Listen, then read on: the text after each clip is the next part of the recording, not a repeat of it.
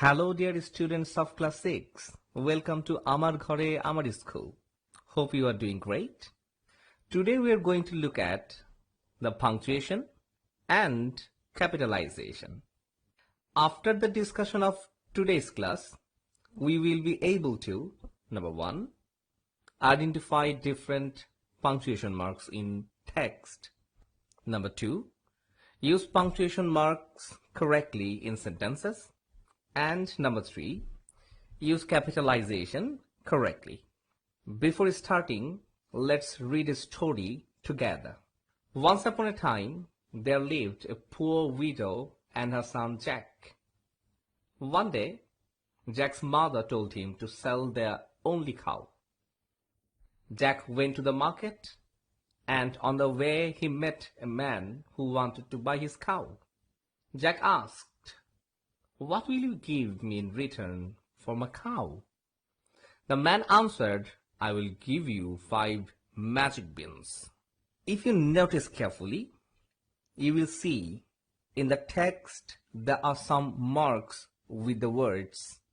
These marks help us to understand the text, to give proper expression while reading. These marks are the punctuation marks. You will also notice in the text that some of the words started with capital letter. This is called capitalization. So, today we will be learning about punctuation marks and capitalization of words. There are some punctuation marks that are most commonly used in writing. Let's see which those are. Here we have comma, quotation marks, colon, semicolon, apostrophe, period or full stop, question mark, exclamation mark. I put these punctuation marks in different pile as they are a bit different from each other. These 3 punctuation marks are usually used at the end of the sentence and are followed by capitalization of words. That means we generally use these 3 punctuation marks after finishing a sentence, and we start the new sentence with capital letter. Let me go one by one so you can understand properly. So let's start with the use of period or full stop. Period or full stop is used, number 1, at the end of an assertive sentence. Full stop is mostly used at the end of an assertive sentence or a statement that is considered to be complete. For example, here you can see, "I used to play football in the afternoon." And another example, "Miss Chaudhuri teaches us English." So you can see after the complete expression, we use here full stop. After afternoon and after English. Number 2, following abbreviation or at the end of an abbreviation. Abbreviation is the shortened form of a whole word or phrase. For example, Rina studies in a government school or GOVT school. So in this example, GOVT is the shortened form of government, and we use here full stop after this shortened form. Another example, Ludo, chess, carom, etc. are indoor games. So in this example, we see etc, and after that we use a full stop.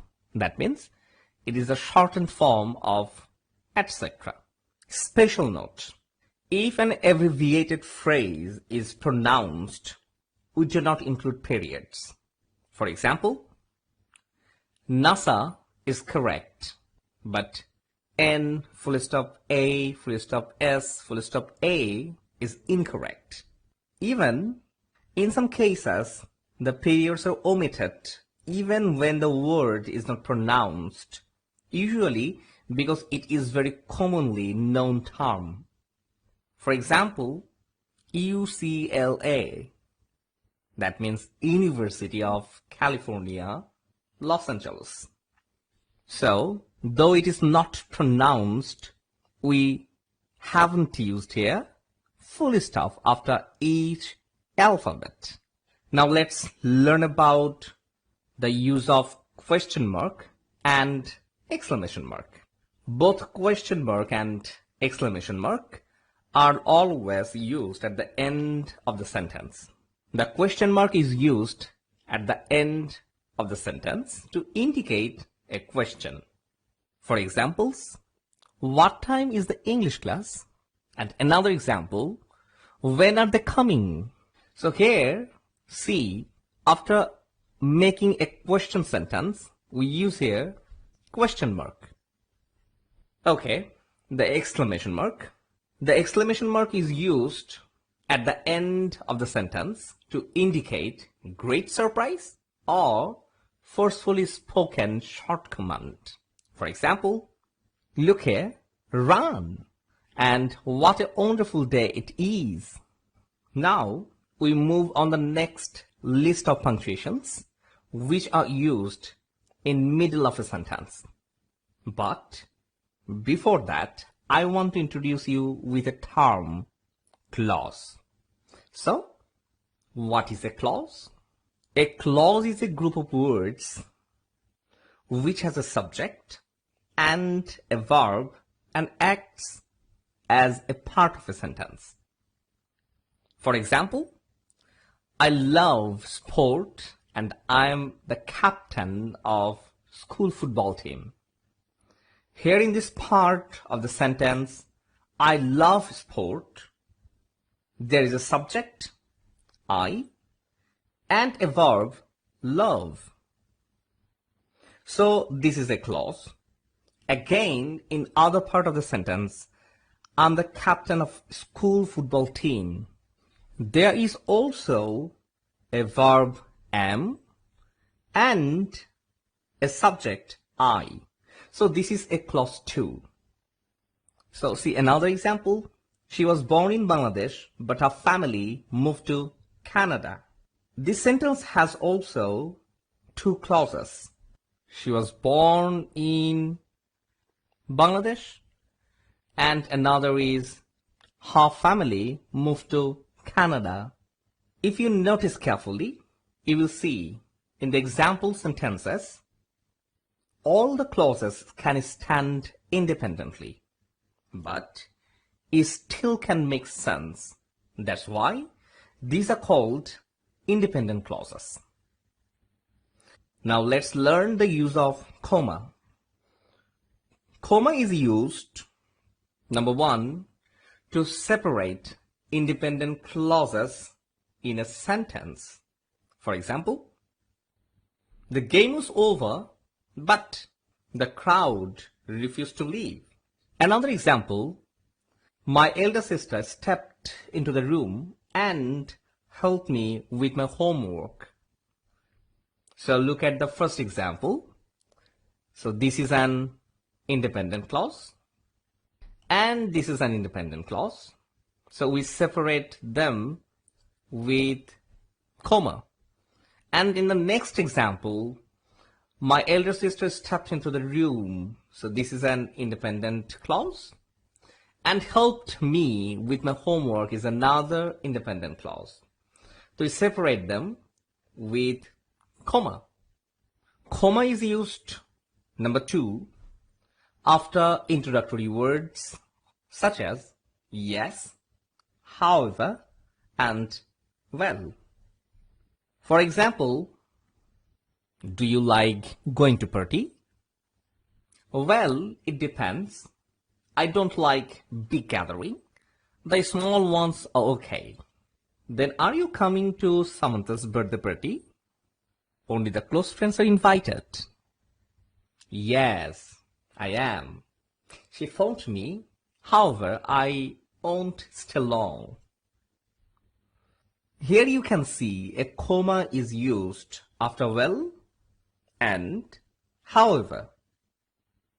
Comma is used, number 3, to separate additional information from the main body of the sentence, often a pair. For example, Saqib Al Hasan, a renowned cricket player, is from Magura.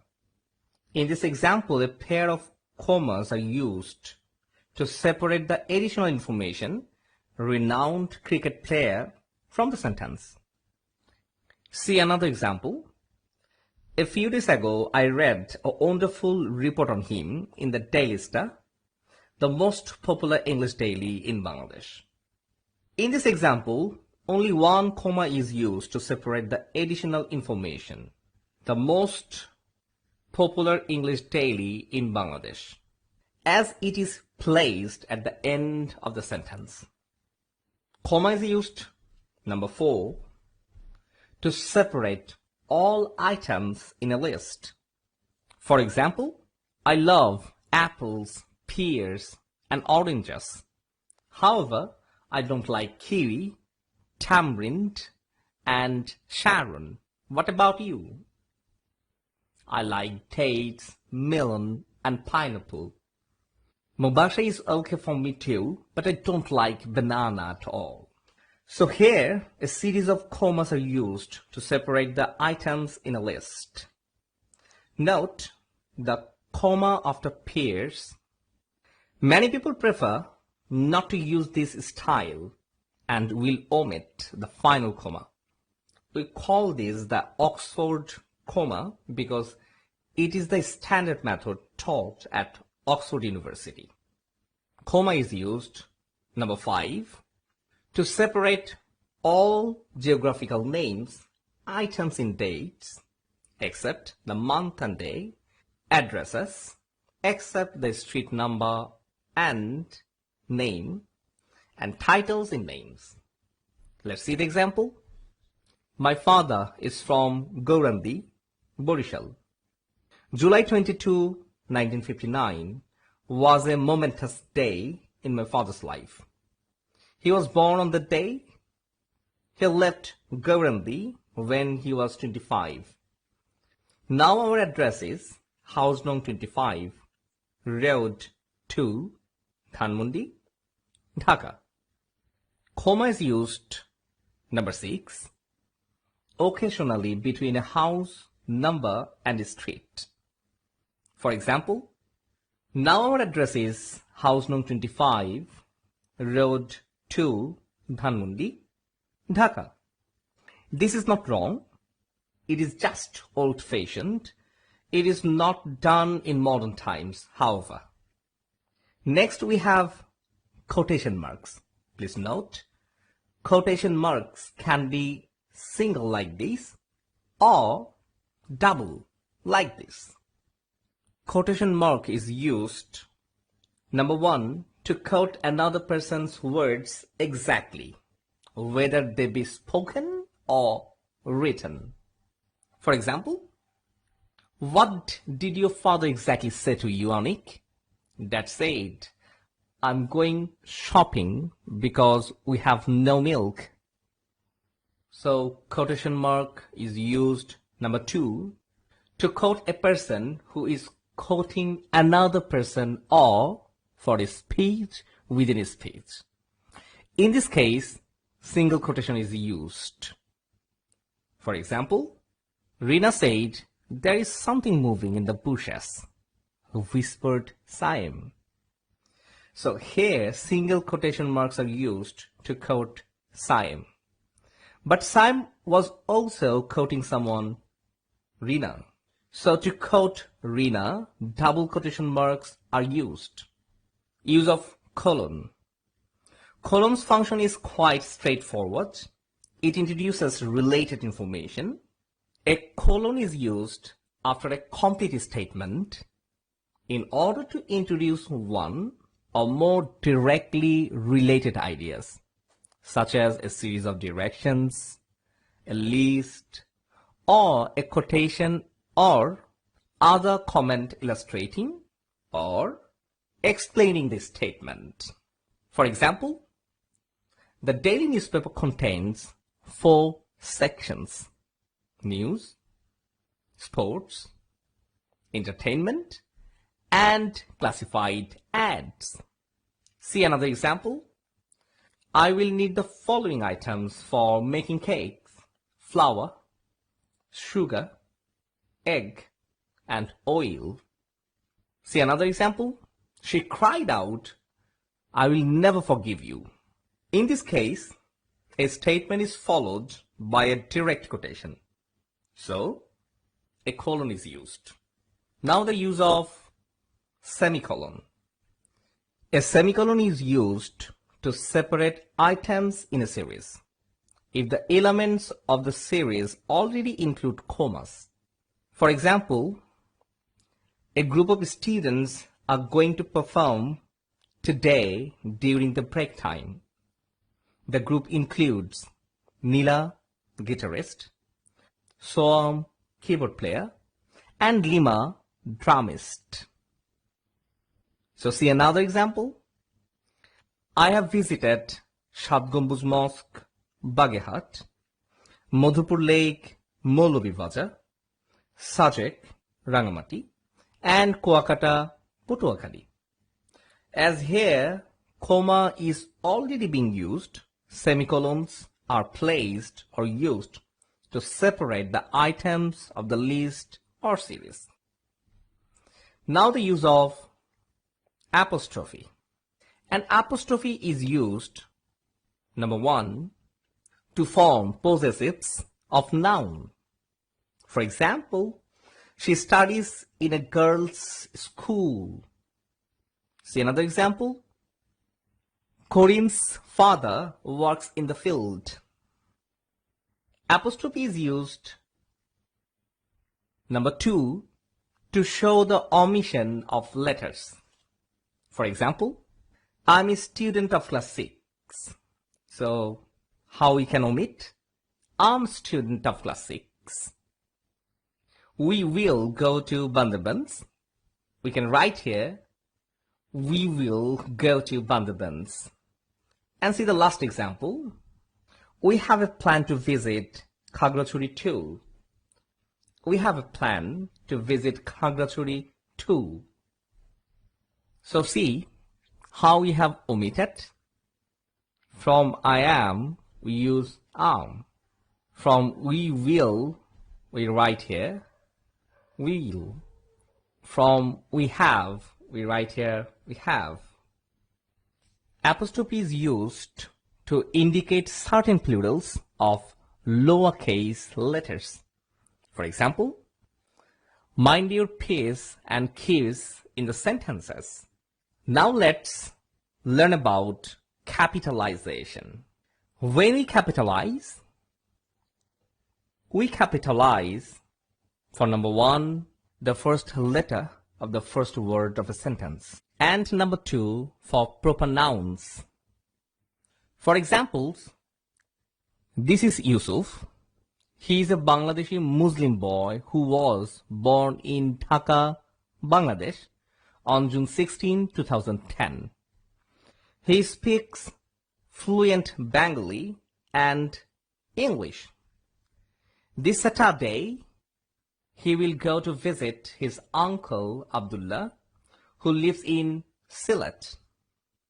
In this example, we can see all the first letters are capitalized, like this T, he, H, and here T, and nothing.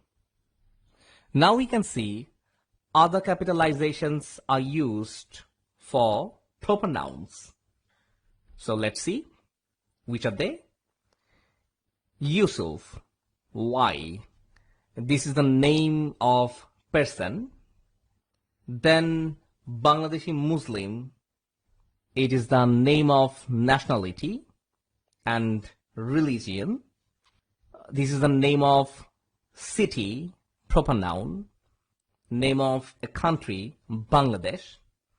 Name of month, June.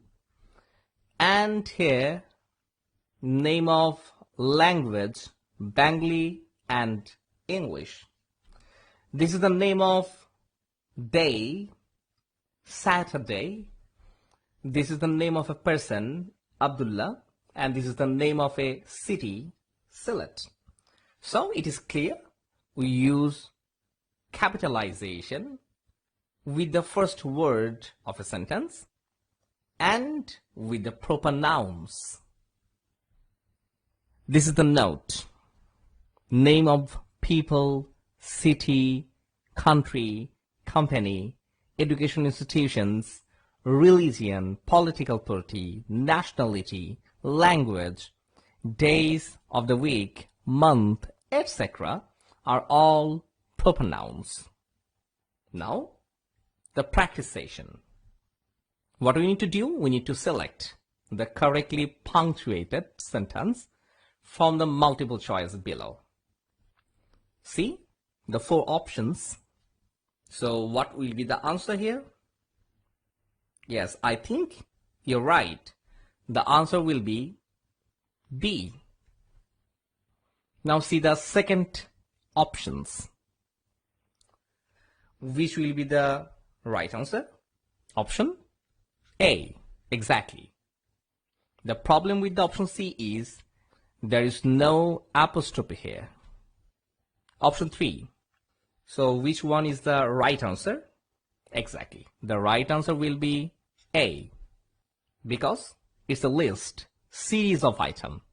So for this we use comma. Now 4. So which one will be the right answer for it? Yes, option A. So let's see next practice. 5. Which is the right answer for it? Yes, the right answer is the last option, D. So what's the problem with the first option? The problem of the first option is this comma. Exactly. So let's see the next question. Question number 6. Which will be the right answer?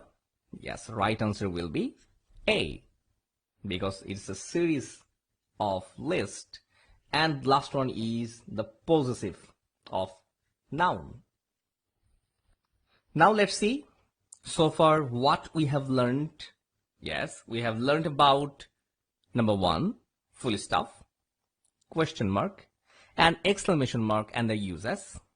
Number 2, use of comma, colon, semicolon, quotation mark, and apostrophe. And number 3, when and where to use capital letters. Now it is time for homework. What do you need to do? You need to complete the activity 2 and 3 on page 80 from your English grammar and composition book. So this is the activity 2. See the instruction. Read the text below. This is the text. And use punctuation marks as needed in the underlined sentences. So what you need to do? Read this carefully with other sentences and then put the right punctuation marks. So let's see what about the activity 3. Yes, this is the activity 3. What we need to do? We need to read the text below and use or change punctuation marks as needed. So in this activity, we need to be more careful. We need to read whole line carefully, and we need to see whether any punctuation mark is missing or any punctuation mark is wrongly used, and we need to change it. Exactly.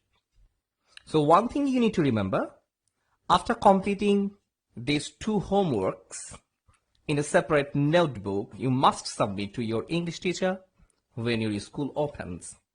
Marks of your homework will be added to your continuous assessment. So, thank you very much. Follow the instructions of government and stay safe. To watch this class again, keep in touch with Facebook page and YouTube channel of Amar Ghore, Amar School. Thank you very much.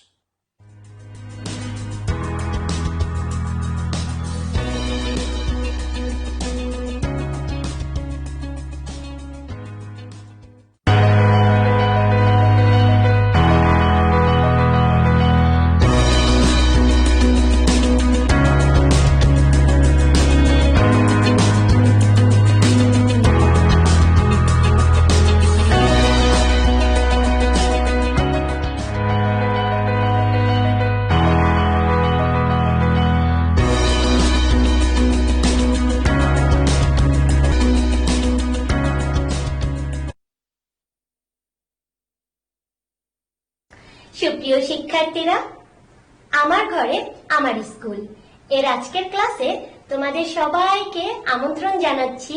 আমি মুনমুন আক্তার। আশা করছি তোমরা সবাই খুব ভালো আছো, সুস্থ আছো। আজকের ক্লাসে আমরা ষষ্ঠ শ্রেণীর কৃষি শিক্ষা বিষয়ের পঞ্চম অধ্যায়টি পড়ব। এই অধ্যায়ের নাম কৃষিজ উৎপাদন। তোমাদের সবার নিশ্চয় মনে আছে গত ক্লাসে আমরা কি কি শিখেছিলাম। আশা করছি সকলেরই মনে আছে। তারপরও চলো দেখে নেওয়া যাক গত ক্লাসে আমরা যা যা শিখেছিলাম। পাঠ 11 পাঙ্গাস চাষের গুরুত্ব ও চাষের জন্য পুকুর প্রস্তুতি, এবং পাঠ 12 পাঙ্গাসের পোনা ছাড়া চাষকালীন মাছের পরিচর্যা এবং মাছ আহরণ সম্পর্কে। তোমাদের নিশ্চয়ই গত ক্লাসের পড়াগুলো মনে আছে। আজকের ক্লাসে আমরা আলোচনা করব এই অধ্যায়েরই পাঠ 13 থেকে 15 পর্যন্ত। পাঠ 13তে রয়েছে গৃহপালিত পশুর পরিচিতি ও বৈশিষ্ট্য।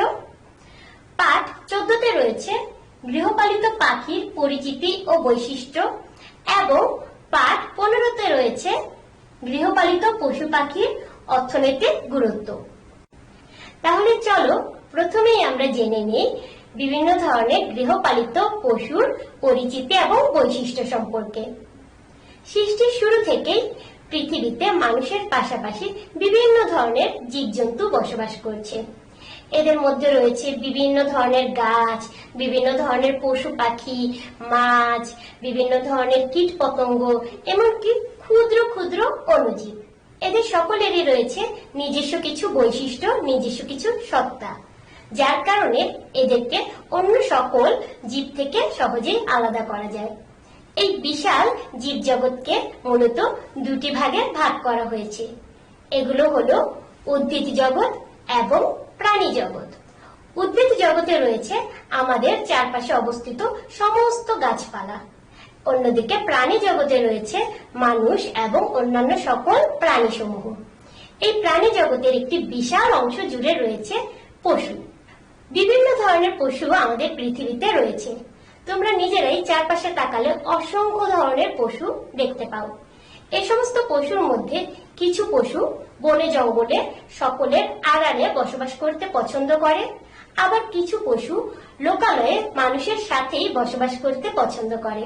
যে সমস্ত পশু বনে জঙ্গলে বসবাস করে তাদেরকে আমরা বন্য পশু বলবো, এবং যে সমস্ত পশুগুলো মানুষের সাথে লোকালয়ে বসবাস করে এবং লোকালয়ে বাচ্চা প্রসব করে গৃহে লালন পালন করা যায় যে সমস্ত পশুগুলোকে, তাদেরকে আমরা গৃহপালিত পশু বলবো। বিভিন্ন ধরনের গৃহপালিত পশু রয়েছে, যেমন গরু, ছাগল, ঘোড়া, ভেড়া, গাধা, এমনকি রয়েছে কুকুর বিড়ালও। তোমরা নিজেরাই হয়তো তোমাদের বাড়িতে বিভিন্ন ধরনের পশু পালন করে থাকো। অনেকেরই হয়তো বাসা বাড়িতে শখের কুকুর বিড়াল রয়েছে। খুবই আদর করো নিশ্চয়ই সেই কুকুর বিড়ালগুলোকে। আবার হয়তো গ্রামে তোমরা দেখতে পাবে অনেক বাড়িতেই গৃহপালিত পশু হিসাবে গরু কিংবা ছাগল কিংবা ভেড়া পালন করা হয়ে থাকে। এই সবই আমাদের গৃহপালিত পশু। আজকে আমরা এই সমস্ত গৃহপালিত পশুর বিভিন্ন বৈশিষ্ট্য সম্পর্কে এবং এদের অর্থনৈতিক গুরুত্ব সম্পর্কে বিস্তারিত আলোচনা করব। এই সমস্ত গৃহপালিত পশু পাখিগুলো অনেক উপকার করে থাকে আমাদের।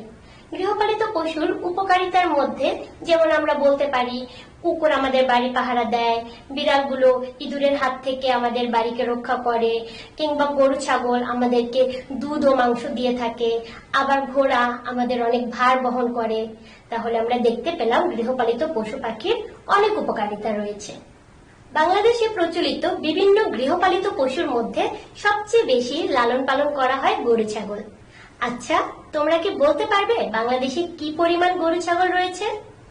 বাংলাদেশে প্রায় 24 মিলিয়ন গরু এবং প্রায় 25 মিলিয়ন ছাগল রয়েছে। আমাদের দেশীয় গরুগুলো প্রতিদিন প্রায় 1 লিটারের মতো দুধ দিয়ে থাকে। তবে কিছু বিদেশি জাতের দুগ্ধ উৎপাদনকারী গরু রয়েছে, যেগুলো প্রতিদিন প্রায় 15 থেকে 20 লিটারের মতো দুধ দিয়ে থাকে। এর মধ্যে হলিস্টাইন ফ্রিজিয়ান এবং জার্সি জাতের গরুগুলো অন্যতম। তোমরা ছবিতে হলিস্টাইন ফ্রিজিয়ান জাতের গরু দেখতে পাচ্ছ। এগুলো সারা বিশ্বে দুগ্ধ উৎপাদনকারী গরু হিসাবে ব্যাপক পরিচিত। এগুলো খুব বড় আকারের হয়ে থাকে এবং এরকম সাদা কালো রঙের মিশ্রণ এদের গায়ে দেখা যায়। এরপর চলো আমরা জার্সি জাতের গরুর ছবি দেখে আসি। তোমরা ছবিতে জার্সি জাতের গরু দেখতে পাচ্ছ। এগুলো আকারে অপেক্ষাকৃত কিছুটা ছোট হয়ে থাকে। এগুলো লালচে বা কালচে বর্ণের হতে পারে। এছাড়াও আরো বেশ কিছু জাতের গাভী রয়েছে যেগুলো কিছুটা কম পরিমাণে দুধ দেয়, যেমন শাহিওয়াল কিংবা রেড সিন্ধি ইত্যাদি। ছবিতে চলো আমরা শাহিওয়াল গাভী দেখে আসি। শাহিওয়াল গরুগুলোর গায়ের রং হালকা লাল বর্ণের হয় এবং ওলান বেশ বড় আকৃতির হয়ে থাকে। তবে সাদা বা বাদামি বর্ণের শাহিওয়াল গরুগুলোর কুঁজ এবং গলকম্বল বেশ বড় এবং ঝোলানো ধরনের হয়ে থাকে। এছাড়া রেড সিন্ধি গরুগুলোর গায়ের রং বেশ উজ্জ্বল এবং চকচকে লাল বর্ণের হয়ে থাকে।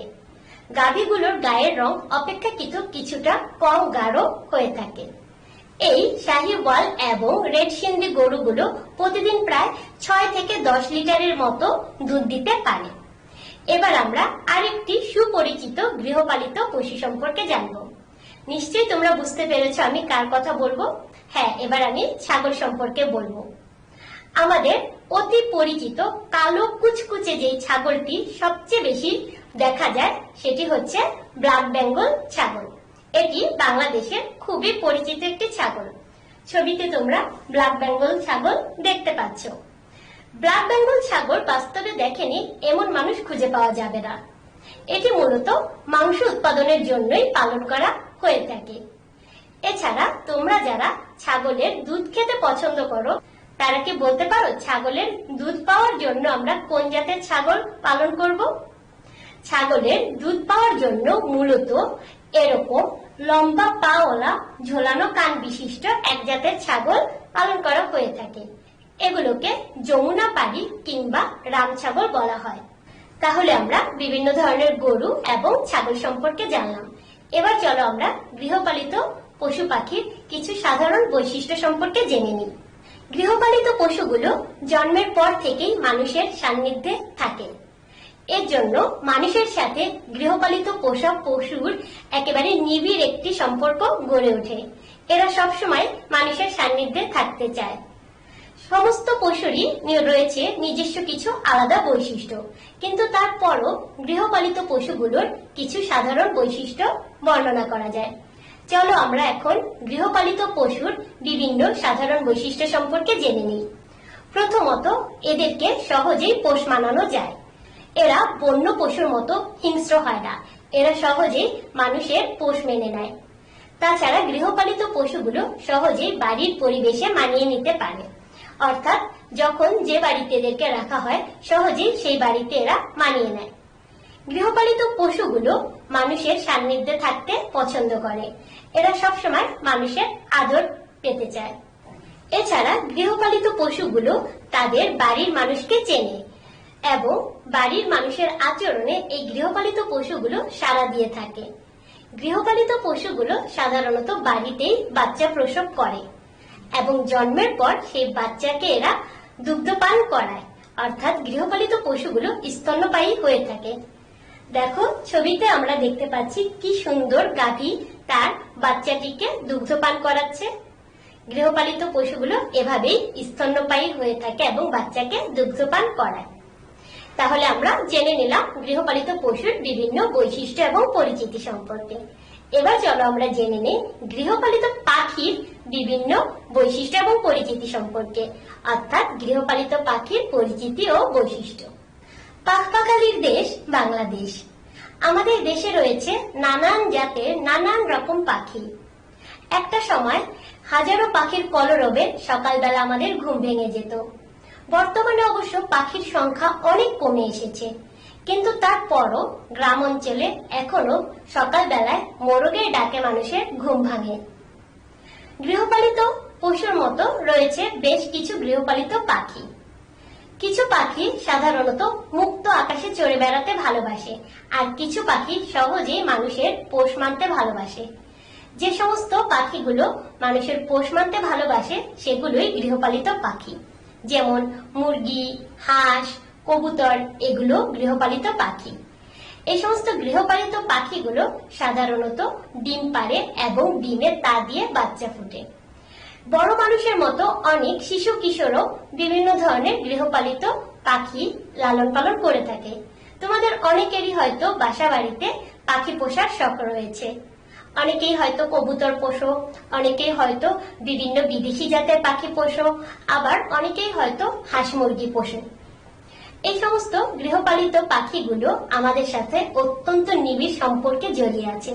আমাদের বাসা বাড়ির লোকজনের মতো এই সমস্ত গৃহপালিত পাখির জন্য আমাদের একটি আত্মার সম্পর্ক গড়ে ওঠে। তোমরা নিজেরাই হয়তো লক্ষ্য করেছো তোমাদের পোষা পাখির জন্য তোমাদের কতটা মায়া কাজ করে। তাহলে আমরা আজকে এই গৃহপালিত পাখিগুলো সম্পর্কেই জেনে নেব। আমাদের বাংলাদেশের গ্রাম অঞ্চলে প্রায় 246 মিলিয়ন দেশি মোরগ মুরগি পালন করা হয়। অন্যদিকে প্রায় 46 মিলিয়ন হাঁস পালন করা হয়ে থাকে। আমাদের দেশীয় মুরগিগুলো সাধারণত বছরে প্রায় 45টি ডিম পাড়ে, অন্যদিকে হাঁস বছরে প্রায় 70টির মতো ডিম পাড়ে। কিন্তু বেশ কিছু বিদেশি জাতের মুরগি রয়েছে যেগুলো বছরে প্রায় 200 থেকে 250টির মতো ডিম পাড়তে পারে। এই সমস্ত বিদেশি জাতের মুরগির মধ্যে লেগহর্ন, ফাউমি, RIR অর্থাৎ রোড আইল্যান্ড রেড নামক মুরগিগুলো অন্যতম। চলো এই মুরগিগুলোর ছবি দেখে নেওয়া যাক এবং এগুলো সম্পর্কে আরেকটু বিস্তারিত জেনে নেওয়া যাক। যেহেতু হাঁস মুরগি আমাদের দেশে সবচেয়ে বেশি পালন করা হয়ে থাকে, তাই আমাদের বিভিন্ন জাতের হাঁস মুরগি সম্পর্কে জেনে নেওয়া উচিত। এই বিদেশি জাতের হাঁসগুলো প্রতি বছর প্রায় 250টির মতো ডিম উৎপন্ন করতে পারে। এছাড়া পিকিন নামক আরো এক জাতের বিদেশি হাঁস আমাদের দেশে পালন করা হচ্ছে। পিকিন জাতের হাঁসগুলো মূলত মাংস উৎপাদনের জন্যই পালন করা হয়। তোমরা ছবিতে পিকিন জাতের হাঁস দেখতে পাচ্ছ। তাহলে আমরা বিভিন্ন জাতের হাঁস সম্পর্কে জেনে নিলাম, বিভিন্ন জাতের মুরগি সম্পর্কে জেনে নিলাম।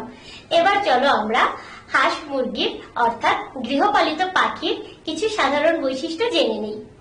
যেহেতু এরাও জন্মের পর থেকেই মানুষের সান্নিধ্যে বাস করে, তাই এদের আলাদা বৈশিষ্ট্য থাকা সত্ত্বেও গৃহপালিত পাখি হিসাবে কিছু সাধারণ বৈশিষ্ট্য নিশ্চয়ই থাকবে। চলো এগুলো দেখে নিই। গৃহপালিত পাখির প্রথম বৈশিষ্ট্য হলো এরা সহজেই পোষা মানে। এরা মানুষের সান্নিধ্য পছন্দ করে, তাই এদেরকে পোষা মানানো বেশ সহজ। এদের দ্বিতীয় বৈশিষ্ট্য হলো এরা বাড়ির পরিবেশের সাথে সহজেই মানিয়ে নিতে পারে। অর্থাৎ বিভিন্ন ধরনের বাড়ির যেরকম বিভিন্ন পরিবেশ রয়েছে, কোথাও বদ্ধ পরিবেশ, কোথাও খোলা পরিবেশ, গৃহপালিত পাখিগুলো সেই পরিবেশে সহজেই মানিয়ে নিতে পারে। এছাড়া গৃহপালিত পাখিগুলো তাদের পালনকারীকে চেনে এবং খাবারের জন্য তাদের পিছু নেয়। তোমরা অনেকেই হয়তো লক্ষ্য করেছো মুরগিকে খাবার দেওয়ার সময় কিভাবে মুরগিগুলো খাবার দানকারীর পেছন পেছন হাঁটে এবং তার কাছ থেকে খাবার সংগ্রহ করে। তাছাড়া অনেকে হয়তো দেখেছো মুরগি বা কবুতর এগুলোকে হাতে খাবার দেওয়া হলেও তারা হাত থেকে খাবার খেতে পারে, কারণ এগুলো গৃহপালিত পাখি। এছাড়া গৃহপালিত পাখিগুলো সাধারণত ডিম দেয় এবং ডিমের তা দিয়ে বাচ্চা ফোটায়। এরা বাচ্চা পালনে বেশ দক্ষ হয়। তোমরা ছবিতে দেখতে পাচ্ছ কিভাবে মা মুরগিটি তার বাচ্চাগুলোকে নিয়ে ঘুরে বেড়াচ্ছে।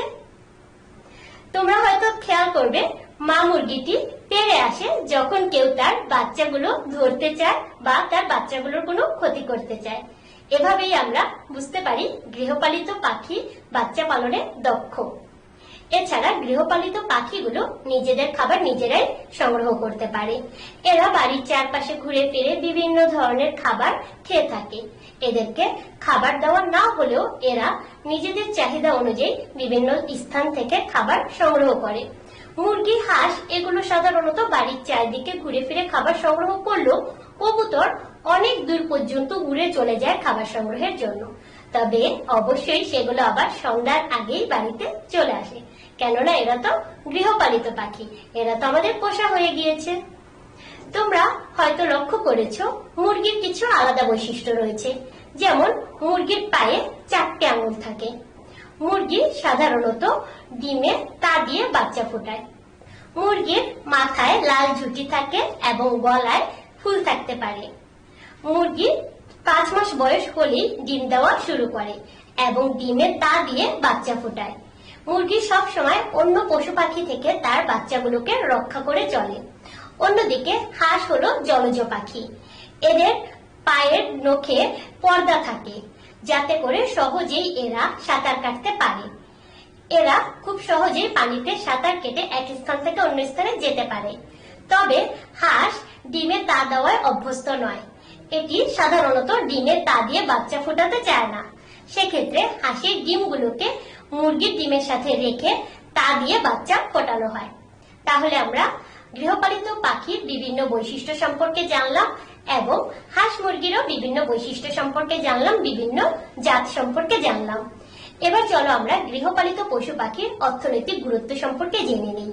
গৃহপালিত এই সমস্ত পশু পাখি পালন করে আমরা আর্থিকভাবে ব্যাপক লাভবান হতে পারি। আমাদের অধিকাংশ মানুষের কাছেই গৃহপালিত পশু পাখির মাংস কিংবা হাঁস মুরগির ডিম, গরুর দুধ এগুলো খুবই পছন্দের একটি খাবার। এই সমস্ত খাবারগুলো আমাদের দেহের বৃদ্ধি ঘটিয়ে ক্ষয় পূরণ করে এবং আমাদের মেধা ও মননের বিকাশ ঘটাতে সাহায্য করে। তাই আমাদের প্রতিদিনের খাদ্য তালিকায় এই সমস্ত গৃহপালিত পশু পাখির মাংস কিংবা দুগ্ধ কিংবা ডিম রাখা উচিত। তোমরা সবাই তো জানো গরুর দুধ একটি আদর্শ খাবার। তোমরা ছবিতে গরুর দুধ দেখতে পাচ্ছ। আমাদের সকলেরই প্রতিদিন গরুর দুধ গ্রহণ করা উচিত, কেননা আমাদের দেহের প্রয়োজনীয় 6টি পুষ্টি উপাদানের সব কয়টি পুষ্টি উপাদান এই গরুর দুধে পাওয়া যায়। তাই প্রত্যেকেরই প্রতিদিন গরুর দুধ কিংবা গরুর দুধে তৈরি কোনো না কোনো খাবার খাওয়া উচিত। এছাড়া হাঁস মুরগির ডিমেও প্রচুর পরিমাণে পুষ্টি উপাদান রয়েছে। হাঁস মুরগির ডিমকে বলা হয় আমিষের সর্বোৎকৃষ্ট উৎস। এছাড়া হাঁস মুরগির ডিমে যে চর্বি রয়েছে তা আমাদের বিভিন্ন ধরনের ভিটামিন সরবরাহ করে, যেমন vitamin A, vitamin D, vitamin E, vitamin K. এই সমস্ত ভিটামিনগুলো আমরা সহজেই হাঁস মুরগির ডিম থেকে পেতে পারি। এছাড়া গরু, ছাগল কিংবা হাঁস মুরগির মাংস থেকে আমরা আমাদের আমিষের চাহিদা অনেকাংশেই পূরণ করতে পারি।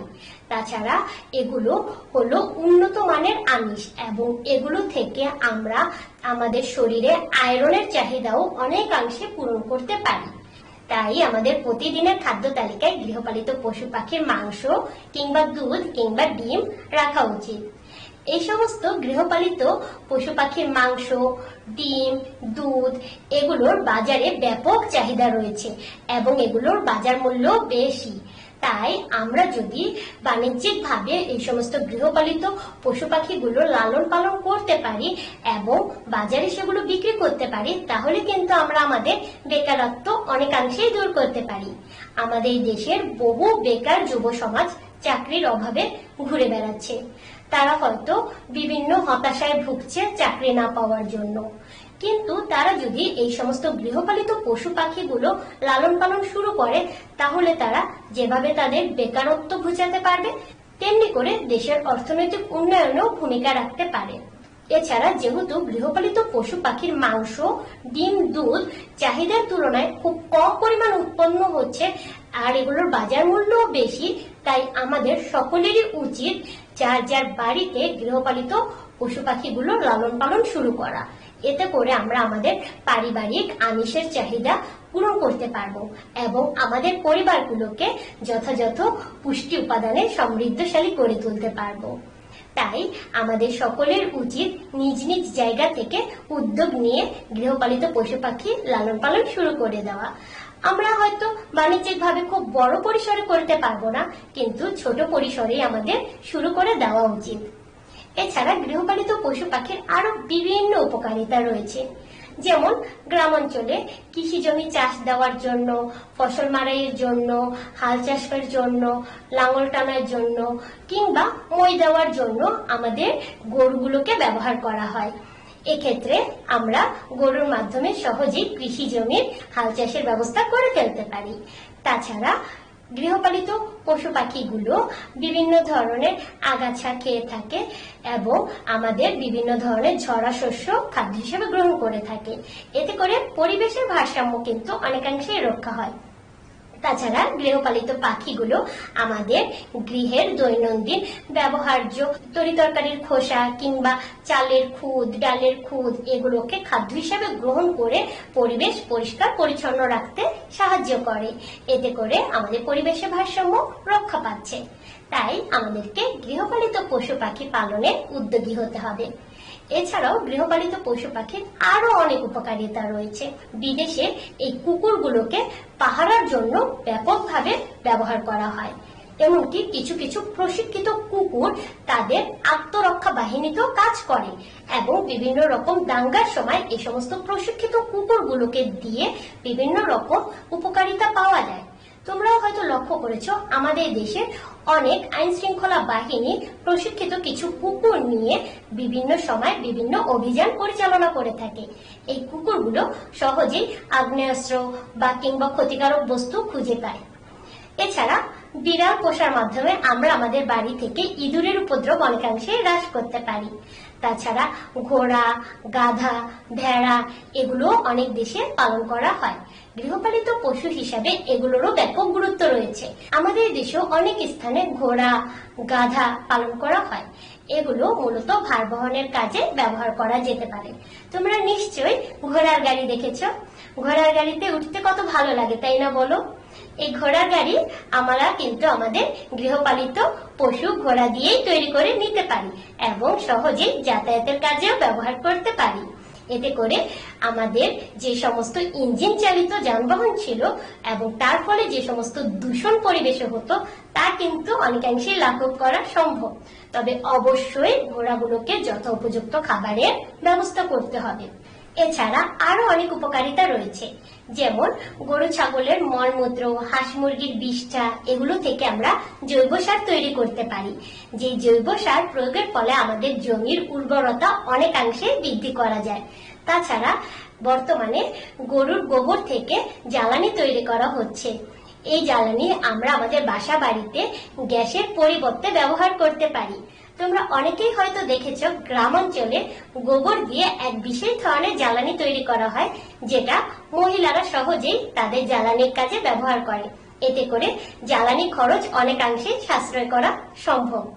তাছাড়া এই সমস্ত গরু ছাগলের মলমূত্র কিংবা হাঁস মুরগির বিষটা আমরা মাছের খাদ্য হিসেবেও ব্যবহার করতে পারি।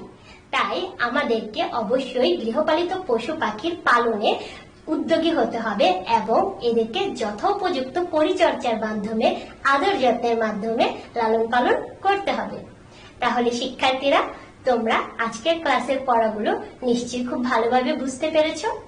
চলো প্রথম থেকে আরেকবার তোমাদের মনে করিয়ে দিই আজকের ক্লাসে আমরা যা যা শিখতে পারলাম। আমরা প্রথমেই শিখেছি গৃহপালিত পশুর পরিচিতি এবং বৈশিষ্ট্য সম্পর্কে। আমরা বিভিন্ন ধরনের গৃহপালিত পশু সম্পর্কে জেনেছি, যেমন গরু, ছাগল, ভেড়া ইত্যাদি। তোমরা বিভিন্ন জাতের গরু যেমন হলিস্টেইন ফ্রিজিয়ান, জার্সি ইত্যাদি গরুর নাম শুনেছো। এছাড়া বিভিন্ন জাতের ছাগল যেমন ব্ল্যাক বেঙ্গল কিংবা রাম ছাগল এগুলোর নামও তোমরা শুনেছো। গৃহপালিত পশুর রয়েছে কিছু সাধারণ বৈশিষ্ট্য। এগুলো সহজেই মানুষের পোষ মানে, এগুলো বাসা বাড়িতে সহজে মানিয়ে নিতে পারে, এগুলোকে সহজেই লালন পালন করা যায়, এগুলো মানুষের সান্নিধ্য পছন্দ করে এবং এরা সাধারণত স্তন্যপায়ী হয়ে থাকে। এরপর আমরা জেনেছি গৃহপালিত পাখির পরিচিতি ও বৈশিষ্ট্য সম্পর্কে। আমরা বিভিন্ন ধরনের গৃহপালিত পাখি যেমন হাঁস, মুরগি, কবুতর সম্পর্কে জেনেছি। বিভিন্ন জাতের মুরগি আমাদের দেশে পালন করা হয়, যেমন লেঘর্ন, ফাউমি, আড়াইয়ার ইত্যাদি। এছাড়া বিভিন্ন জাতের হাঁসও আমাদের দেশে পালন করা হয়, যেমন খাকি ক্যাম্বেল, ইন্ডিয়ান রানার, জেন্ডি, পিকিং ইত্যাদি। এই সমস্ত জাতের হাঁসগুলো সহজে আমরা ডিম উৎপাদনের জন্য এবং মাংস উৎপাদনের জন্য পালন করতে পারি। এরপর আমরা জেনেছি গৃহপালিত পাখির কিছু সাধারণ বৈশিষ্ট্য। এরা সাধারণত সহজেই পোষ মানে, বাসা বাড়িতে সহজেই মানিয়ে নিতে পারে এবং পালনকারীকে চেনে। তাছাড়া এরা ডিম দেয় এবং ডিমে তা দিয়ে বাচ্চা ফুটায়। এরপর আমরা সবশেষে জেনেছি গৃহপালিত পশু পাখির অর্থনৈতিক গুরুত্ব সম্পর্কে। আমাদের দেশে গৃহপালিত পশু পাখি লালন পালন করে ব্যাপকভাবে অর্থনৈতিক উন্নতি ঘটানো সম্ভব, কেননা খাদ্য হিসাবে এই সমস্ত গৃহপালিত পশু পাখির ব্যাপক চাহিদা রয়েছে। তাছাড়া আমাদের ফসলের জমিতে বিভিন্ন কাজে আমরা গৃহপালিত পশুগুলোকে ব্যবহার করতে পারি। তাছাড়া আগাছা, বিভিন্ন ধরনের দানা শস্য এগুলো খেয়ে ফেলার জন্য আমাদের গৃহপালিত পাখিগুলো সাহায্য করে থাকে।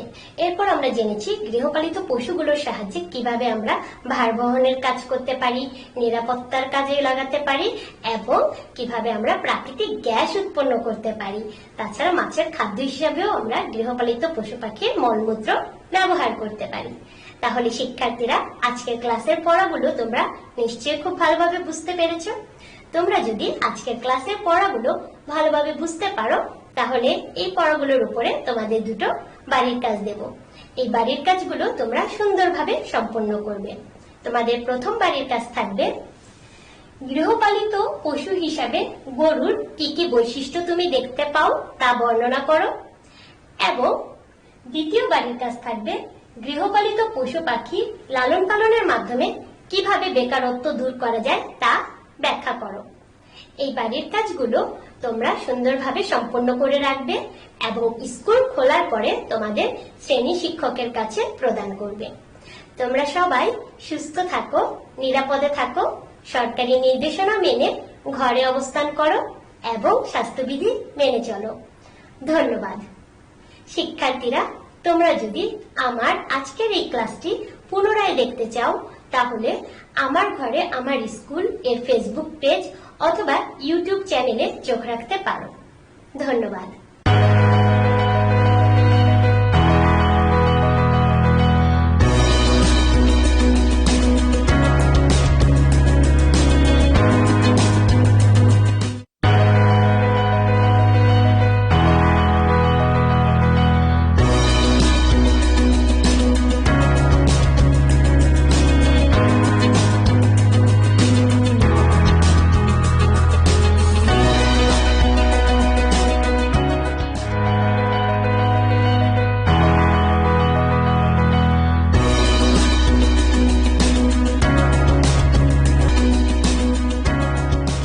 Assalamu alaikum, my dear students.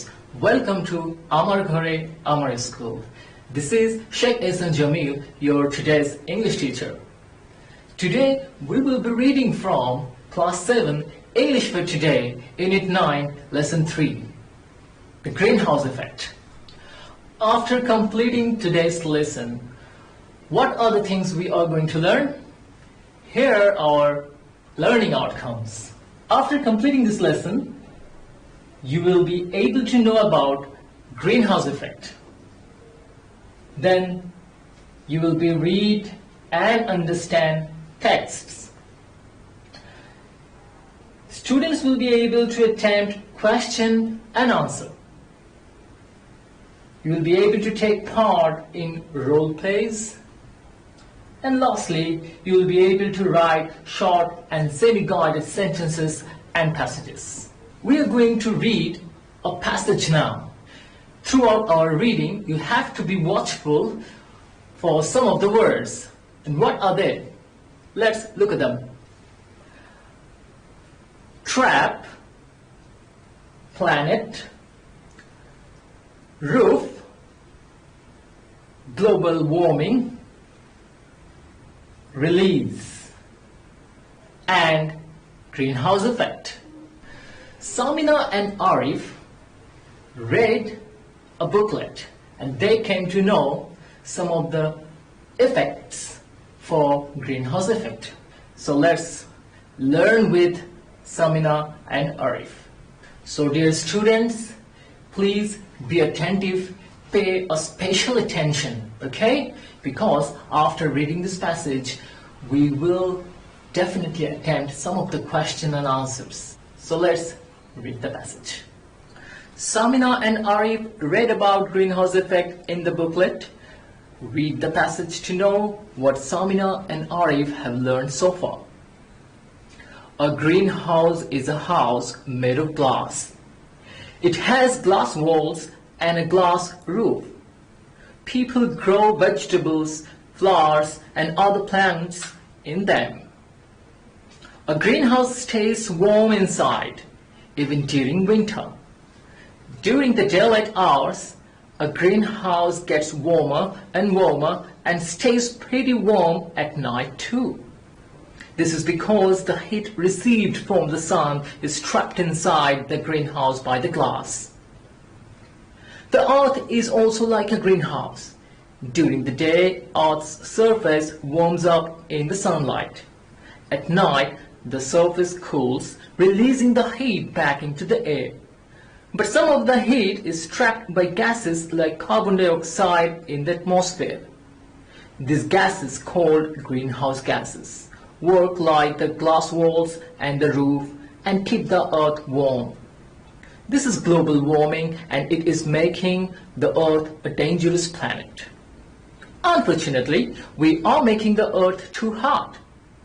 We are using oil, gas, and coal for running cars, buses, trains, planes, power stations, and so on. These fuels have carbon in them. This carbon and other gases trap the heat in the atmosphere and do not allow the earth to cool down. As a result, the earth gets hotter. Well, we read the passage, so let's attend to some of the question and answers. Okay? So here look at the questions. So our first question. What is greenhouse and how does it work? Number 2. How is the earth's atmosphere similar to a greenhouse? Question number 3. Recently, the temperatures on earth have been rising faster than normal. Why is it so? So, have you made it? Let's check the answers. What is greenhouse? Greenhouse is a house made of glass where we grow plants, vegetables inside. And how does it work? Well, glass being an insulator, it keeps warm inside, and we can grow vegetables, plants inside even in winter. So a new word you must have come to know. Insulator, which means a substance which does not readily allow the passage of heat or sound. Now let's move on to the next question, number 2. How is the Earth's atmosphere similar to a greenhouse? The way greenhouse retains the heat inside by not allowing it to go back into the air. The Earth is also retaining the heat inside by not releasing back into the air. Thus, both the atmospheres are similar. So, how did we understand that both the atmospheres are the same? Did you get that? Well, you must have already read in the passage, yet I'm explaining for your betterment. Greenhouse, it is a house made of glass, and glass actually works like an insulator, and already you came to know the meaning of an insulator. Okay?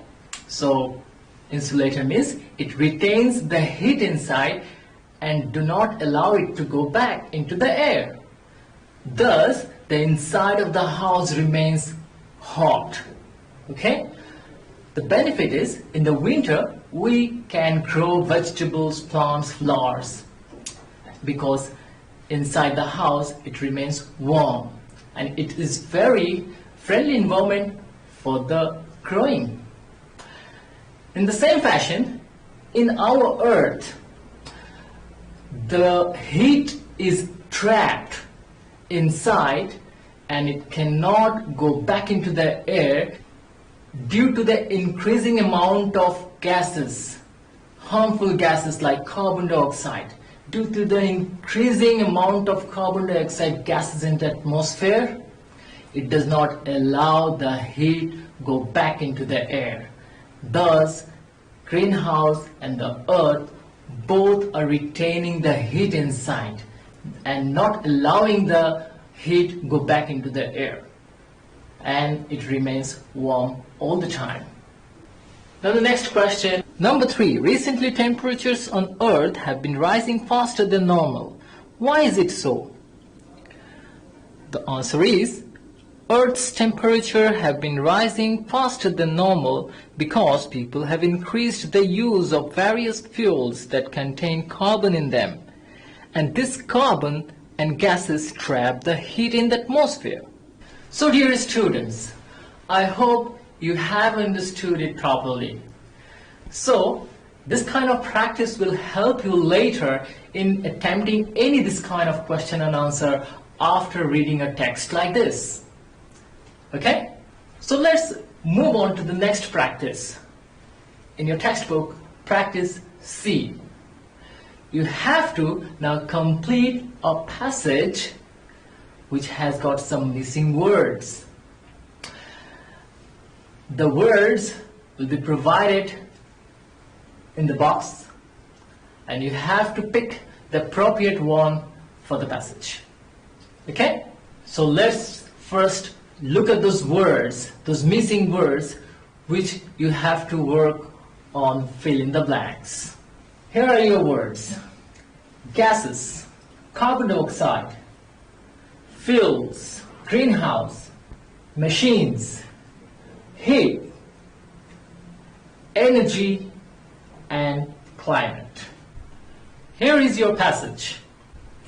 Carbon dioxide, one of the greenhouse gases, exists naturally in the atmosphere. It is also produced when humans use fuels such as coal, oil, and gas. Cars, blank, factories, all burn, blank, for blank, to make a car move or to make a machine generate electricity. This adds more, blank, to the atmosphere and makes a blanket of greenhouse gases surrounding the earth. This means that the blank from the sun cannot get back out into space. So, as a thick blanket keeps you warmer at night, the thick blanket of blank is warming the earth up and changing our blank. So dear students, let's give it a try. After that, together we will work for the solution. So dear students, I hope you tried very well. Let's go to the solution and here comes your answers. So I think we should explain how actually we had to work to find out those answers. Cars, machines and factories. Have you noticed? They are similar type of things. That's why I had to pick machines which will contribute to burn gases, which is the next blank we are working on.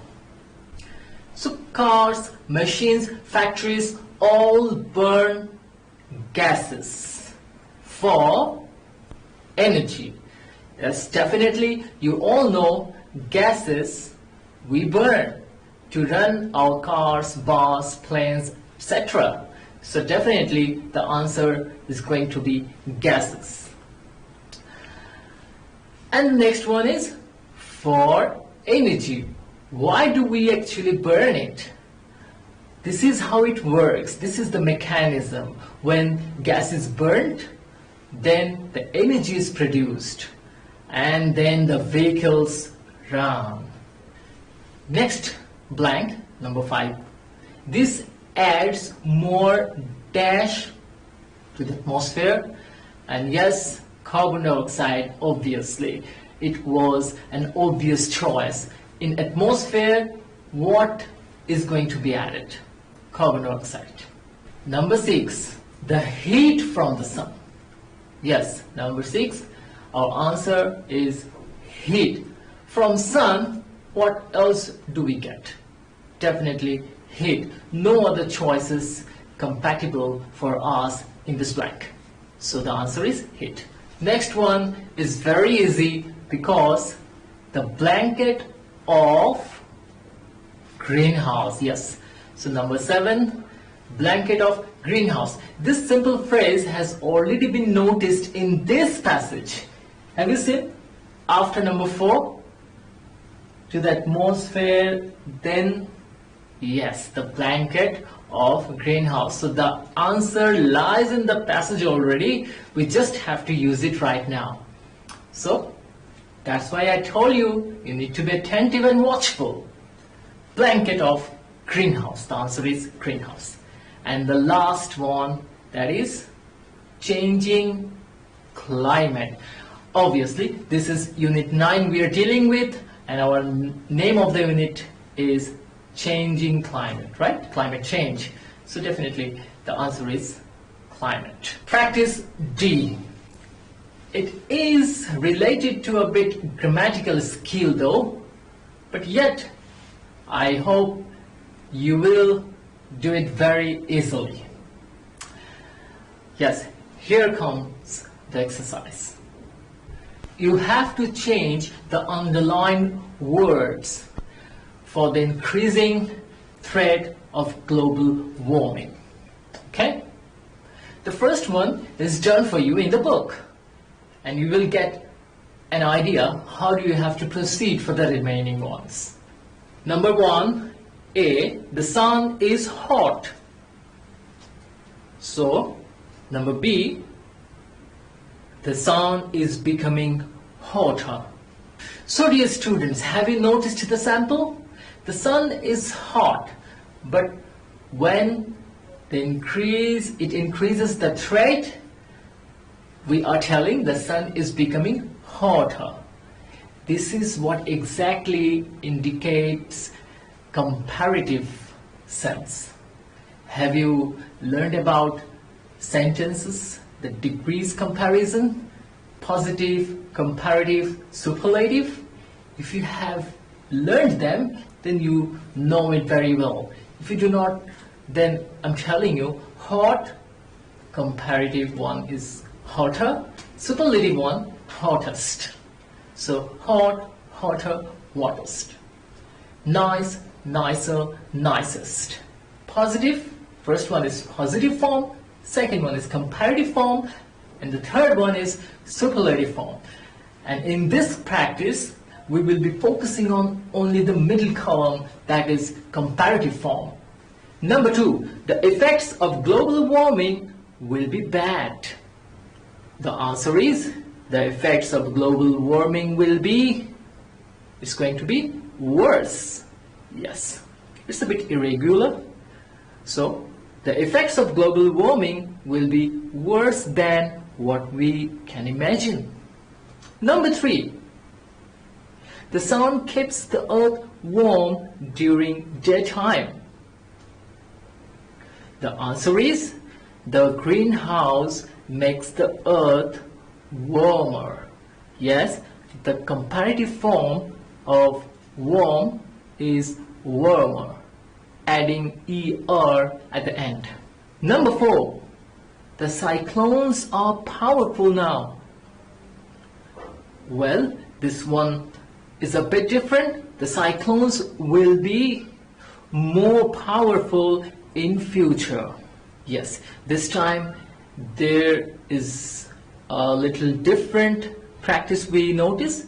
Not powerful, powerfuler, or powerfulest, something like that. It's going to be more powerful and most powerful in superlative. Since we are working with comparative one, the answer is more powerful. Number 5, our environment is already polluted. So the answer is going to be, carbon dioxide gas makes the environment more polluted. And the final one, number 6, summers come early due to season shift. And the comparative form for the underlined word early is, summers may earlier. Yes, the comparative form is earlier, in future. Dear students, you must be wondering that why some part we have used er at the end to make it comparative, while in another case we have used more. And at the beginning we used none of it. Like bad, we didn't use better or something. We used worse. W-O-R-S-E, worse. This is the reason I told you it is irregular. It does not follow a regular tradition, regular fashion to make it comparative. But for the other, most of them, we add ER or IER invariably, sometimes to make it comparative. In fact, most of the time. This is the reason we call it regular comparative. But where you saw more I have used, how do you actually get it easily? Well, I can give you a key hint how can you do it. If the word is a bit bigger than the other and takes 2 syllables accent, then you can use more. Polluted, beautiful, wonderful. So these are the words where we use more for making it comparative and most for superlative.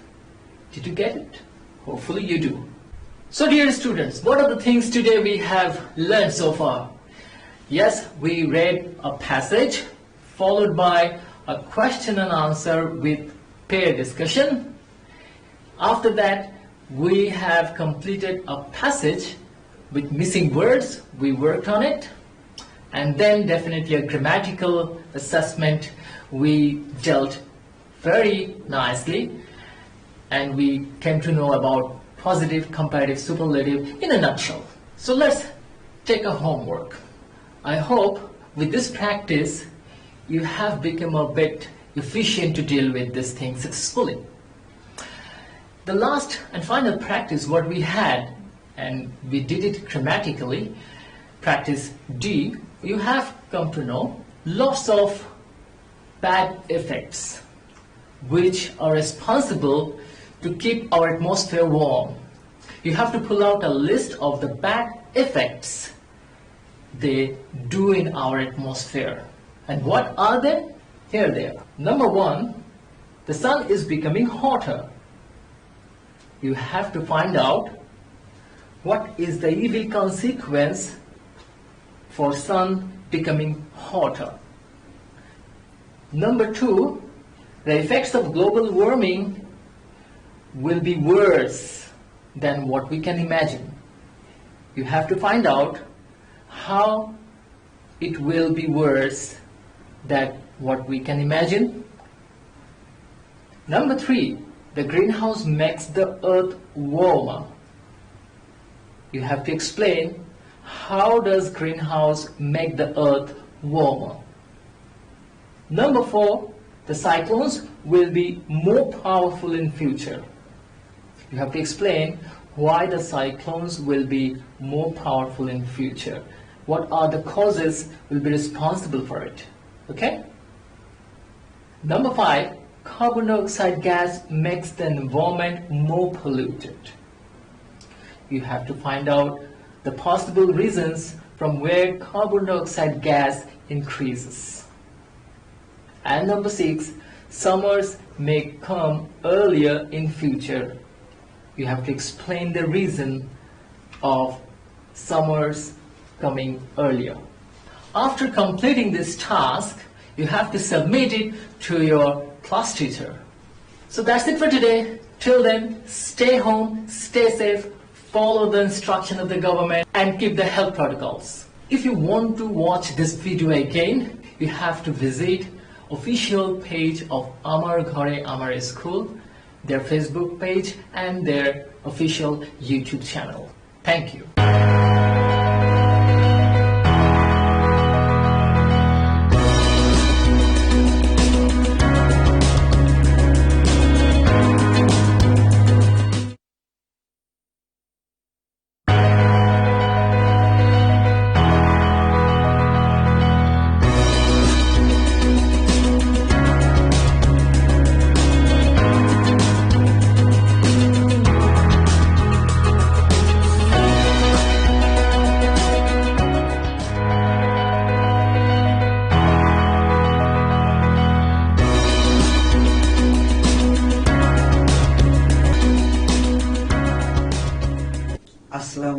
আলাইকুম প্রিয় শিক্ষার্থীরা, আমার ঘরে আমার স্কুলের আজকের ক্লাসে তোমাদের স্বাগত জানাচ্ছি।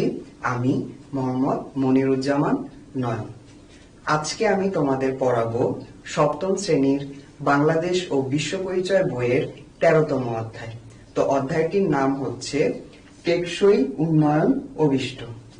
প্রথমেই চলো জেনে নেওয়া যাক আজকের পাঠ থেকে আমরা কি কি শিখতে পারবো। প্রথমেই আমরা জানতে পারবো জাতিসংঘ সম্পর্কে, তারপরে আমরা জানতে পারবো সহস্রাব্দ উন্নয়ন লক্ষ্য সম্পর্কে এবং সর্বশেষ আমরা জানতে পারবো টেকসই উন্নয়ন অভিষ্ট বা লক্ষ্য সম্পর্কে। চলো আমরা মূল আলোচনায় চলে যাই। প্রথমেই আমরা জানতে পারবো জাতিসংঘ সম্পর্কে।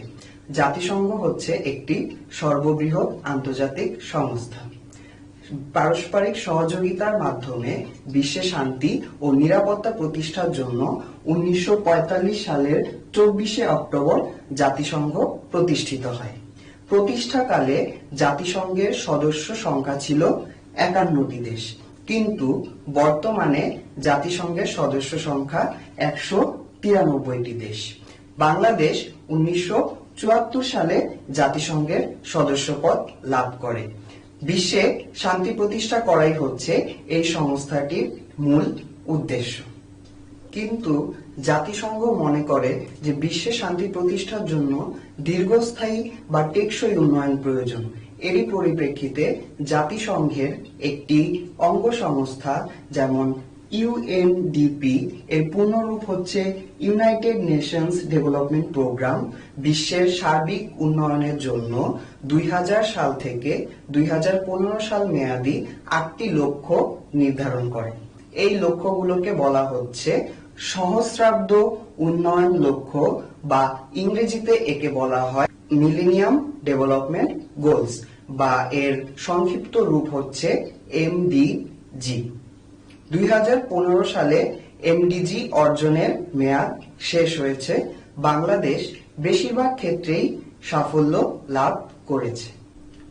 মিলেনিয়াম ডেভেলপমেন্ট গোলস সফল হওয়ার পর উন্নয়নকে আরো টেকসই করার জন্য জাতিসংঘের 193টি সদস্য দেশ নতুন 17টি অভিষ্ট বা লক্ষ্য নির্ধারণ করে। এই 17টি অভিষ্ট বা লক্ষ্য বাস্তবায়নের অঙ্গীকার করা হয় 2030 সালের মধ্যে। এই নতুন 17টি অভিষ্ট বা লক্ষ্যগুলোকে একত্রে বলা হচ্ছে টেকসই উন্নয়ন অভিষ্ট বা ইংরেজিতে একে আমরা বলতে পারি সাস্টেইনেবল ডেভেলপমেন্ট গোলস। তো এরই মাধ্যমে আমরা এই অধ্যায়ের কিছু প্রাথমিক ধারণা পেলাম। এবারে আমরা একটু একে একে বিস্তারিত আলোচনা করব। তো প্রথমেই আমাদের আলোচনায় আসবে সহস্রাব্দ উন্নয়ন লক্ষ্য বা মিলেনিয়াম ডেভেলপমেন্ট গোলস। জাতিসংঘ প্রতিষ্ঠার পর থেকেই বিশ্বে শান্তি, নিরাপত্তা, অর্থনৈতিক উন্নয়ন ও পারস্পরিক সহযোগিতার পরিবেশ সৃষ্টিতে প্রশংসনীয় ভূমিকা পালন করে আসছে। এরই ধারাবাহিকতায় 2000 সালের সেপ্টেম্বর মাসে জাতিসংঘে আয়োজিত সহস্রাব্দ উন্নয়ন লক্ষ্য সম্মেলন আয়োজিত হয়। সেই সম্মেলনে টেকসই উন্নয়নের জন্য 8টি লক্ষ্য নির্ধারণ করা হয়। এই 8টি লক্ষ্যকে বলা হচ্ছে সহস্রাব্দ উন্নয়ন লক্ষ্য বা মিলেনিয়াম ডেভেলপমেন্ট গোল। এবারে আমরা সহস্রাব্দ উন্নয়ন লক্ষ্যের সম্পর্কে জানব। সহস্রাব্দ উন্নয়ন লক্ষ্যে 8টি লক্ষ্য ছিল। একে একে আমরা সেগুলো এবার জানব। আমাদের প্রথম লক্ষ্য ছিল চরম দারিদ্র্য ও ক্ষুধা থেকে মুক্তি।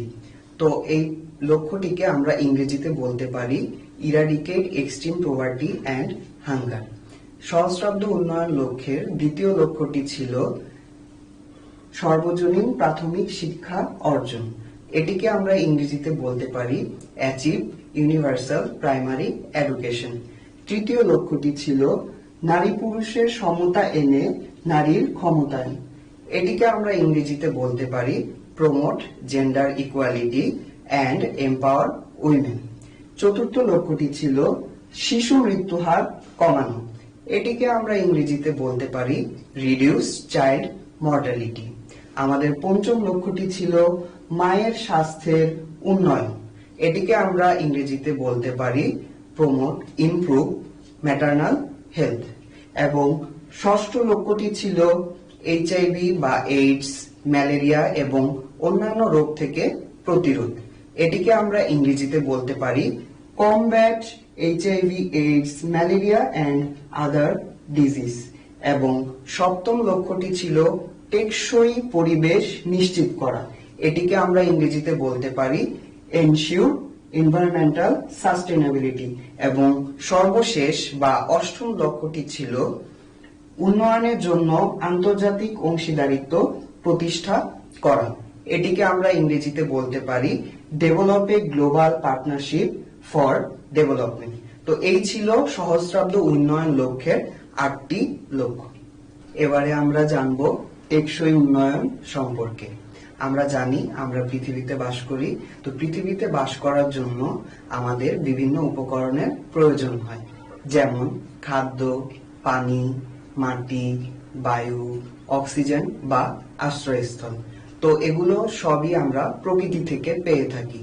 তো প্রতিনিয়ত প্রকৃতি থেকে এসব উপাদান আহরণের জন্য আমাদের পরিবেশের বিভিন্ন ক্ষতি হচ্ছে।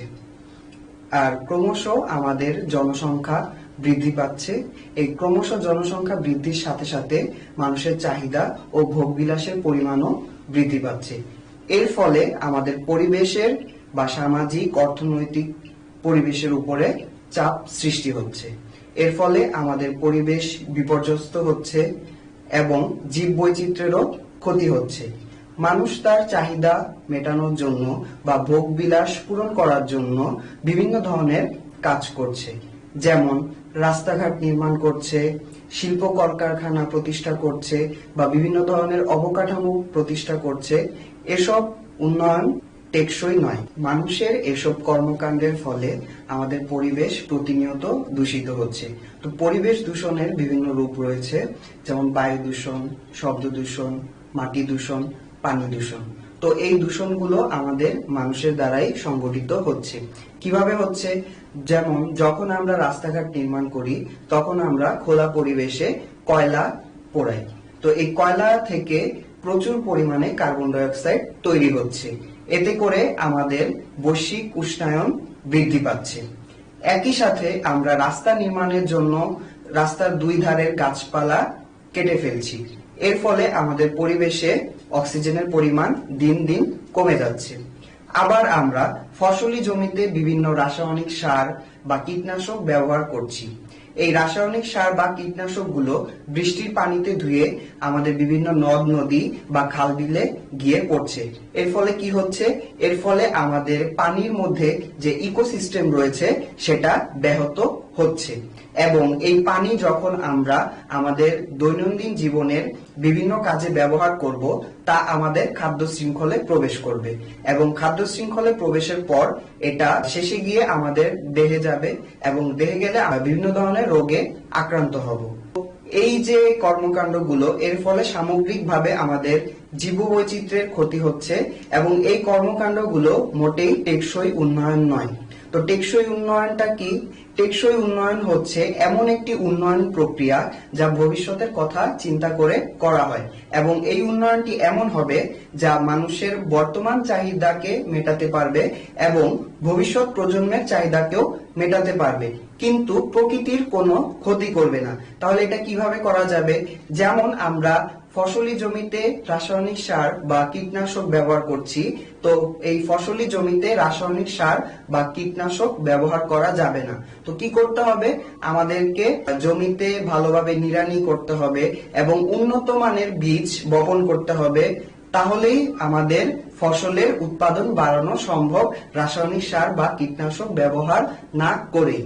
বা আমরা যখন রাস্তাঘাট নির্মাণ করব, তখন আমরা যদি উন্নত প্রযুক্তি ব্যবহার করে কয়লা বা রাস্তা নির্মাণের প্রয়োজনীয় সামগ্রী উৎপাদন করি, তাহলে আমাদের পরিবেশে কার্বন ডাই অক্সাইডের পরিমাণ বৃদ্ধি পাবে না, ফলে আমাদের পরিবেশের ভারসাম্য বজায় থাকবে। তো এভাবেই হচ্ছে টেকসই উন্নয়ন করা সম্ভব। এবং টেকসই উন্নয়নের আরো উদাহরণ দেয়া যেতে পারে, যেমন আমাদের সমাজে নারী পুরুষের মধ্যে কাজের ক্ষেত্রে বৈষম্য দেখা যায়। কাজের ক্ষেত্রে পুরুষদেরকে বেশি পারিশ্রমিক দেওয়া হয় কিন্তু নারীদেরকে তুলনামূলক কম পারিশ্রমিক দেওয়া হয়। তো এই জিনিসটা দূর করার জন্য নারী পুরুষ একে অপরের সাথে সহযোগিতার মাধ্যমে কাজ করবে। এর ফলে সমাজ থেকে বৈষম্য দূর হবে এবং যে উন্নয়নটি হবে সেটা হবে টেকসই উন্নয়ন। টেকসই উন্নয়নের আরো একটি উদাহরণ আমরা দিতে পারি, সেটি হচ্ছে মানসম্মত শিক্ষা বা কারিগরি শিক্ষা অর্জনের মাধ্যমে আমরা দারিদ্র্য বিমোচন করতে পারি। সেই দারিদ্র্য বিমোচনটা কিভাবে হবে?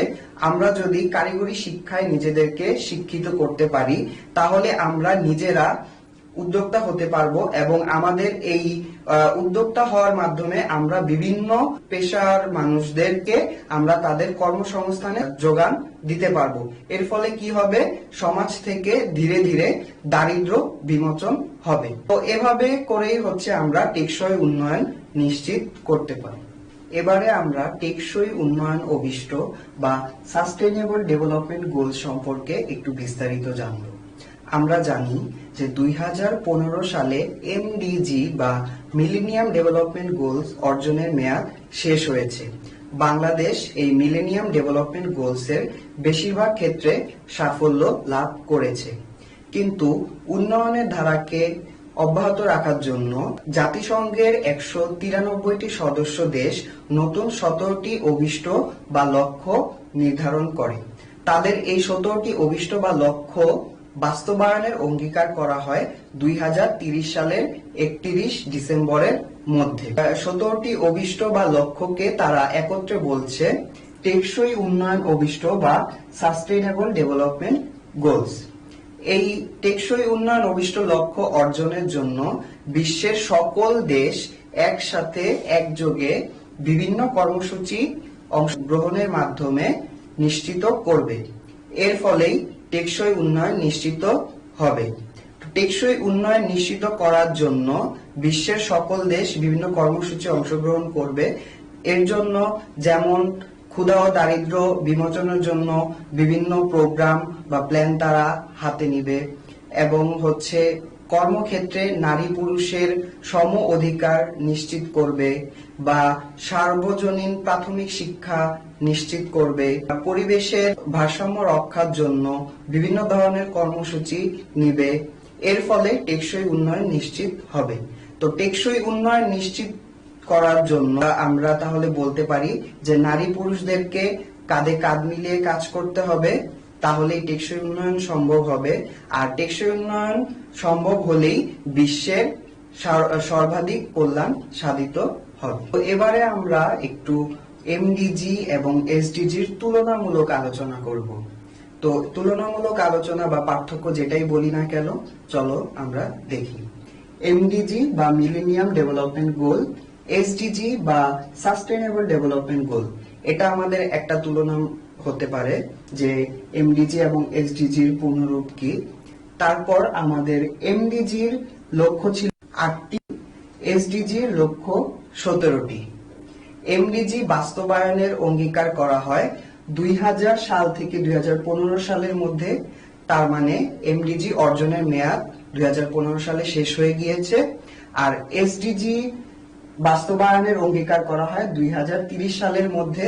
তার মানে এখনো এটা বাস্তবায়নের পথে রয়েছে। তো এসডিজি শুরু হয় 2017 সালের জানুয়ারি থেকে। তারপরে আমাদের আরেকটি পয়েন্ট হতে পারে যে এমডিজিতে ক্ষুধা ও দারিদ্র্য দূর করার কথা বলা হয়েছে, কিন্তু এসডিজিতে ক্ষুধা ও দারিদ্র্য সম্পূর্ণরূপে নির্মূল করার কথা বলা হয়েছে 2030 সালের মধ্যে।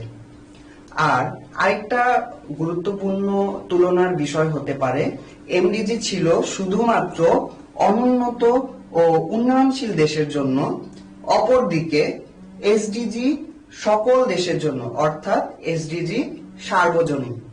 প্রিয় শিক্ষার্থীরা, তো চলো এবার জেনে নেওয়া যাক আজকের ক্লাস থেকে আমরা কি কি শিখতে পারলাম। প্রথমে আমরা জানতে পেরেছি জাতিসংঘ সম্পর্কে, জাতিসংঘ কেন প্রতিষ্ঠিত হয়েছিল, এর মূল উদ্দেশ্য কি। দ্বিতীয়ত আমরা জানতে পেরেছি সহস্রাব্দ উন্নয়ন লক্ষ্য বা মিলেনিয়াম ডেভেলপমেন্ট গোল সম্পর্কে, এর গোল কয়টি ছিল এবং কি কি লক্ষ্য ছিল, এই লক্ষ্যগুলো কত সালের মধ্যে পূরণ করতে হবে। তৃতীয়ত আমরা জানতে পেরেছি টেকসই উন্নয়ন সম্পর্কে এবং সর্বশেষ আমরা জানতে পেরেছি টেকসই উন্নয়ন অভিষ্ট বা লক্ষ্য সম্পর্কে বা সাস্টেইনেবল ডেভেলপমেন্ট গোল সম্পর্কে। আশা করি আজকের ক্লাসটি তোমরা বুঝতে পেরেছো। প্রিয় শিক্ষার্থীরা, আজকের পাঠ থেকে তোমরা যা যা শিখলে, এই পাঠ থেকে তোমাদের জন্য কিছু বাড়ির কাজ রয়েছে। তো চলো দেখে নেওয়া যাক তোমাদের জন্য কি কি বাড়ির কাজ রয়েছে। বাড়ির কাজ 1, সহস্রাব্দ উন্নয়ন লক্ষ্য ও টেকসই উন্নয়ন অভিষ্ট বলতে কি বোঝায়। বাড়ির কাজ 2, এমডিজি ও এসডিজির মধ্যে পার্থক্যগুলো লিখো। তোমাদের যখন স্কুল খুলবে এই বাড়ির কাজগুলো তোমরা তোমাদের সম্মানিত বিষয় শিক্ষকের কাছে জমা দিবে। প্রিয় শিক্ষার্থীরা, তোমরা সুস্থ থাকো, ভালো থাকো, সরকারি নির্দেশনা মেনে ঘরে অবস্থান করো, স্বাস্থ্যবিধি মেনে চলো। ধন্যবাদ। এই ক্লাসটি যদি তোমরা পুনরায় দেখতে চাও তাহলে আমার ঘরে আমার স্কুলের ফেসবুক পেজ বা ইউটিউব চ্যানেলে চোখ রাখো।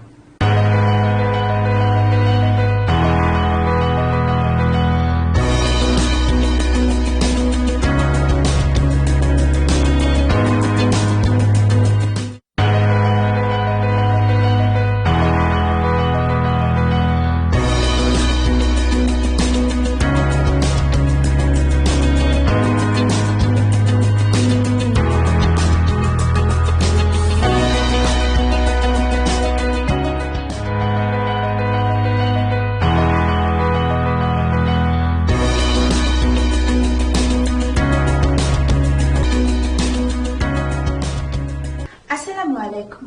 আমার ঘরে আমার স্কুলের আজকের ক্লাসে তোমাদেরকে স্বাগত জানাচ্ছি। আমি স্নেহা সারওয়ার। আজকে আমরা অষ্টম শ্রেণীর গার্হস্থ্য বিজ্ঞান বইয়ের 10ম অধ্যায় পরিবারের জন্য খাদ্য নির্বাচন, ক্রয় এবং সতর্কতা এই অধ্যায়টি নিয়ে পড়ব। আজকের অধ্যায়ে আমরা 3টি পাঠ শিখব। প্রথম পাঠে আমরা শিখব মৌসুম ও উৎসব অনুযায়ী খাদ্য নির্বাচন এবং পরিবেশন সম্বন্ধে।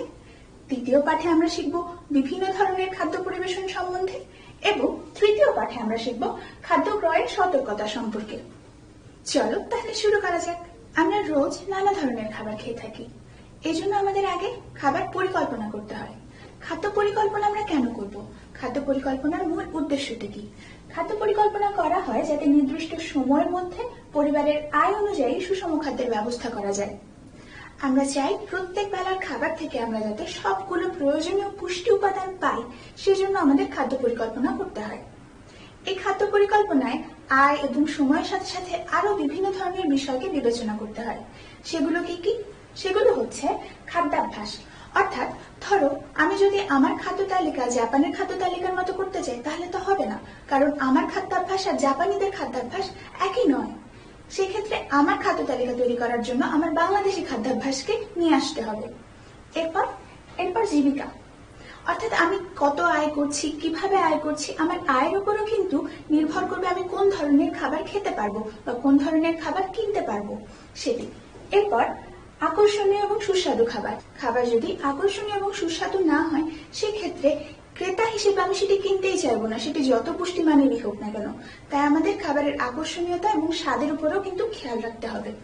এরপর চাহিদা অনুযায়ী খাবার, অর্থাৎ আমার বয়স অনুযায়ী আমার কোন ধরনের খাবার বেশি দরকার সেটি কিন্তু আমার খাদ্য তালিকায় থাকতে হবে। সেই হিসাবে আমাদের খাদ্য পরিকল্পনা করতে হবে। এরপর ধরো মৌসুম, আবহাওয়া এবং অনুষ্ঠান এই ধরনের বিষয়গুলো বিবেচনা করেও কিন্তু আমাদের খাবার পরিকল্পনা করতে হবে। এরপর কি?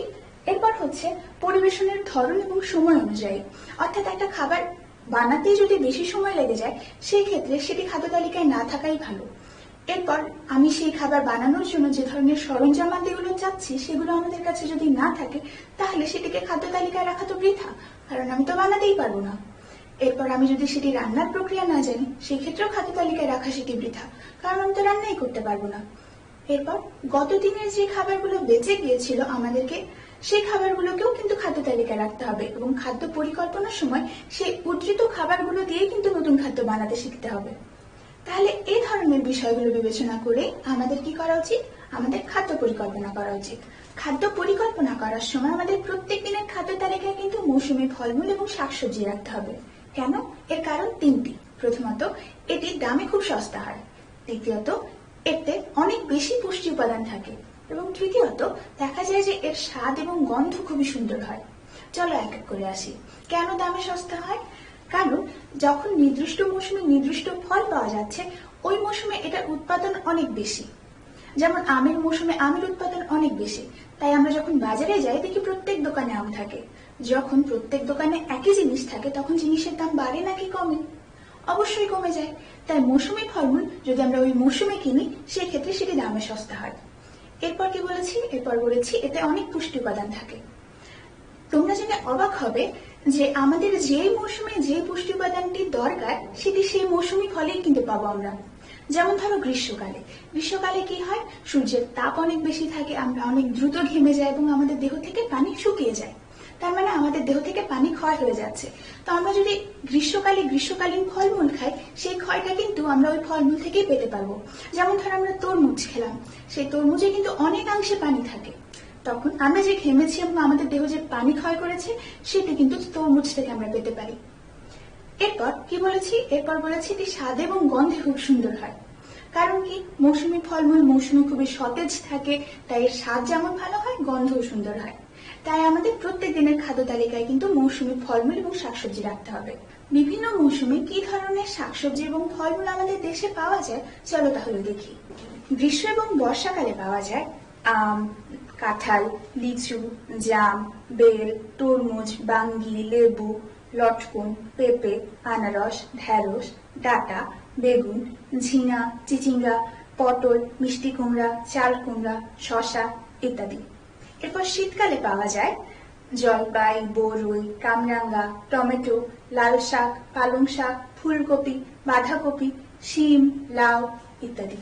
এবার আমরা শিখব উৎসব অনুযায়ী খাদ্য নির্বাচন। বিভিন্ন উপলক্ষ, অনুষ্ঠান কিংবা উৎসব থাকলে কিন্তু সেই দিনের খাদ্য তালিকা আমাদের নিত্যদিনের খাদ্য তালিকার মতো হবে না। অনুষ্ঠান ছোট হোক কিংবা বড় হোক, খাদ্য তালিকা কিন্তু অনুষ্ঠানের একটা বিশেষ আকর্ষণীয় বিষয়। অর্থাৎ ধরো আমাকে একটা বাসার দাওয়াত দেওয়া হয়েছে, আমি যদি জানি সেখানে আমার পছন্দের খাবারগুলো রান্না করা হচ্ছে, অবশ্যই আমি দাওয়াতে যেতে বেশি আগ্রহ বোধ করব। কিন্তু যদি আমি শুনি যে সেই দাওয়াতে সাধারণ দিনের মতো ভাত ডালি রান্না করা হয়েছে, তাহলে কিন্তু আমি একটু কম আগ্রহ বোধ করবো। অর্থাৎ খাদ্য তালিকার কিন্তু একটা বিশেষ ভূমিকা আছে দাওয়াতে মানুষ আসবে নাকি আসবে না এর উপরে। এরপর আমরা যে বিভিন্ন ধরনের অনুষ্ঠান করে থাকি, সেটা ধর্মীয় হোক, সামাজিক হোক, দেশীয় হোক, অনুষ্ঠানের ভিন্নতা অনুযায়ী কিন্তু খাদ্য তালিকার ধরনও ভিন্ন হয়। যেমন যদি ধর্মীয় অনুষ্ঠান হয়, ধরা যায় ঈদ হলো, সেই ক্ষেত্রে আমরা কি রান্না করি? আমরা দেখা যায় যে পায়েস রান্না করি, ফিরনি রান্না করি। যদি পূজা হয় সেই ক্ষেত্রে দেখা যায় যে লুচি, নিরামিষ এগুলো রান্না করি। আবার দেশীয় অনুষ্ঠান যেমন দেখা যায় পহেলা বৈশাখে পান্তা ভাত রান্না করা হয়। বিভিন্ন ধরনের সামাজিক অনুষ্ঠান যেমন গায়ে হলুদের অনুষ্ঠান, বিয়ের অনুষ্ঠান, জন্মদিন, এগুলোতে কিন্তু আবার ভিন্ন ধরনের খাদ্য তালিকা প্রস্তুত করা হয়।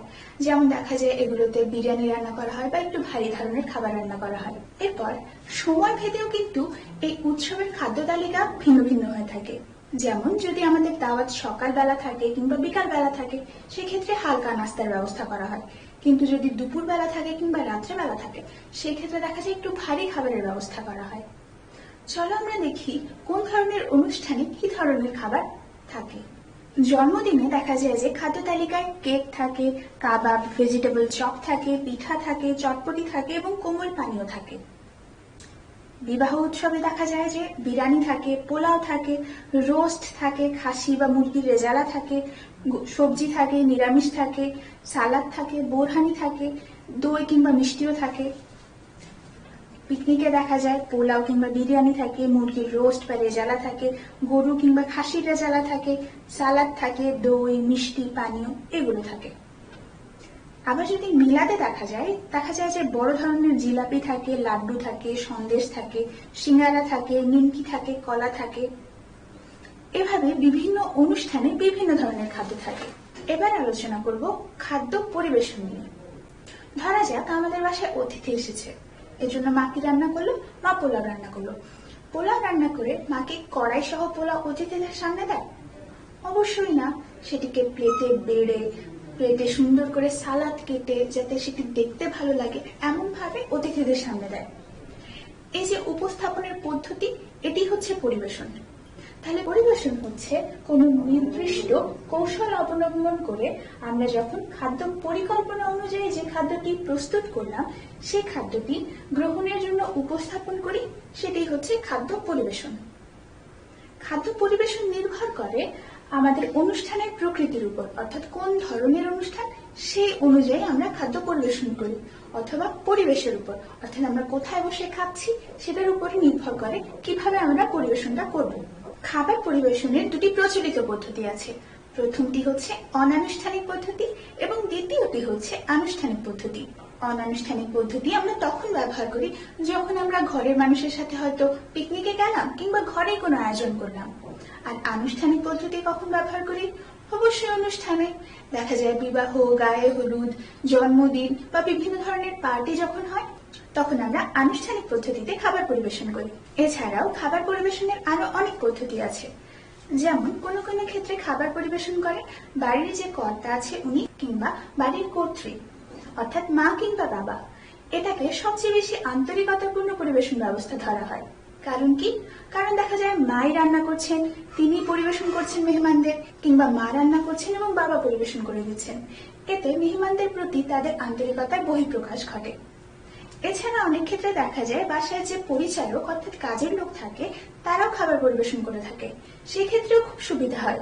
সেই ক্ষেত্রে মেহমানদের সাথে বাসার যে লোকজন আছেন তারা বসে গল্প করতে পারেন, আনন্দ করতে পারেন এবং সেই দাওয়াতের সময়টি উপভোগ করতে পারেন। কারণ যদি মাকে রান্না করতে হয় এবং পরিবেশন করতে হয় সেক্ষেত্রে উনি ব্যস্ত থাকেন এবং মেহমানদেরকে সময় দিতে পারেন না। তাই এই ব্যবস্থাটিও প্রচলিত। এছাড়া আছে ট্রে পরিবেশন। ট্রে পরিবেশন করা হয় শিক্ষা প্রতিষ্ঠানগুলোতে, হসপিটালে, ক্যাফেটেরিয়াতে কিংবা আমাদের ক্যান্টিনগুলোতে। এই পরিবেশন পদ্ধতিতে ট্রের মধ্যে যে বিভিন্ন ধরনের খাবার আমরা অর্ডার করেছি সেগুলোকে নিয়ে এসে আমাদের সামনে উপস্থাপন করা হয়। এছাড়া আছে প্যাকেট পদ্ধতি। যখন অনেক মানুষের জন্য আয়োজন করা হয় তখন দেখা যায় যে প্যাকেটের মধ্যে খাবারটাকে ভরে সেই প্যাকেটগুলোকে মেহমানদেরকে দিয়ে দেওয়া হয়। এই ব্যবস্থাটি দেখা যায় যখন সেমিনার হয় কিংবা মিলাদ মাহফিল হয় কিংবা কোনো সামাজিক অনুষ্ঠানগুলোতে। এরপর আছে বুফে পদ্ধতি। এতে যে কটি পদ রান্না করা হলো সেটি একটা টেবিলে হয় চারপাশে সাজিয়ে দেওয়া হয় কিংবা দুপাশে সাজিয়ে দেওয়া হয়। এতে মেহমানরা প্লেট নিয়ে তারা নিজেদের পছন্দ মতো পদ সেই টেবিল থেকে বেড়ে নিতে পারে। তাই একে স্বপরিবেশন পদ্ধতি বলা হয়। কারণ যেহেতু যারা দাওয়াত খেতে আসছে তারা নিজেরাই নিজেরটা বেড়ে নিচ্ছে, তাই একে স্বপরিবেশন বলা হয়। এবার আলোচনা করব খাদ্য ক্রয়ের সতর্কতা নিয়ে। আমরা বাজার থেকে কি কিনবো তার উপর নির্ভর করে আমাদের বাসায় কি রান্না হবে।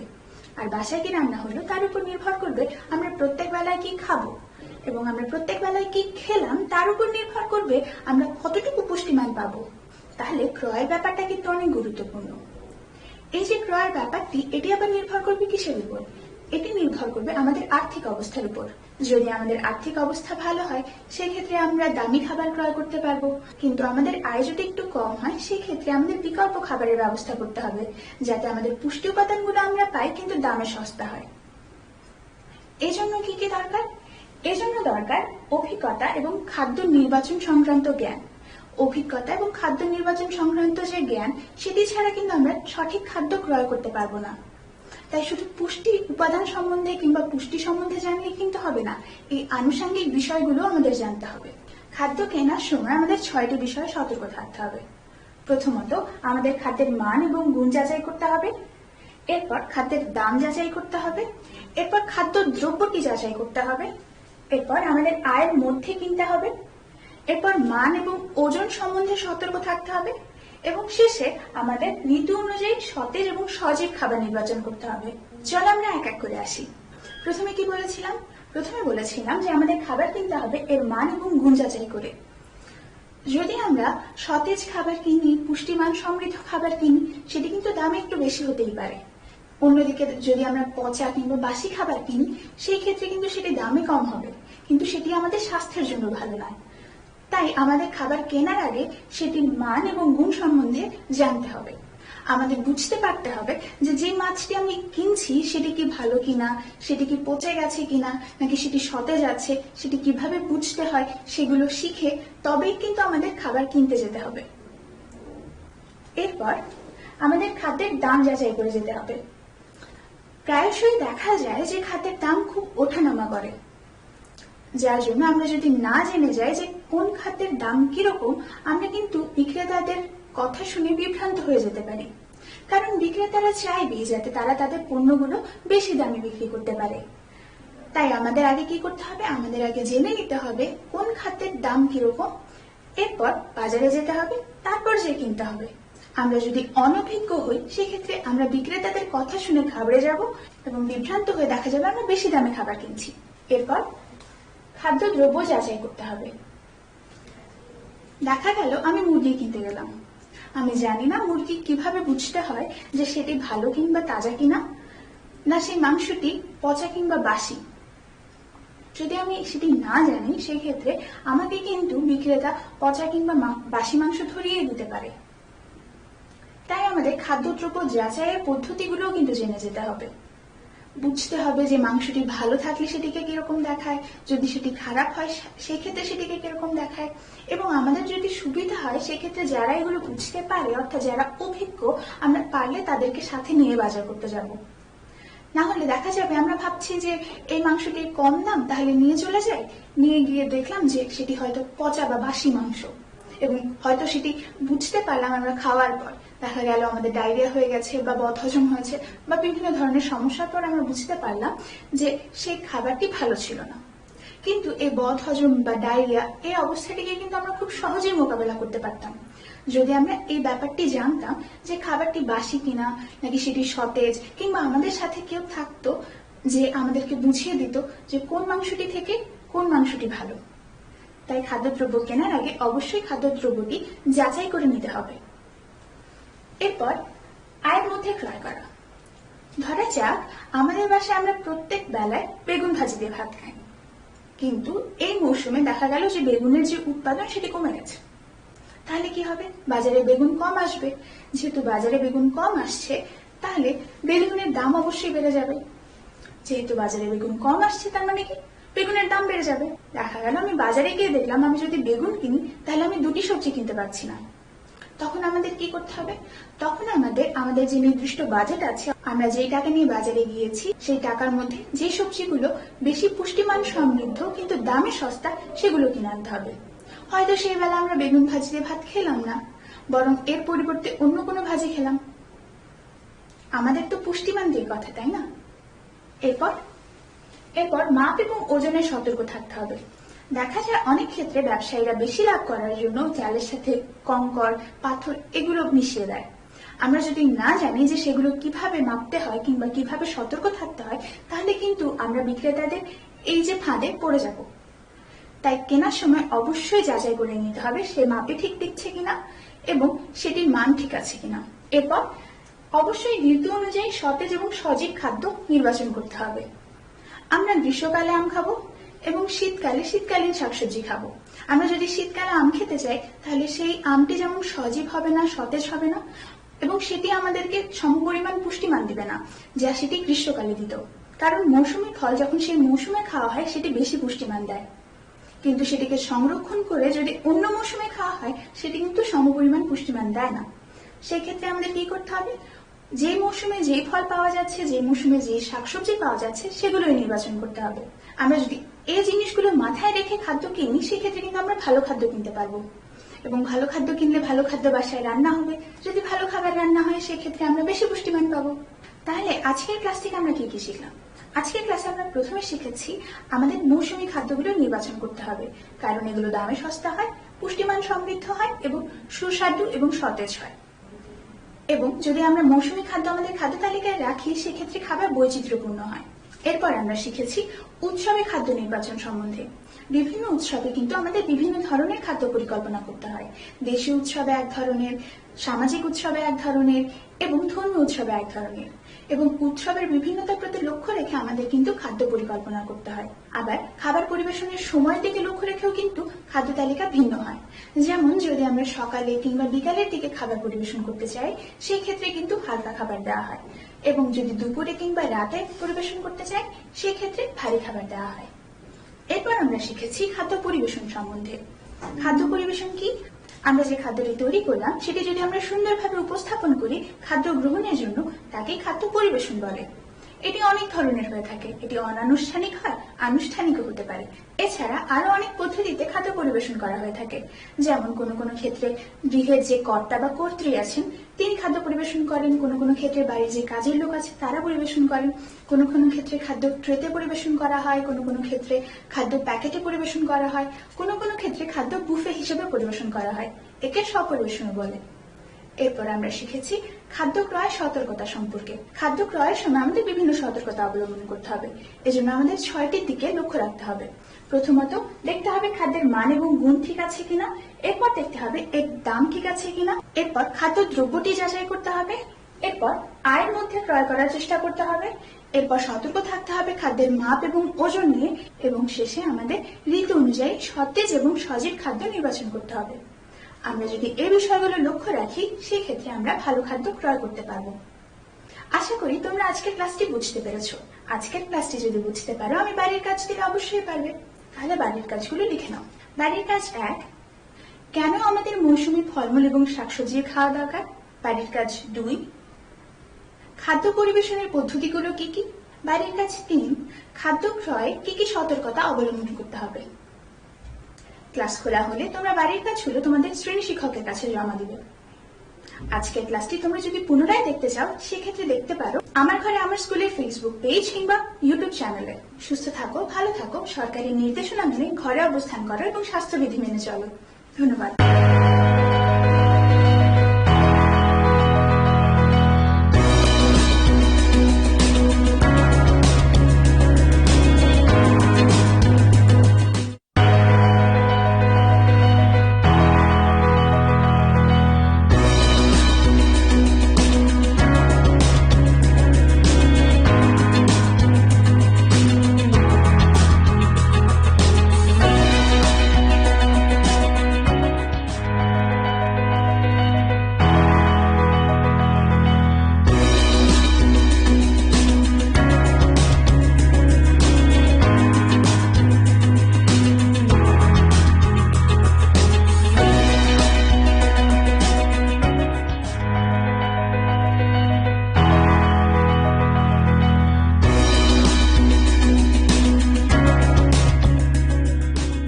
সুপ্রিয় শিক্ষার্থীরা, আমার ঘরে আমার স্কুলের আজকের ক্লাসে তোমাদেরকে স্বাগতম। শিক্ষার্থীরা, আমরা প্রবন্ধ বিষয়ে এর আগে একটি ক্লাস করেছি, আজকে প্রবন্ধ বিষয়ে আরেকটি ক্লাস। আজকের এই ক্লাস থেকে আমরা যা শিখতে চাচ্ছি সেটি হচ্ছে মুক্তিযুদ্ধ জাদুঘর ও বিজয় দিবস। এই দুটি বিষয়ে যে প্রবন্ধ আমরা লিখব, সেই প্রবন্ধ লিখতে গেলে কোন কোন বিষয় এর প্রতি আমাদের খেয়াল রাখতে হবে বা কোন কোন বিষয় আমাদেরকে যথাযথভাবে উপস্থাপন করতে হবে, সেই বিষয়গুলো আমরা একটু জেনে নেব, শিখে নেব। প্রথম যে রচনাটি আমরা আজকে দেখব, যে প্রবন্ধটি, সেটি হচ্ছে মুক্তিযুদ্ধ জাদুঘর। প্রথমে একটা সূচনা থাকবে। আমরা বলেছি সূচনা হচ্ছে যে কোনো একটা প্রবন্ধ রচনার প্রবেশিকা, সেটার মধ্য দিয়ে আমাদেরকে প্রবেশ করতে হবে এবং সূচনাটা খুব আকর্ষণীয় হতে হবে। অর্থাৎ এই সূচনাতেই হচ্ছে আমাদের পুরো রচনার একটা রিফ্লেকশন এখানে থাকবে। সেই হিসেবে আমরা এখন দেখছি মুক্তিযুদ্ধ জাদুঘর এই প্রবন্ধের সূচনা অংশটা কেমন হবে। মুক্তিযুদ্ধ বাঙালি জাতির জীবনের সবচেয়ে গুরুত্বপূর্ণ ঘটনা। আমাদের কাছে, আমাদের যে আমরা বাঙালি জাতির জীবনের সবচেয়ে গুরুত্বপূর্ণ অধ্যায় হচ্ছে আমাদের ৭১-এর মুক্তিযুদ্ধ। সেই মুক্তিযুদ্ধে হচ্ছে আমাদের সবচেয়ে গুরুত্বপূর্ণ ঘটনা, সেটা এখানে আমরা শুরু করছি। অর্থাৎ মূল যে জায়গাটি, সেই বিষয়টাকে আগে আমরা লিখে নিচ্ছি। পাকিস্তানের জন্মলগ্ন থেকে যে শোষণ অত্যাচারের শুরু হয়েছিল, তার অবসান ঘটে এই মুক্তিযুদ্ধের মাধ্যমে। সমগ্র জাতি দেশের মুক্তির জন্য আত্মোৎসর্গের চেতনা নিজেদের উজাড় করে দিয়েছিল এই যুদ্ধে। ফলে এক সাগর রক্তের বিনিময়ে অভ্যুদয় ঘটে স্বাধীন সার্বভৌম বাংলাদেশের। তাহলে কি হচ্ছে, প্রথমে আমরা বলে নিচ্ছি যে এই মুক্তিযুদ্ধটা আমাদের কাছে, এই মুক্তিযুদ্ধের যে আবেদন, সেই আবেদনটা আসলে কেমন, এবং তারপর হচ্ছে এটা প্রেক্ষাপট। অর্থাৎ পাকিস্তানের শাসনে তাদের যে শোষণ, নিপীড়ন, অত্যাচার, অবিচারের বিরুদ্ধে আমরা যে দীর্ঘ 9 মাস রক্তক্ষয়ী সংগ্রাম করেছি, অনেক ত্যাগ তিতিক্ষার বিনিময়ে আমরা এক সাগর রক্তের বিনিময়ে আমাদের স্বাধীন বাংলাদেশকে আমরা পেয়েছি। শিক্ষার্থীরা, তাহলে মুক্তিযোদ্ধারা আমাদের গর্ব, আমাদের অহংকার। মুক্তিযুদ্ধের ইতিহাস বাঙালি জাতির কাছে স্বর্ণময় এক গৌরবোজ্জ্বল অধ্যায়। আমাদের মুক্তিযুদ্ধের ইতিহাস, ঐতিহ্যকে সংরক্ষণ এবং ভবিষ্যৎ প্রজন্মকে তা জানানোর জন্য সম্পূর্ণ বেসরকারি উদ্যোগে প্রতিষ্ঠিত হয়েছে মুক্তিযুদ্ধ জাদুঘর। এবং আরেকটি তথ্য আমরা এখান থেকে পেয়ে যাচ্ছি, যে মুক্তিযুদ্ধ জাদুঘরটা প্রতিষ্ঠিত হয়েছে সম্পূর্ণভাবে বেসরকারি উদ্যোগে। জাদুঘরের প্রতিষ্ঠা 1996 সালের 22 মার্চ ঢাকাস্থ সেগুনবাগিচায় একটি দোতলা ভবনে প্রতিষ্ঠা করা হয় মুক্তিযুদ্ধ জাদুঘর। বাংলাদেশের গৌরবময় মুক্তিযুদ্ধ সংক্রান্ত তথ্য, প্রমাণ, বস্তুগত নিদর্শন, রেকর্ডপত্র ও স্মারক চিহ্ন সমূহ সংরক্ষণ ও প্রদর্শনের সুবন্দোবস্ত করা হয়েছে এই মুক্তিযুদ্ধ জাদুঘরে। নিরপেক্ষ ও বস্তুনিষ্ঠভাবে ঐতিহাসিক ঘটনাধারা দেশবাসীর সামনে তুলে ধরার প্রয়াসে দেশের কয়েকজন বরেণ্য ব্যক্তি স্ব উদ্যোগে মুক্তিযুদ্ধ জাদুঘর প্রতিষ্ঠা পরিকল্পনা করেন। প্রতিষ্ঠাতাদের মধ্যে রয়েছেন বিশিষ্ট নাট্য ব্যক্তিত্ব আলী জাকের, সারা জাকের, আসাদুজ্জামান নূর, জিয়াউদ্দিন তারেক আলী, ডক্টর সরওয়ার আলী, রবিউল হুসাইন, আক্কু চৌধুরী, মফিদুল হক। এদের আহ্বানে সাড়া দিয়ে এগিয়ে এসে অনেক ব্যক্তি বিভিন্ন স্মারক, তথ্য প্রমাণ, আর্থিক সাহায্য প্রদান করেন। বর্তমানে মুক্তিযুদ্ধ জাদুঘর পরিচালিত হয় একটি ট্রাস্টি বোর্ডের সুদক্ষ তত্ত্বাবধানে। তাহলে এই যে একদল মানুষ যারা একটা উদ্যোগ নিলেন এবং তাদের আহ্বানে সাড়া দিয়ে বিভিন্ন জন এগিয়ে এসেছেন, বিভিন্ন ব্যক্তি যাদের কাছে বিভিন্নভাবে মুক্তিযুদ্ধের বিভিন্ন স্মারক ছিল, সেই স্মারকগুলোকে তারা এখানে জমা দিলেন, সেগুলোকে এখানে প্রদর্শনীর ব্যবস্থা করা হয়েছে। আর অনেকে অর্থবিত্ত দিয়ে, অর্থ সম্পদ দিয়ে তারা সহযোগিতা করেছেন, টাকা করে দিয়েছেন। এটার মধ্য দিয়ে কিন্তু একটা প্রতিষ্ঠান দাঁড়িয়ে গেল। আরেকটি বিষয় হচ্ছে যেটা হচ্ছে যে বর্তমানে মুক্তিযুদ্ধ জাদুঘর পরিচালিত হচ্ছে একটি ট্রাস্টি বোর্ডের সুদক্ষ তত্ত্বাবধানে। জাদুঘরের অবকাঠামো, শিক্ষার্থীরা, মুক্তিযুদ্ধ জাদুঘরের প্রবেশ পথের মুখেই রয়েছে শিখার চির অম্লান তারকা আকৃতির একটি বেদির উপর জ্বলছে অনির্বাণ শিখা। তার পেছনে পাথরে খোদাই করা আছে এক দৃঢ় অঙ্গীকার। সাক্ষী বাংলার রক্তে ভেজা মাটি, সাক্ষী আকাশের চন্দ্র তারা, ভুলি নাই শহীদদের কোন স্মৃতি, ভুলবো না কিছুই আমরা। তো এই কথাটি সেখানে লেখা আছে। তারপর হচ্ছে কি, দোতলা বিশিষ্ট মুক্তিযুদ্ধ জাদুঘরের মধ্যে রয়েছে 6টি গ্যালারি। এখানে 6টি গ্যালারিতে পুরো জাদুঘরটি বিন্যস্ত। নিচতলায় 3টি ও দোতলায় 3টি। প্রথম গ্যালারির নিদর্শনগুলো 2টি পর্বে বিন্যস্ত। প্রথম পর্বে প্রদর্শিত হয়েছে বাংলার হাজার বছরের ঐতিহ্য সংস্কৃতি, যেমন সিলেট অঞ্চলে প্রাপ্ত ফসিল, পাহাড়পুরের সোমপুর বিহারের মডেল, ভুটান থেকে পাওয়া শ্রীজ্ঞান অতীশ দীপঙ্করের মূর্তি, বাগেরহাটের বিখ্যাত 60 গম্বুজ মসজিদের মডেল সহ বিভিন্ন মসজিদের টালির নিদর্শন এবং মন্দিরের পোড়ামাটির কারুকাজ। তাহলে প্রথমে কি হচ্ছে যে আমাদের যে ইতিহাস ঐতিহ্যের সাথে যে বিষয়গুলো সম্পৃক্ত আছে সেই বিষয়গুলোর বিভিন্ন মডেল এখানে উপস্থাপন করা হয়েছে। এসবের পাশাপাশি এখানে রয়েছে নানা সময়ের মুদ্রা, তালপাতার লিপি, তুলট কাগজে লেখা মনসামঙ্গল কাব্যের অংশবিশেষ। হ্যাঁ শিক্ষার্থীরা, আরেকটি বিষয় এখানে খুব গুরুত্বপূর্ণ, সেটি হচ্ছে কি আছে নানা সময়ের মুদ্রা। বিভিন্ন সময়ে প্রচলিত মুদ্রা আছে তালপাতা লিপি। আমরা জানি যে একসময় তাল পাতায় বিভিন্ন লতা পাতার রস দিয়ে কালি প্রস্তুত করে তালের পাতায় লেখা হতো। সেই তাল পাতা বা তুলট কাগজে লেখা মনসামঙ্গল কাব্যের অংশবিশেষ।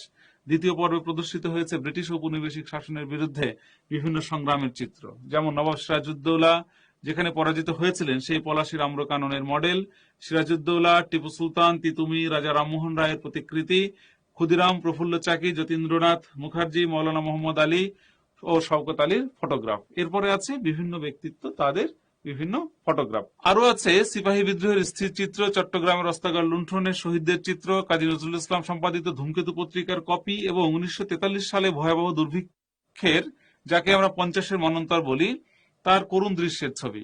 দ্বিতীয় গ্যালারিতে তুলে ধরা হয়েছে পাকিস্তান আমলের ইতিহাস, 1952 ভাষা আন্দোলন, 54 সাধারণ নির্বাচন, 58 সামরিক শাসন, 62 সামরিক শাসন বিরোধী আন্দোলন, 66 সালের 6 দফা আন্দোলন, আগরতলা ষড়যন্ত্র মামলা, 1969-এর গণ অভ্যুত্থান, 70-এর ভয়াবহ জলোচ্ছ্বাস ও নির্বাচন সংক্রান্ত বিভিন্ন দলিল, ছবি, স্মারক। তৃতীয় গ্যালারিতে প্রদর্শিত হয়েছে 1971 সালে অসহযোগ আন্দোলন, 25শে মার্চ রাত্রিতে সংঘটিত গণহত্যা, মানে যেটা আমাদের বাঙালি জাতির ইতিহাসের সবচেয়ে নির্মমতম দিন, স্বাধীনতার ঘোষণা, প্রাথমিক প্রতিরোধ, প্রবাসী সরকার সংক্রান্ত ছবি, শরণার্থীদের জীবনচিত্র। দোতলা 3টি গ্যালারি সাজানো হয়েছে মুক্তিযুদ্ধের বিভিন্ন তথ্য, প্রমাণ, চিত্র দিয়ে। প্রথমটিতে, চতুর্থ গ্যালারিতে যেটা রয়েছে তা হচ্ছে পাক বাহিনীর নিষ্ঠুরতার বিভিন্ন ছবি। এখানে পাক বাহিনী দ্বারা আমাদের অঞ্চলের সাধারণ মানুষেরা কিভাবে নিপীড়িত, নির্যাতিত হয়েছিল সেই নিপীড়নের চিত্র তুলে ধরা হয়েছে। শহীদ মুক্তিযোদ্ধা, প্রাথমিক প্রতিরোধ, প্রবাসী সরকার, সেক্টর কমান্ডারদের নানা তৎপরতা, তথ্য ও ছবি। পরেরটিতে, পঞ্চম গ্যালারিতে আছে প্রতিরোধের লড়াই, গেরিলা যুদ্ধ, নৌ কমান্ডো, বিমান বাহিনী, স্বাধীন বাংলা বেতার কেন্দ্র, মুক্তিযুদ্ধের পক্ষে আন্তর্জাতিক সমর্থন, রাজাকার দালালের ভূমিকা এবং সশস্ত্র মুক্তিযুদ্ধের ছবি, স্মারক ও বিবরণ। সবশেষে ষষ্ঠ গ্যালারিতে রয়েছে গণহত্যা, শহীদ মুক্তিযোদ্ধা, বীরশ্রেষ্ঠ, শহীদ বুদ্ধিজীবী, চূড়ান্ত লড়াই এবং মুক্তিযুদ্ধের বিজয়ে সম্পৃক্ত বিভিন্ন স্মারক, বিবরণ ও ছবি। তাহলে শিক্ষার্থীরা একেবারে ব্রিটিশ আমল থেকে শুরু করে ধারাবাহিকভাবে একের পর এক বিভিন্ন ঘটনা এবং শেষে এসে আমাদের যে মহান মুক্তিযুদ্ধ, সেই মুক্তিযুদ্ধ এর সূচনা থেকেই অর্থাৎ 25শে মার্চের কাল রাত্রি থেকে কিন্তু ধারাবাহিকভাবে যে ঘটনাগুলো আমাদের এখানে ঘটেছে সেগুলো ধীরে ধীরে ধাপে ধাপে এখানে সজ্জিত হয়েছে। প্রতিটি গ্যালারিতে আছেন একজন চৌকস গাইড, তিনি দর্শনার্থীদের নানা প্রশ্নের উত্তর প্রদান করে তাদের কৌতূহল নিবৃত্ত করেন। হ্যাঁ শিক্ষার্থীরা, আমরা যখন এই মুক্তিযুদ্ধ জাদুঘর ভ্রমণে যাব এবং সেখানে যাবার পরে একজন করে গাইড আছেন এবং তার কাজই হচ্ছে দর্শনার্থীদের যত প্রশ্ন আছে সেই প্রশ্নের উত্তর তাদেরকে দেয়া, এবং তারা কিন্তু অত্যন্ত স্মার্ট বা চৌকস। মুক্তিযুদ্ধ জাদুঘর চত্বরে রয়েছে মুক্তিযুদ্ধ বিষয়ক নানা রকম বই, পোস্টার, ক্যাসেট, সিডি, স্মারক সামগ্রী বিক্রির জন্য একটি পুস্তক বিপণী, একটি খাবারের দোকান ও একটি উন্মুক্ত মঞ্চ, এবং সামনের অংশে আছে 100 আসন বিশিষ্ট একটি চমৎকার অডিটোরিয়াম। তাহলে সেখানে আরো যে বিষয়গুলো আছে যে মুক্তিযুদ্ধ সংক্রান্ত বিভিন্ন পোস্টার, বই, স্মারক ইত্যাদি ইত্যাদি, এগুলো সেখানে কিন্তু বিক্রি হচ্ছে, এবং তার সামনের অংশে আছে 100 আসন বিশিষ্ট একটি চমৎকার অডিটোরিয়াম, এবং সেখানে বিভিন্ন অনুষ্ঠান বা বিভিন্ন অনুষ্ঠান আয়োজন করার জন্য কিন্তু একটা ছোট্ট অডিটোরিয়াম সেখানে অবশ্যই রয়েছে। মুক্তিযুদ্ধ জাদুঘরের কার্যক্রম, এখন মুক্তিযুদ্ধ জাদুঘর কি ধরনের কার্যক্রম পরিচালিত করে সে বিষয়ে আমরা এবার পরের পয়েন্টটি আমরা রেখেছি। সেটি হচ্ছে মুক্তিযুদ্ধের গৌরবময় ইতিহাস, ঐতিহ্য সম্পর্কে দেশের মানুষকে সচেতন করতে মুক্তিযুদ্ধ জাদুঘর বিভিন্ন কর্মকাণ্ড পরিচালনা করে থাকে। তাহলে কি হচ্ছে, গৌরবময় ইতিহাস, ঐতিহ্য সম্পর্কে দেশের মানুষকে সচেতন করতে তারা নানা রকম কর্মকাণ্ড পরিচালিত করছে। তার মধ্যে কি কি আছে? জাদুঘর পরিদর্শনের ক্ষেত্রে বিদ্যালয়ের ছাত্রছাত্রীদের জন্য পরিবহন সুবিধা সহ এখানে নানা সুযোগ সুবিধা প্রদান করা হয়ে থাকে। শিক্ষার্থীরা, আমরা জানি যে মুক্তিযুদ্ধ জাদুঘরের নিজস্ব পরিবহন আছে এবং বিদ্যালয়ের শিক্ষার্থী যারা মুক্তিযুদ্ধ জাদুঘর ভ্রমণ করতে চায় তাদের জন্য কিন্তু এই পরিবহন ব্যবস্থাটা তারা কিন্তু বিনামূল্যে দিয়ে থাকে। সেখানে তারা কিন্তু বিনামূল্যে নিয়ে যাচ্ছে এবং তাদেরকে আবার পৌঁছে দিচ্ছে। দেশের বিভিন্ন প্রান্তে প্রদর্শনের জন্য একটি গাড়িকে ভ্রাম্যমাণ জাদুঘরে রূপান্তরিত করা হয়েছে। ঠিক বিশ্ব সাহিত্য কেন্দ্রের বই যেমন ঘুরে ঘুরে, ভ্রাম্যমাণ লাইব্রেরি ঘুরে ঘুরে যেমন বই বিভিন্ন জায়গাতে নিচ্ছে, এই কার্যক্রমটি পরিচালিত করছে, ঠিক একই রকম ভাবে মুক্তিযুদ্ধ জাদুঘরেরও একটা গাড়ি আছে যে গাড়িটাকে ভ্রাম্যমাণ জাদুঘর হিসেবে একটা মডেল হিসেবে উপস্থাপন করা হয়েছে। তারা দেশের বিভিন্ন প্রান্তে যাচ্ছে এবং সেখানে গিয়ে মুক্তিযুদ্ধ জাদুঘর সম্পর্কে সাধারণ মানুষকে অবহিত করছে, এবং সেখানে কিছু স্মারক বা বিভিন্ন ছবি এগুলো রাখা হচ্ছে, সেগুলো কিন্তু সাধারণ মানুষকে দেখার একটা সুযোগ করে তারা দিয়েছে। মুক্তিযুদ্ধ জাদুঘরের অডিটোরিয়ামে ভিডিও প্রদর্শনীর মাধ্যমে আমন্ত্রিত দর্শকদের মুক্তিযুদ্ধের বিভিন্ন প্রামাণ্য চিত্র দেখানো হয়। হ্যাঁ, অডিটোরিয়ামে একের পর এক, এটা বিভিন্ন জাদুঘরে এই ঘটনাটি ঘটে থাকে, ওই বিষয়টি হয়ে থাকে যে সেখানে সেই জাদুঘরের সাথে সম্পৃক্ত যে বিষয় নিয়ে জাদুঘর, সেই বিষয়ের সাথে সম্পৃক্ত বা সেই রাষ্ট্রের সাথে সম্পৃক্ত বিভিন্ন প্রামাণ্য চিত্র সেখানে কিন্তু একের পর এক দেখানো হয়। উন্মুক্ত মঞ্চে আয়োজন করা হয়ে থাকে নানা অনুষ্ঠানের। মুক্তিযুদ্ধ জাদুঘরে সংগৃহীত স্মারক সংখ্যা প্রায় 11,000। মুক্তিযুদ্ধ জাদুঘর বিশ্বের আরো 8টি দেশের সমভাবাপন্ন জাদুঘরের সঙ্গে মিলে international coalition of historic museums of conscious গঠন করেছে। একটি আন্তর্জাতিক একটি সংগঠনের সাথেও কিন্তু এই আমাদের মুক্তিযুদ্ধ জাদুঘরের একটা সম্পৃক্ততা রয়েছে। শেষ করব আমরা উপসংহার দিয়ে, যে এতক্ষণ আমরা মুক্তিযুদ্ধ জাদুঘর এবং তার বিভিন্ন বিষয় সম্পর্কে আমরা জানলাম। শেষে এসে উপসংহার, অর্থাৎ সূচনাতে আমরা যা লিখেছি, আমরা যা বলার চেষ্টা করেছি, সেটারই একটা বিশ্লেষণধর্মী, মন্তব্যধর্মী একটি লেখা আমরা উপসংহারে লিখব। তাহলে শিক্ষার্থীরা, আমরা একটু দেখে নিই উপসংহারটা আসলে কেমন হবে। যে কোনো জাদুঘর দেশের ইতিহাস, ঐতিহ্য ও সংস্কৃতিকে জনসম্মুখে তুলে ধরার মধ্য দিয়ে অতীত এবং বর্তমানের মধ্যে সেতু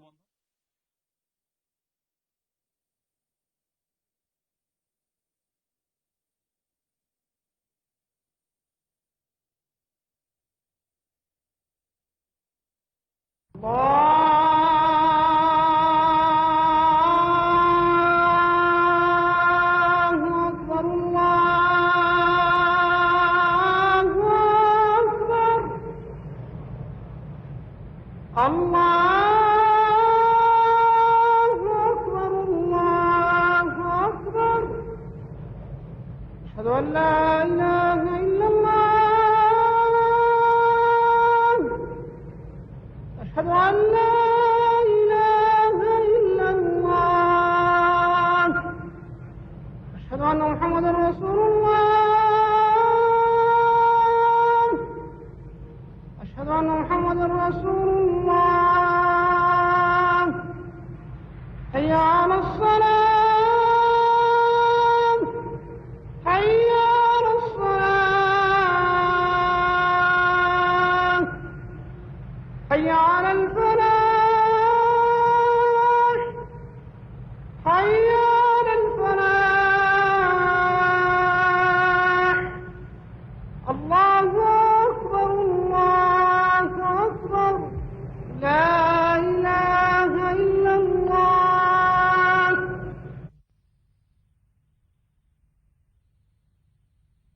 اللهم رب هذه الدعوة التامة والصلاة القائمة آت محمدا الوسيلة والفضيلة والدرجة الرفيعة وابعثه مقاما محمودا الذي وعدته إنك لا تخلف الميعاد। হে আল্লাহ, এই পরিপূর্ণ আহ্বান ও শাশ্বত নামাজের তুমি প্রভু। হযরত মুহাম্মদ সাল্লাল্লাহু আলাইহি ওয়াসাল্লামকে দান করো বেহেশতের সর্বোচ্চ সম্মানিত স্থান এবং সুমহান মর্যাদা, আর তাকে অধিষ্ঠিত করো শ্রেষ্ঠতম প্রশংসিত স্থানে, যার প্রতিশ্রুতি তুমি তাকে দিয়েছ। নিশ্চয়ই তুমি প্রতিশ্রুতির ব্যতিক্রম করো না।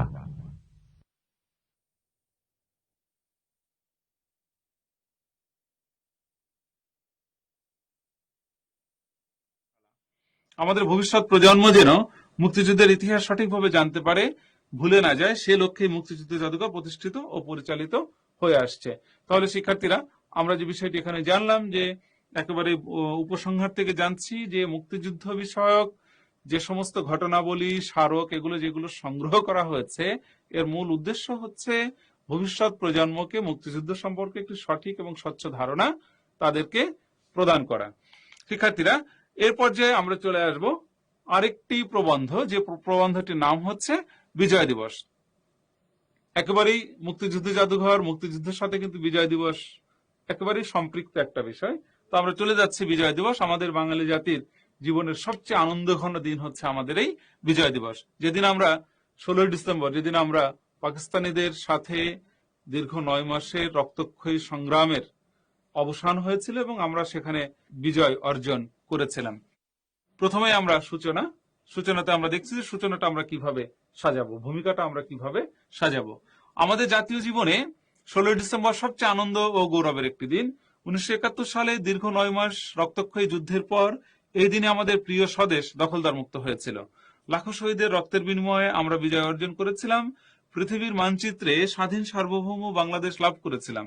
এই দিনটি তাই আমাদের জাতীয় জীবনের সবচেয়ে স্মরণীয় দিন। এটি আমাদের বিজয় দিবস। এবং কি হচ্ছে, বিশ্বের দরবারে বা পৃথিবীতে যতগুলো দেশ আছে, বিশ্বের যে মানচিত্র আছে, সেখানে বাংলাদেশ নামক একটি ভূখণ্ড সংযোজিত হলো। সেটা হচ্ছে এই 1971 সালের 16 ডিসেম্বরে। বিজয় দিবসের ইতিহাস। শিক্ষার্থীরা, এখানে আমরা যে বিষয়টি দেখব, যে এই যে মহান বিজয় দিবস, যেটা নিয়ে আমাদের এই মূল প্রবন্ধ, সেটার ব্যাকগ্রাউন্ডটা কি, সেটা পটভূমিটা আসলে কি ছিল। বিজয় মহান, কিন্তু বিজয়ের জন্য সংগ্রাম মহত্তর। প্রতিটি বিজয়ের জন্য কঠোর সংগ্রাম প্রয়োজন। কোনো আপনা আপনি কিন্তু কোনো বিজয় অর্জন করা যায় না।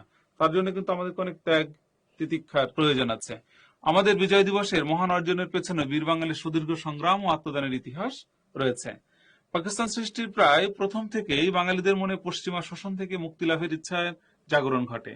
জাতির জনক বঙ্গবন্ধু শেখ মুজিবুর রহমানের নেতৃত্বে নানা আন্দোলনের মাধ্যমে তা প্রবল আকার ধারণ করতে থাকে। 47 সালে যখন দেশভাগ হলো, ব্রিটিশরা আমাদেরকে ভারত এবং পাকিস্তান নামে দুটি স্বাধীন রাষ্ট্রের জন্ম দিয়ে চলে গেল, ঠিক তখন থেকেই আমাদেরকে জুড়ে দেওয়া হলো পশ্চিম পাকিস্তানের সাথে। আমাদের নাম হলো পূর্ব পাকিস্তান। এবং এই যে পাকিস্তানের সাথে আমাদের যে 47 থেকে 71 পর্যন্ত আমাদের যে অভিজ্ঞতা, এটা অত্যন্ত তিক্ত অভিজ্ঞতা।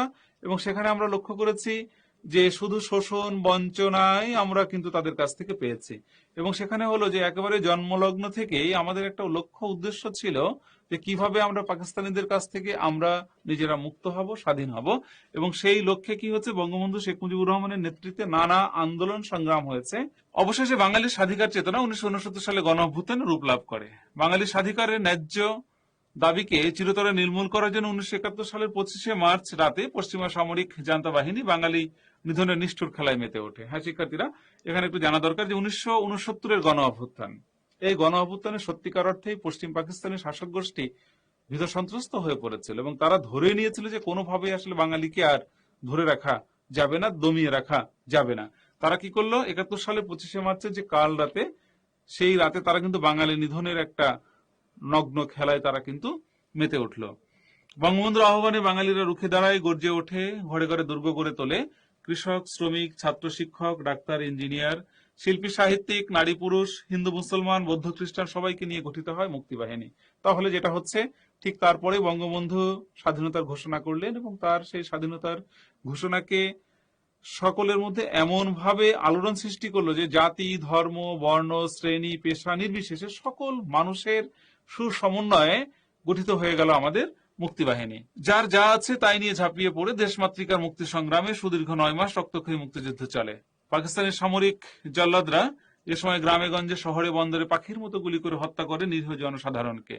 ঘরবাড়ি, দোকানপাট লুট করে জ্বালিয়ে দেয়, মা বোনদের উপর পাশবিক নির্যাতন করে। প্রাণ বাঁচাতে সহায় সম্বলহীন 1 কোটি মানুষকে আশ্রয় নিতে হয় প্রতিবেশী দেশ ভারতে। তবু বাঙালি দমে যায়নি। হ্যাঁ, তখন যে বিষয়টি হয়েছিল যে গ্রামে গঞ্জে একবার প্রত্যন্ত অঞ্চলে পর্যন্ত কিন্তু তারা পৌঁছে গিয়েছিল এবং সেখানে পাখির মতো নির্বিচারে মানুষকে তারা হত্যা করেছে, পাশবিক নির্যাতন চালিয়েছে। এবং আমরা জানি যে প্রায় 1 কোটি মানুষ আমাদের পার্শ্ববর্তী দেশ, আমাদের বন্ধু প্রতিম দেশ ভারতবর্ষে গিয়ে তারা শরণার্থী হিসেবে আশ্রয় নিয়েছিল। পৃথিবী অবাক তাকিয়ে দেখে, সাবাস বাংলাদেশ, এ পৃথিবী অবাক তাকিয়ে রয়, জ্বলে পুড়ে মরে ছারখার তবু মাথা নোয়াবার নয়। অর্থাৎ সুকান্ত ভট্টাচার্যের এই যে কবিতার লাইন, যেটার মধ্য দিয়ে কিন্তু আমাদের এই বাঙালির এই স্বাধিকার চেতনা বা আমাদের যে বিজয় অর্জনের যে একটা দীপ্ত আকাঙ্ক্ষা, সেটাই কিন্তু এটার মধ্য দিয়ে ফুটে উঠেছে। অবশেষে পাকিস্তানি হানাদার বাহিনী পরাজয় স্বীকার করে নেয়। 1971 সালের 16 ডিসেম্বর এদেশের মুক্তি সেনা ও মিত্র বাহিনীর কাছে আত্মসমর্পণ করে। রক্তাক্ত সংগ্রামের অবসান ঘটে, বাংলাদেশ শত্রুমুক্ত হয়, সূচিত হয় বাংলাদেশের মহান বিজয়।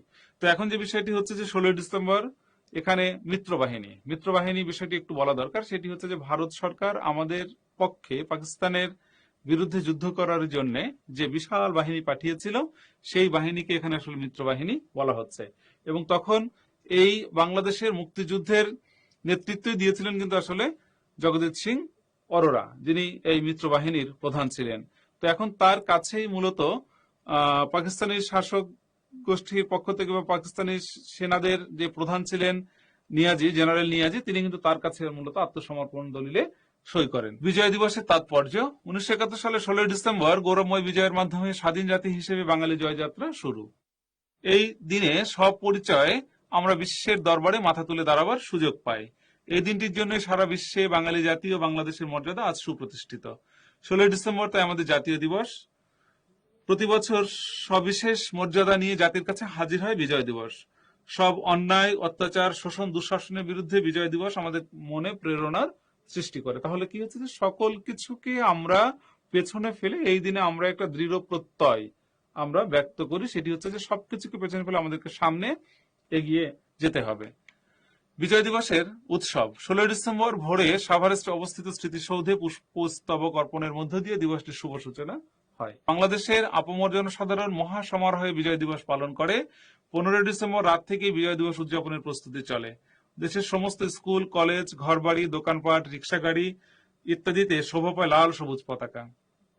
স্কুল, কলেজ কিংবা রাস্তায় রাস্তায় আয়োজন করা হয় সাংস্কৃতিক অনুষ্ঠানের।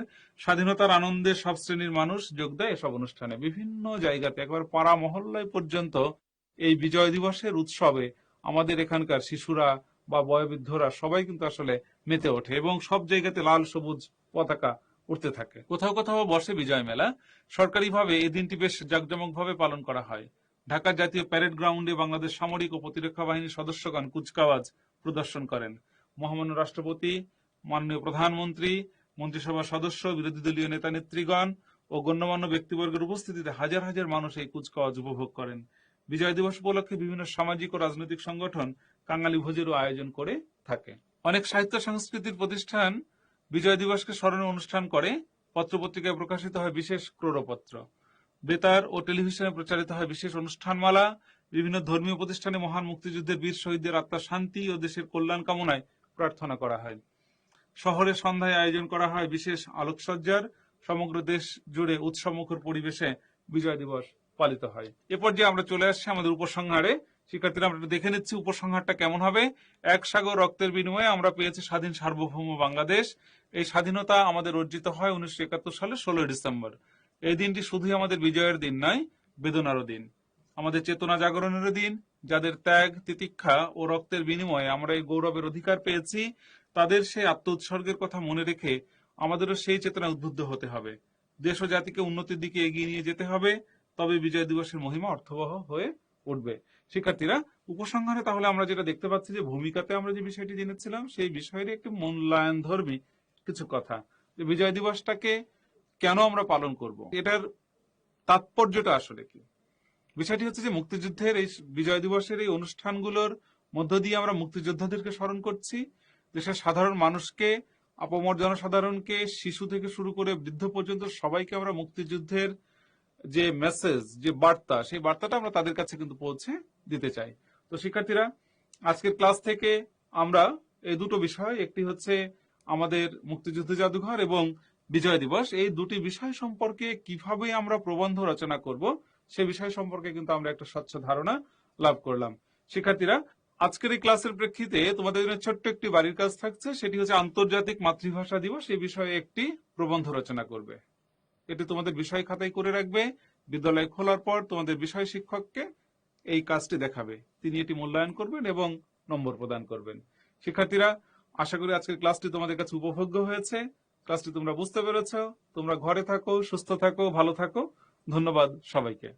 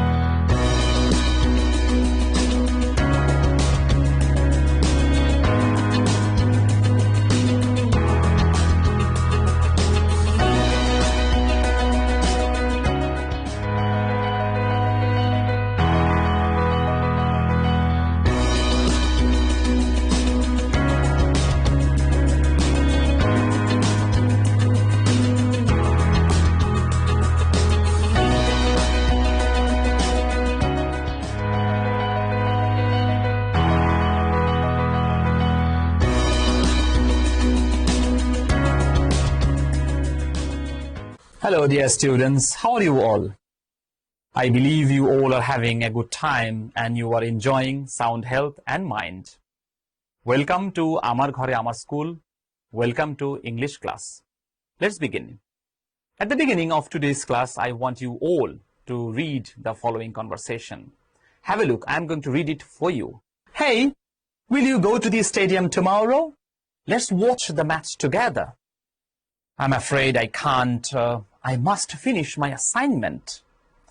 I would love to help you with the assignment. You just need to get the text ready. I will help you with the typing job. Great, I mustn't waste any moment. Let's complete the assignment now and enjoy the match tomorrow. So by looking at these underlined words, you can easily understand we are going to discuss verb. And in today's lesson, we are going to learn auxiliary verbs, that is modal auxiliaries. Now in modal auxiliary verbs, today we will focus on some particular verbs. We will talk about will, won't, would, must, mustn't, need and needn't. Let's see. The first two verbs, will and won't. You can see to predict a future event which is seen as certain, we use will. For example, my family will attend the wedding tomorrow. It means it is a possibility. It will happen. It will take place because it is certain. It is most likely. So we will use will. Second example, we will meet at the school at 7 a.m. It is also a possibility. In fact, it is almost certain. So we should use will. Secondly, in conversations, we must remember that we use won't in place of will not. We don't generally use will not for negative questions. For example, we say, won't you see me off at the airport? Instead of saying, will you not? Instead of saying, will not Rahim? Will not the man? We should use won't for negative questions. Now, would.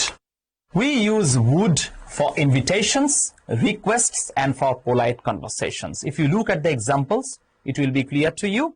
The first one, would you like to join us for the river cruise? It is a kind of invitation. You are inviting your friend to join you. And then he might say, I'd love to. So it is also a kind of polite response, polite way to answer. Also, someone can say, what would you like to have, tea or coffee? It is also a very polite way to ask someone for tea or coffee. Remember, we usually use the contracted form, that is the short form of would, after words ending in vowel sound. That is, we say I'd, we'd, she'd, etc. But we don't say it'd, because the word it ends with a consonant sound. Therefore, we will not say it'd. Instead, we will say it would. Please remember this. Now, dear students, let us participate in an activity where you will use those modal verbs. Have a look. There are 6 sentences where you have to use will, won't, or would. You can also use the short form of would. The first one, dash he come here to meet you? It is a future possibility. Therefore, we can use will. Yes, we are going to use will. So the sentence is going to be like this. Will he come here to meet you? Second one, dash you like to have some tea? It is a kind of polite invitation, polite request. So we have to use would. So the sentence is like that. Would you like to have some tea? Third one, I dash wait any longer. It is a kind of negative connotation. It means I cannot, I would not, I will not wait. So I think since it is a kind of certainty, we should use won't.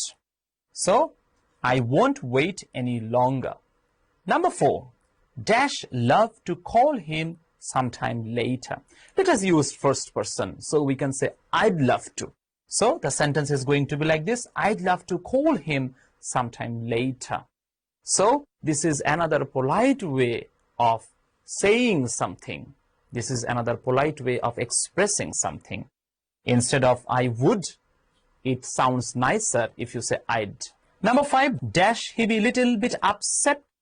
So we can say won't he be little bit upset? It means you are talking about a future possibility and you are almost sure that this person is going to be upset. So instead of saying will he be little bit upset, because if you say will he be, it is little bit uncertain. But when you want to mean that he is definitely going to be upset, then it is better to use negative question. So won't he be little upset? Number 6, I dash surely meet him tomorrow. With the use of this particular adverb, we are sure that this particular event, that is meeting, is going to happen. So we should use will, which is more certain. So I will surely meet him tomorrow. Now after this activity, let's focus on other 2 modal verbs, must and mustn't. You see, we usually express logical possibility of a situation or event, and then we use must. He must be crazy to eat a dozen eggs at a time. It is definitely a crazy act. One must not eat 12 eggs. One must not eat this many eggs. So it is definitely a very crazy act. So logical possibility of a situation. So we used must. Look at the other example. It simply can't be. There must be some mistake in the mark sheet. So when I'm 100% sure that my report card is mistaken, it is logically impossible, then I can use must or mustn't. See, I used there must be some mistake in the mark sheet. It means I'm sure, I'm 100% sure that this report card is mistaken. Now, my dear students, there is going to be one more activity. If you look at this particular activity, you see this must and mustn't are going to denote obligation, prohibition, or not allowed. Let us read the sentences and find out whether it means prohibition, obligation, or not allowed. The first one, you must submit your assignment tomorrow. Sometimes teachers use this kind of statements. It is an obligation for you to submit the assignment. So, it is obligation. Wonderful use of must. Second one, you must not copy from anybody. Is it obligation or prohibition? I think it is prohibition, because the teacher is prohibiting you to do this kind of act, which is absolutely illegal. You cannot copy. So, it is a kind of prohibition. You cannot copy from anybody else. Thirdly, you mustn't move about your chair. It means you are not allowed to move your chair when you are inside a classroom. It is a proper manner to sit properly, to sit nicely. So, you should not move your chair. So, you are not allowed. So, we will use not allowed. Number 4, delegates must finish registration. Must finish registration. It is a kind of obligation, obligatory act. So, obligation. And lastly, you mustn't interrupt when they are speaking. It means you are not allowed. You should not. You must not. So, it is a kind of act which you are not allowed to do. So, not allowed. So, these are the wonderful uses of must and mustn't, and I'm sure you are going to use them in your everyday life and in your academic life. Now, my dear students, next modal verb, need. See, we talk about something that is necessary, and then we use need. If you look at the example, when you go for an interview, you need to make good impressions. So, it is a necessity. It is necessary for you to make good impressions. What else? You need to speak loudly and clearly. This is also necessary. So, it is very important when you want to mean something necessary, you use need. Now, my dear students, after need, it is time to learn needn't or need not. See, when we want to talk about something that is not necessary, we use needn't, we use need not. If you look at the example, you needn't wear fashionable clothes in an interview. Definitely, it is not good manner to go in a formal setting with informal dress. If you go for a party, then it is absolutely okay. But when you want to go for a formal setting, that is interview or class presentation, you have to be really formal. So, we say, you needn't wear fashionable clothes. We are talking about something which is not necessary. Secondly, you see, you needn't smile all the time, but you need to look confident. Yes, remember, when you go for an interview, you may smile, but little bit, not always. So, it is not necessary to smile all the time. So, it is also not necessary. So, when something is necessary, we use need. For example, you need to eat a balanced diet. But when something is not necessary, you use needn't. For example, we can say, you needn't eat those junk food. So please, when you use these two particular modal verbs in your sentences, be really, really careful. Now, my dear students, there will be one more activity. We are going to use correct modal verbs in the sentences. Let us do the activity. If you look at these sentences, there are 4 sentences. Let us first read the first sentence. In this hotel, guests dash to sign the register immediately on arrival.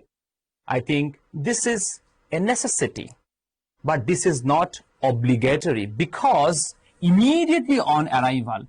Because if the guests want to sign up, if the guests want to register, they may do it little bit later, not immediately after their arrival. So I don't think it is an obligatory matter. So I don't think we should use must.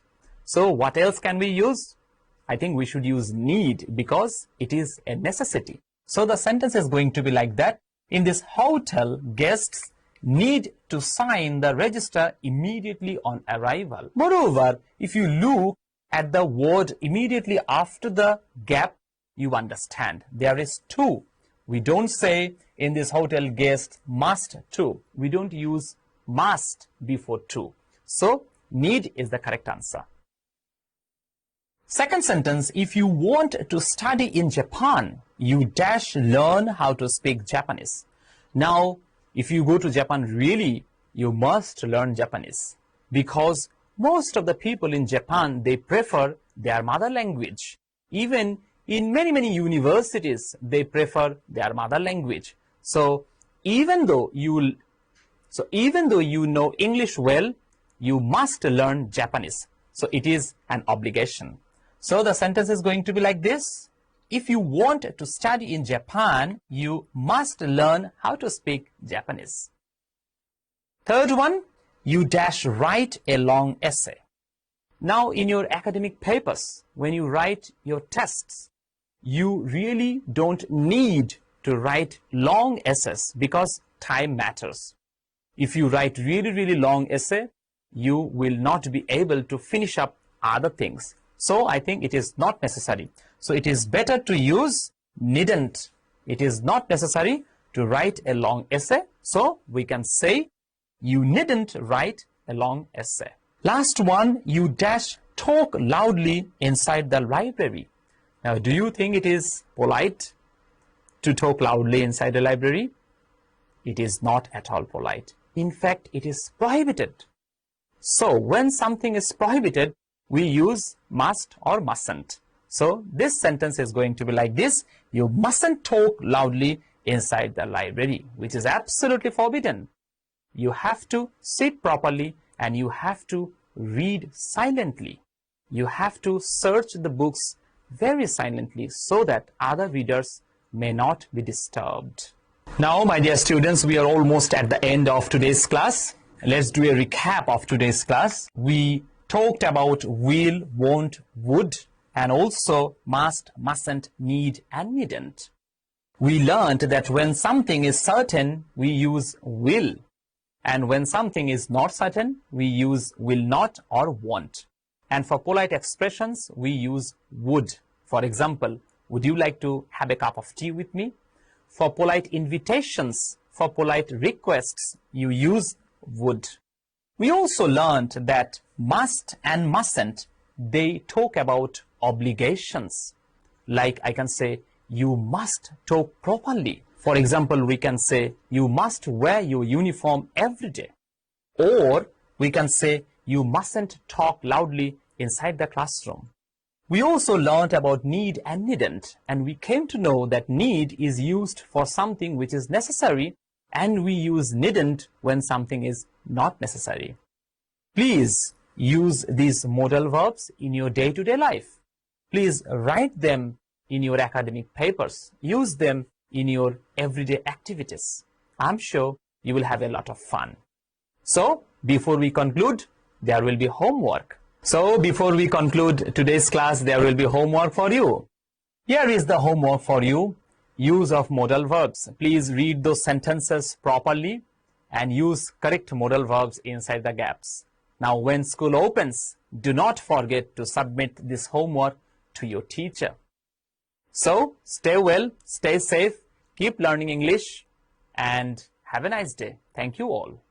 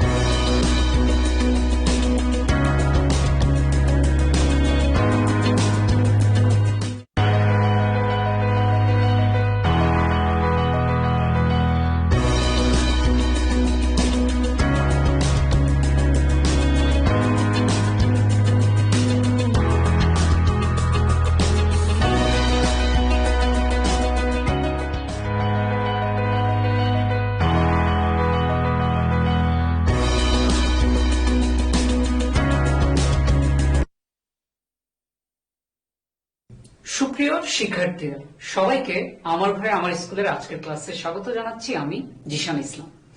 আজকে আমরা পড়াশোনা করব নবম শ্রেণীর উচ্চতর গণিতের চতুর্থ অধ্যায় জ্যামিতিক অঙ্কন নিয়ে। তো এই অধ্যায়ের আগের ক্লাসগুলোতে আমরা ত্রিভুজ ও বৃত্ত সংক্রান্ত বেশ কিছু সম্পাদ্য শিখেছি, আর আজকে আমরা চলে যাচ্ছি সরাসরি অধ্যায় 4-এর অনুশীলনীর সমস্যাগুলিতে। তো আজকের ক্লাসে আমরা শিখব অনুশীলনী 4-এর সমস্যা 8।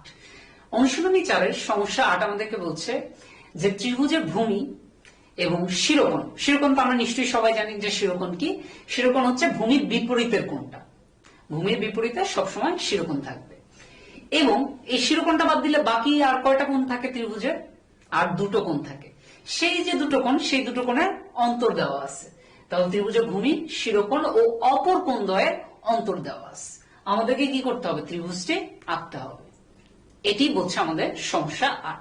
ত্রিভুজের ভূমি, ভূমির বিপরীতে শিরোকোণ সেটা দেওয়া আছে, এবং অপর কোণ দ্বয়ের অন্তর দেওয়া আছে। আমাদেরকে কি করতে হবে? ত্রিভুজটি আঁকতে হবে। এটা কিন্তু তোমাদের মনে আছে কিনা পিছনের ক্লাস থেকে, যে আমরা যখন সম্পাদ্য 3 পড়েছিলাম, সম্পাদ্য 3 আমাদেরকে কি বলছিল? সেটিটা ছিল যে ত্রিভুজের ভূমি, শিরোকোণ ও অপর বাহুদ্বয়ের অন্তর। সেটা থেকে আমাদেরকে ত্রিভুজটা আঁকতে হয়েছিল। বাট এই ক্ষেত্রে কিন্তু আমাদের অপর বাহুদ্বয়ের না, শিরোকোণ বাদে যে বাকি দুটো কোণ, সেই কোণ দ্বয়ের অন্তর দেওয়া আছে। আমাদেরকে ত্রিভুজটি আঁকতে হবে। তো আমরা এবার চলে যাই যে কিভাবে আমরা এই ত্রিভুজটি আঁকতে পারবো সেই বিবরণে। সমস্যা 8 করার জন্য আমরা ধরলাম যে এই যে এটি হচ্ছে আমাদের ত্রিভুজের ভূমি এ। এটিকে আমরা বললাম আমাদের ত্রিভুজের ভূমি এ, এবং এটি হচ্ছে আমাদের শিরোকোণ এক্স। আর সাথে যে আরেকটা ইনফরমেশন দেওয়া ছিল যে অপর কোণ দ্বয়ের অন্তর। আমরা নিশ্চয়ই জানি যে ত্রিভুজের ভূমির বিপরীতের যে কোণটা, সেটাই হচ্ছে ত্রিভুজের শিরোকোণ। তো এই শিরোকোণ বাদ দিলে বাকি যে দুটো কোণ থাকে, সেই দুটো কোণের যে ডিফারেন্স বা সেই দুটো কোণের যে অন্তর, সেই মানটা হচ্ছে আমরা ধরে নিলাম কোণ জেড পরিমাণ। তাহলে আমাদের ত্রিভুজের ভূমি এ,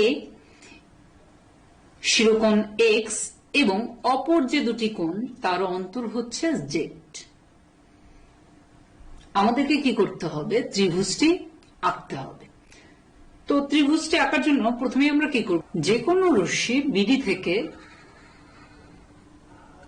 মনে করলাম এটি হচ্ছে যে কোনো একটা রশ্মি, তো এই যে কোনো রশ্মিটার নাম দিলাম আমরা বিডি। তো এই যে কোনো রশ্মি বিডি থেকে আমাদের যে ভূমি দেওয়া আছে, ভূমি এ, সেই ভূমি এ এর সমান করে আমরা একটা অংশ কেটে নিব। কম্পাস দিয়ে আমরা ভূমি এ এর সমান করে একটা অংশ আমাদের এই যে কোনো রশ্মি বিডি থেকে কেটে নিব।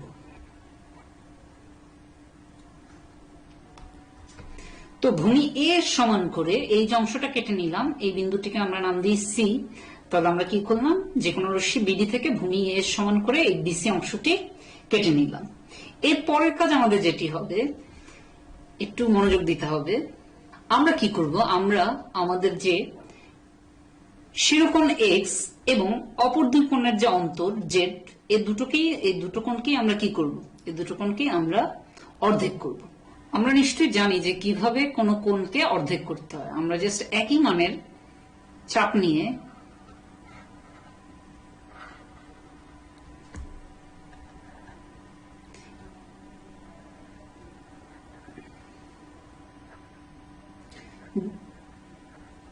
দুপাশ থেকে বৃত্তচাপ আঁকবো।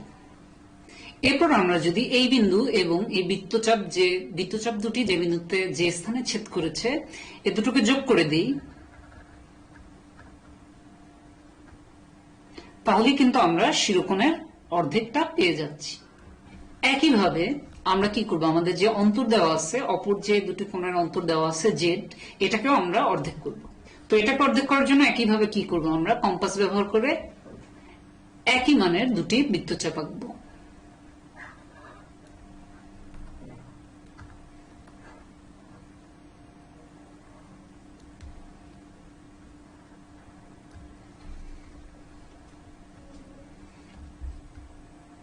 এরপর এই বৃত্তচাপ দুটি যে বিন্দুতে ছেদ করেছে বা যে স্থানে ছেদ করেছে, তার সাথে জাস্ট এই বিন্দুটি যোগ করে দিলে আমরা আমাদের যে অপর দুটি কোণের অন্তর জেড, সেটির অর্ধেকটা পেয়ে যাব।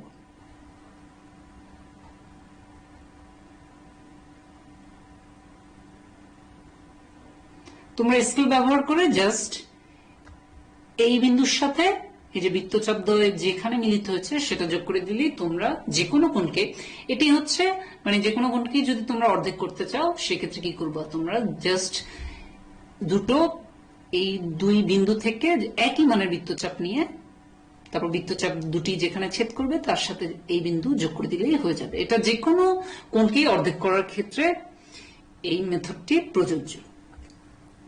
তো এখন তো আমরা কি করলাম, আমরা আমাদের শিরোকোণ এক্স কে অর্ধেক করলাম, তারপর আমরা আমাদের যে শিরোকোণ বাদে অপর কোণদ্বয়ের যে অন্তর যে জেড ছিল সেই জেডটাকেও আমরা কি করলাম, অর্ধেক করলাম।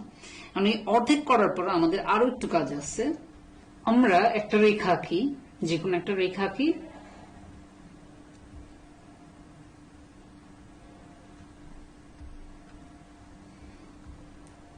তারপর এই রেখার এই বিন্দুতে আমরা কি করব, একটা লম্ব আঁকবো। তো লম্ব আঁকার জন্য আমরা এক হচ্ছে কম্পাস ব্যবহার করে জাস্ট বৃত্তচাপ নিতে নিতে লম্ব আঁকতে পারি।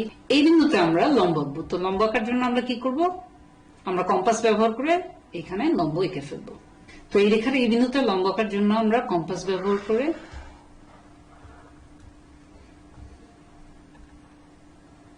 তারপর এই একই মানের চাপ, আমি কিন্তু চাপের মানটা কিন্তু সেম থাকবে, একই মানের চাপে আমার আরো কয়েকবার বৃত্তচাপ আঁকতে হবে। তো এখানে বৃত্তচাপ আঁকলাম, একইভাবে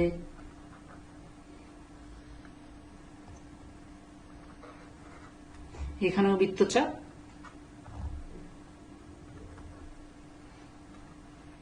সমান মানের বৃত্তচাপ জাস্ট আমার হয়ে গেছে। এইখান থেকে এই বিন্দুতে আরেকবার আঁকলে হয়ে গেল,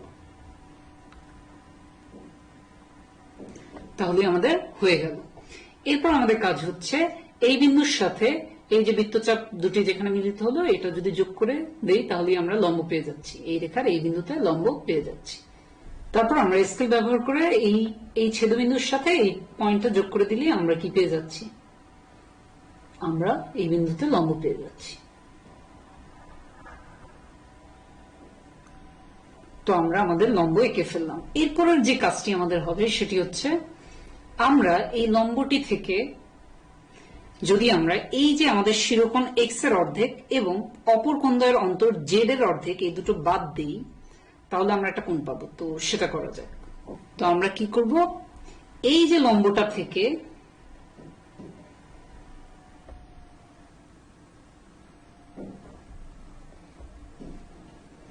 আমাদের শিরোকোণের অর্ধেক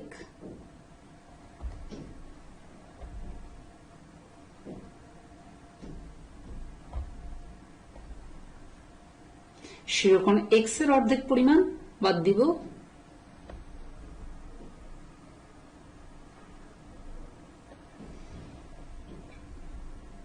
এবং তারপরে এই যে অপর দুই কোণের যে অন্তর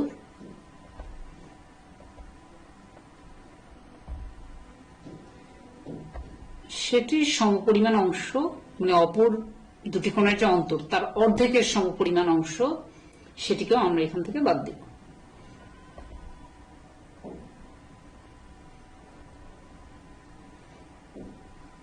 তো এই বিন্দু আর এই বিন্দু যদি যোগ করে দেই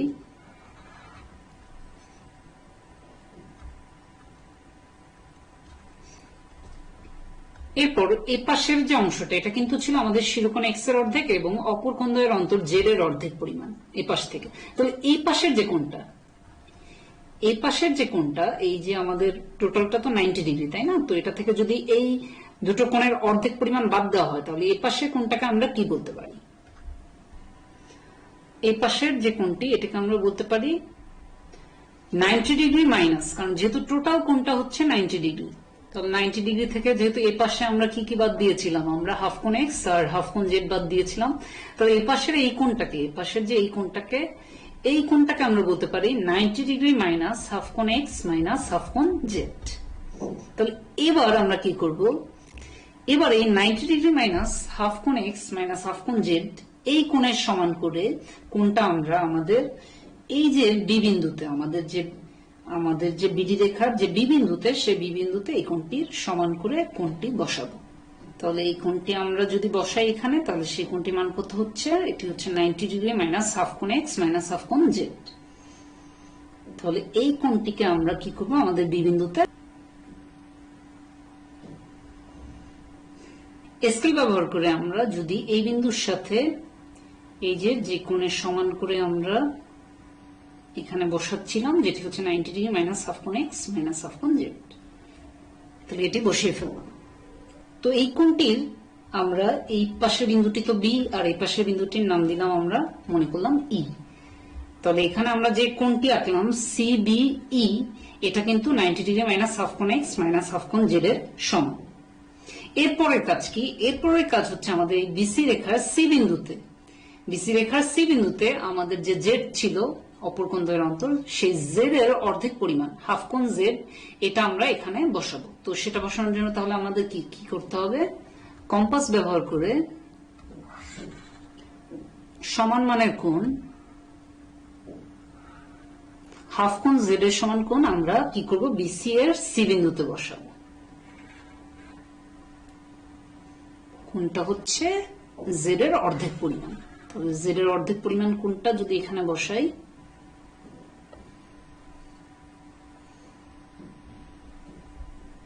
তাহলে এই বিন্দুর সাথে যদি আমি এটি যোগ করে দেই, তাহলে এই ক্ষেত্রে আমরা দেখতে পাচ্ছি যে এই যে আগের যে বি রশ্মিটি, সেটির সাথে এই নতুন যে কোণটি আমরা রাখলাম হাফ কোণ জেড এর সমান এখানে বসালাম সি বিন্দুতে, এই যে রশ্মিটি, এই যে রেখাটি, এটি কিন্তু একটি বিন্দুতে ছেদ করছে। ধরে নিলাম এই বিন্দুটি হচ্ছে এফ। এরপর আমরা এই যে এখানে একটা কোণ তৈরি হয়েছে, তাই না? এখানে একটা কোণ তৈরি হয়েছে, এই কোণটার সমান করে এই যে কোণ সিএফই, এই কোণ সিএফই এটা সমান করে আমাদের কাজ হবে সি বিন্দুতে আরেকটি কোণ নেওয়া। তো আমরা কি করছি? আমরা কোণ সিএফই এর সমান করে সি বিন্দুতে একটি কোণ বসাচ্ছি।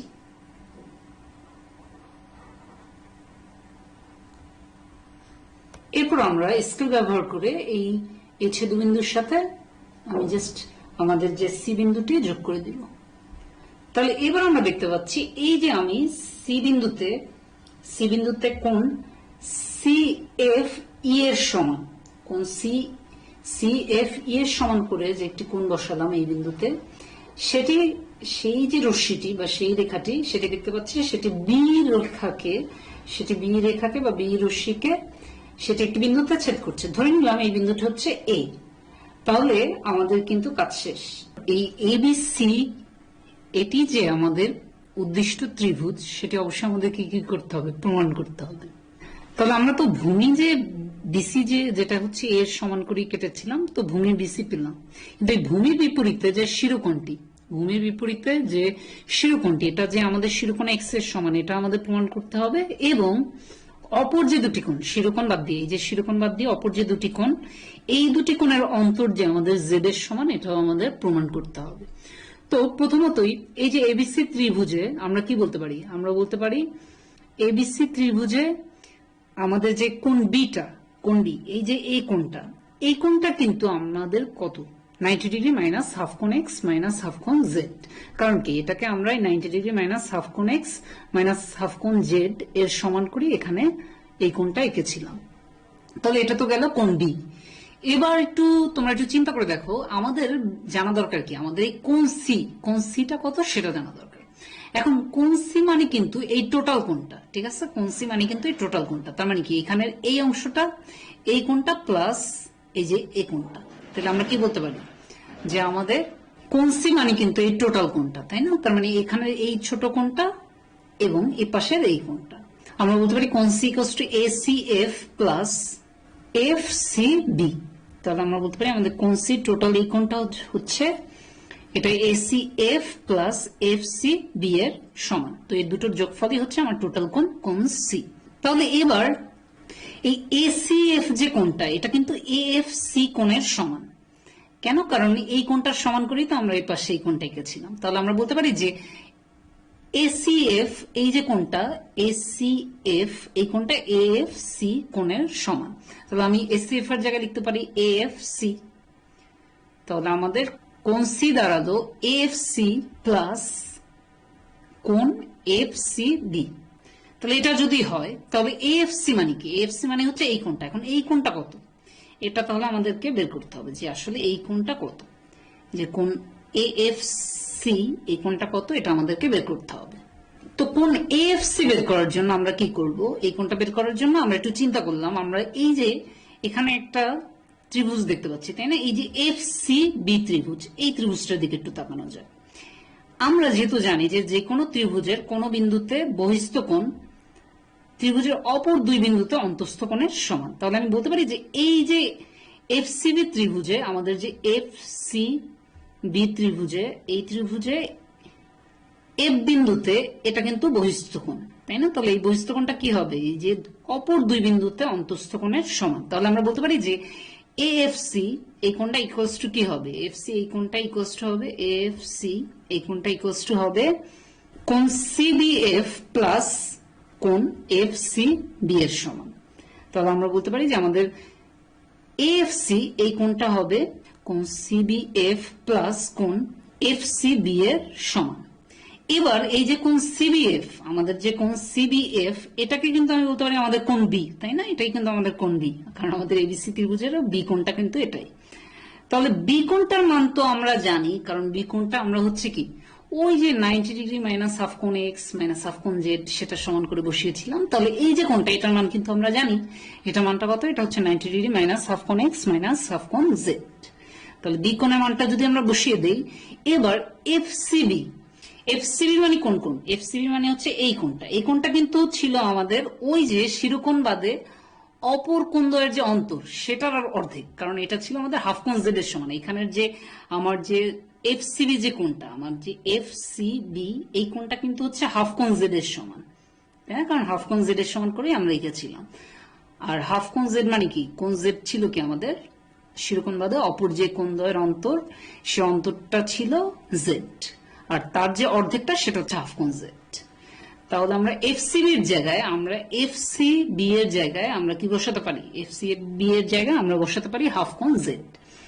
তাহলে কোণ এফসি, তাহলে আমরা ফাইনালি কি পাচ্ছি, কোণ এফসি আমরা পাচ্ছি এটা হচ্ছে 90 ডিগ্রি মাইনাস হাফ কোণ এক্স মাইনাস হাফ কোণ জেড প্লাস হাফ কোণ জেড। তাহলে হাফ কোণ জেড কি হয়ে যাচ্ছে, কাটাকাটি হয়ে যাচ্ছে, হাফ কোণ জেড থেকে হাফ কোণ জেড বিয়োগ হয়ে যাচ্ছে। তাহলে আমরা কিন্তু ফাইনালি কোণ এএফসি যেটা পাচ্ছি সেটা কিন্তু 90 ডিগ্রি মাইনাস হাফ কোণ এক্স, এই যে কোণটা এটা যেটা পাচ্ছি সেটা কিন্তু 90 ডিগ্রি মাইনাস হাফ কোণ এক্স। এবার আমরা যেখানে ছিলাম, আমরা কিন্তু কোণ সি এর মানটা বের করাটা আমাদের উদ্দেশ্য ছিল। তো কোণ সি এর মান বের করতে গিয়ে আমরা যতদূর এগিয়েছিলাম সেটা হচ্ছে কোণ এএফসি প্লাস এফসিবি। এবার এএফসি এর জায়গায় যেহেতু আমি এএফসি মানটা বের করে ফেলছি, এএফসি মানটা হচ্ছে কত, এএফসি মানটা হচ্ছে 90 ডিগ্রি মাইনাস হাফ কোণ এক্স প্লাস আমরা কি করব, এফসিবি এর জায়গায় আমরা কি বসাবো, এফসিবি এর জায়গায় আমরা বসাবো এই যে মানটা, এটা কি ছিল, এটা ছিল জেড কোণের অর্ধেক মানে হাফ কোণ জেড। তাহলে আমরা কোণ সি কি পাচ্ছি, আমরা কোণ সিটা পাচ্ছি এটা হচ্ছে 90 ডিগ্রি মাইনাস হাফ কোণ এক্স প্লাস হাফ কোণ জেড। তাহলে এবার আমরা কোণ বি এর মান তো আমরা আগে থেকেই জানি, এবং আমরা কোণ সি এর মানও পেয়ে গেলাম। কোণ সি এর মান আমরা কত পেলাম, এটা পেলাম আমরা 90 ডিগ্রি মাইনাস হাফ কোণ এক্স প্লাস হাফ কোণ জেড। তাহলে এবার কিন্তু আমরা ত্রিভুজ এবিসি এর কোণ বি এর ব্যাপারেও আমাদের ধারণা হয়ে গেল এবং কোণ সি এর ব্যাপারেও আমাদের ধারণা হয়ে গেল। এবার তাহলে কিন্তু আমাদের যে অপর কোণদ্বয়, যেহেতু শিরোকোণ হচ্ছে এ ভূমির বিপরীতে আছে, তাহলে শিরোকোণ বাদে যে বাকি দুটো কোণ, তার মানে বি কোণ আর সি কোণ, এই দুটোর যে ডিফারেন্স আমরা দেখতেই পাচ্ছি, সি কোণটা বড় বি কোণের চেয়ে। তাহলে এই সি কোণ থেকে বি কোণ বিয়োগ করে দেখা যাক যে আসলে এটা কোণ জেড এর সমান হয় কিনা, কারণ অপর কোণদ্বয়ের অন্তর কিন্তু আমরা কি ধরে নিয়েছিলাম, কোণ জেড। তাহলে আমাদের দেখাতে হবে কোণ সি থেকে যদি আমরা কোণ বি বাদ দেই তাহলে এটা কোণ জেড এর সমান পরিমাণ আসে কিনা। তাহলে আমাদের অপর কোণদ্বয়ের অন্তর মানে হচ্ছে কোণ সি মাইনাস কোণ বি। এবার কোণ সি এর জায়গায় আমি কোণ সি এর মান যেটা বের করেছি আমরা 90 ডিগ্রি মাইনাস হাফ কোণ এক্স প্লাস হাফ কোণ জেড, এটা বসাবো মাইনাস কোণ বি এর যে ভ্যালু সেটা হচ্ছে 90 ডিগ্রি, কোণ বি এর যে ভ্যালু সেটা হচ্ছে 90 ডিগ্রি মাইনাস হাফ কোণ এক্স মাইনাস হাফ কোণ জেড। তাহলে আমরা যদি কোণ সি থেকে কোণ বি বিয়োগ করি তাহলে আমরা এই যে আমাদের দুটো কোণ বিয়োগ করার পর আমরা ফাইনাল যে রেজাল্টটা পাবো, একটু হিসাবের দিকে মনোযোগ দাও, যেহেতু 90 থেকে 90 বিয়োগ হয়ে যাবে এবং হাফ কোণ এক্স মাইনাস তো ফার্স্টে আছে এবং পরে মাইনাস প্লাস হয়ে যাবে, তাহলে হাফ কোণ এক্স আর এই হাফ কোণ এক্স কি হয়ে যাবে, একটা থেকে আর একটা বিয়োগ হয়ে যাবে। আর এই যে পরের যে কোণ বি এর টার্মের যে মাইনাস হাফ কোণ জেড আছে, তার আগে যেহেতু আবার মাইনাস আছে, মাইনাস মাইনাসে প্লাস হয়ে যাবে। আগের প্লাস হাফ কোণ জেড এর সাথে পরের প্লাস হাফ কোণ জেড যুক্ত হয়ে আমরা যে মানটা পাচ্ছি হাফ কোণ জেড যোগ হাফ কোণ জেড, এটা কত পাচ্ছি? এটা হচ্ছে কোণ জেড। তাহলে আমরা দেখতে পাচ্ছি অপর কোণ দ্বয়ের অন্তর আমরা কত পাচ্ছি? আমরা অপর কোণ দ্বয়ের অন্তর বা আমাদের কোণ সি থেকে কোণ বি বিয়োগ করার পর আমরা যে মানটা পাচ্ছি সেটা হচ্ছে কোণ জেড, যেটা কিনা আমরা আগে থেকেই ধরে নিয়েছিলাম কি আমাদের শিরোকোণ বাদে অপর কোণ দ্বয়ের যে অন্তর। তাহলে আমাদের কিন্তু একটা টার্ম আমরা ফুলফিল করলাম, একটা না দুটো টার্ম। একটা হচ্ছে ত্রিভুজের ভূমি আমরা দেখালাম যে সেটি হচ্ছে এ, আমরা ত্রিভুজের ভূমি দেখালাম যে ভূমিটা হচ্ছে এ, এবং সাথে সাথে এটা দেখালাম যে অপর কোণ দ্বয়ের মানে শিরোকোণ বাদে অপর যে কোণ দ্বয়ের অন্তর সেটা হচ্ছে কি কোণ জেড এর সমান। এবার আমাদের জাস্ট একটা কাজ বাকি, সেটা হচ্ছে আমাদের ভূমির বিপরীতে যে শিরোকোণ যেটা হচ্ছে এ কোণ, এই শিরোকোণ এর মানটাকে আমার কত দেখাতে হবে?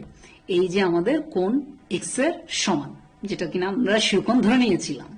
তাহলে এটা যদি আমরা দেখাতে চাই যে আসলে শিরোকোণ এর মানটা কোণ এক্স এর সমান হয় কিনা, তো শিরোকোণ এর মান বের করার জন্য আমরা কি করব? আমরা এই এবিসি ত্রিভুজে আমরা এটা বলতে পারি কিনা যে এবিসি ত্রিভুজের এ কোণ যোগ বি কোণ যোগ সি কোণ, এই তিনটা কোণের সমষ্টি কত হতে বাধ্য? 180 ডিগ্রি।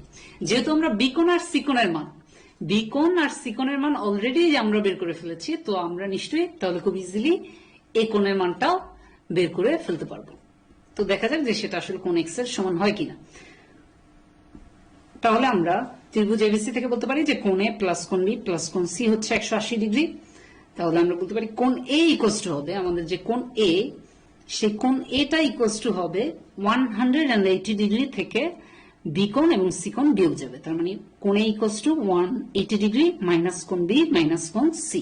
তাহলে 180 ডিগ্রি থেকে মাইনাস কোণ বি, বি এর যে মানটা মাইনাস, তাহলে ব্র্যাকেটের ভিতরে আমরা কি রাখবো? আমাদের কোণ বি এর যে মানটা, কোণ বি এর মানটা কি? সেটা ছিল কি 90 ডিগ্রি মাইনাস হাফ কোণ এক্স মাইনাস হাফ কোণ জেড।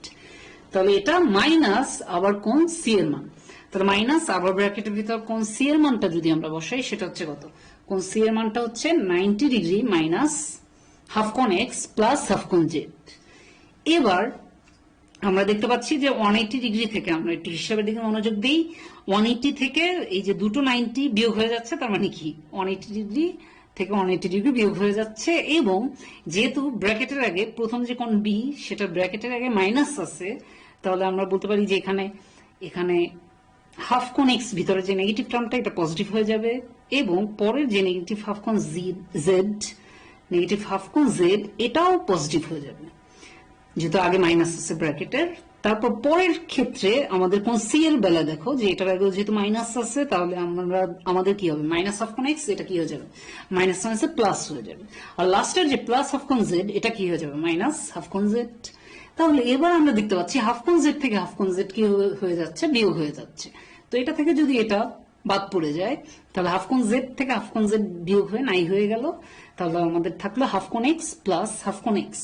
তাহলে দুটো হাফ কোণ এক্স এর সমষ্টি কি হচ্ছে? কোণ এক্স। তাহলে আমরা দেখতে পাচ্ছি আমাদের শিরোকোণ এর মানটাও আমরা যে শিরোকোণের মান ধরে নিয়েছিলাম এক্স তার সমান।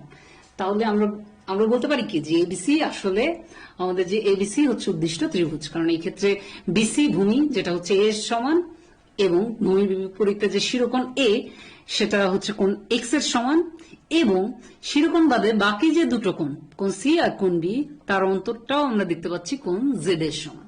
তাহলে এটা নিয়ে কোনো সন্দেহের অবকাশ নেই যে এবিসি হচ্ছে আমাদের উদ্দিষ্ট ত্রিভুজ। তাহলে আজকের ক্লাসে আমরা কি কি শিখলাম? আজকের ক্লাসে আমরা অনুশীলনী 4-এর ত্রিভুজ সংক্রান্ত অনুশীলনীর সমস্যা করলাম। সমস্যা 8-এ আমরা দেখলাম যে কোন ত্রিভুজের ভূমির বিপরীতে শিরোকোণ এবং অপর কোণ দ্বয়ের যদি অন্তর দেওয়া থাকে সেটা থেকে কিভাবে ত্রিভুজ আঁকতে হয় সেটা আমরা শিখলাম। আশা করি তোমরা সবাই বুঝতে পেরেছো। আর এই মুহূর্তে তোমাদের জন্য থাকছে একটি বাড়ির কাজ হিসেবে থাকছে একটি সৃজনশীল প্রশ্ন। যেহেতু আমরা অনুশীলনী থেকে যে সমস্যা দেখেছিলাম ছিল ত্রিভুজ সংক্রান্ত, তো আজকের যে বাড়ির কাজটি হবে সেটিও ত্রিভুজ সংক্রান্তই হবে।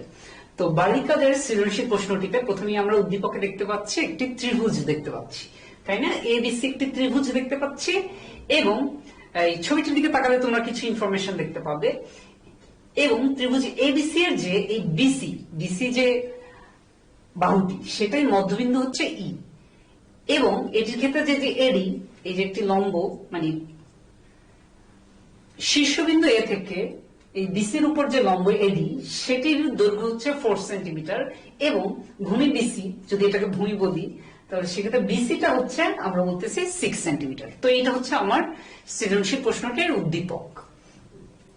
আমার প্রথম যে প্রশ্নটি কতে তোমাদের যেটি করতে হবে সেটি হচ্ছে এই যে এসি বাহু, এই এসি বাহুটির দৈর্ঘ্য বের করতে হবে। খতে কি করবা? খতে তোমরা প্রমাণ করবে AC squared plus AB squared equals to 2 into AE squared plus C squared। তাহলে এটা প্রমাণ করতে হবে খতে। আর গতে ফাইনালি তোমরা যেটা করবা সেটা হচ্ছে এমন একটা ত্রিভুজ অঙ্কন করবে যার ভূমি হচ্ছে আমাদের বিসি। এই যে উদ্দীপকে যে ত্রিভুজটি দেখতে পাচ্ছি তার ভূমি বিসি এর সমান। তাহলে এমন একটি ত্রিভুজ অঙ্কন করতে হবে যার ভূমিটা হচ্ছে বিসি এর সমান এবং শিরোকোণ মানে ভূমির বিপরীতে যে কোণটা, সেই শিরোকোণটা হতে হবে কোণ সি এর সমান এবং অপর দুই বাহুর অন্তর হচ্ছে 2 সেন্টিমিটার। অবশ্যই ত্রিভুজটিকে আঁকবা, কিন্তু অবশ্যই অঙ্কনের চিহ্ন ও বিবরণ সহ আঁকতে হবে। আশা করি পর্যাপ্ত অনুশীলনের মাধ্যমে তোমরা বাড়ির কাজটি যথাযথভাবে করতে পারবে। আর স্কুল খুললে কিন্তু তোমার যে উচ্চতর গণিতের যে শিক্ষক আছে সেই শিক্ষকের কাছে অবশ্যই বাড়ির কাজগুলো জমা দিতে হবে। মনোযোগ দিয়ে ক্লাসটি দেখার জন্য সবাইকে অসংখ্য ধন্যবাদ। ক্লাসটি পুনরায় করতে চাইলে চোখ রাখো আমার ঘরে আমার স্কুলের ফেসবুক পেজ ও ইউটিউব চ্যানেলে। সবাই ভালো থাকো, সুস্থ থাকো, সরকারি বিধি মেনে ঘরে থাকো এবং যথাযথ স্বাস্থ্যবিধি মেনে চলো। সবার জন্য রইল অনেক অনেক শুভকামনা।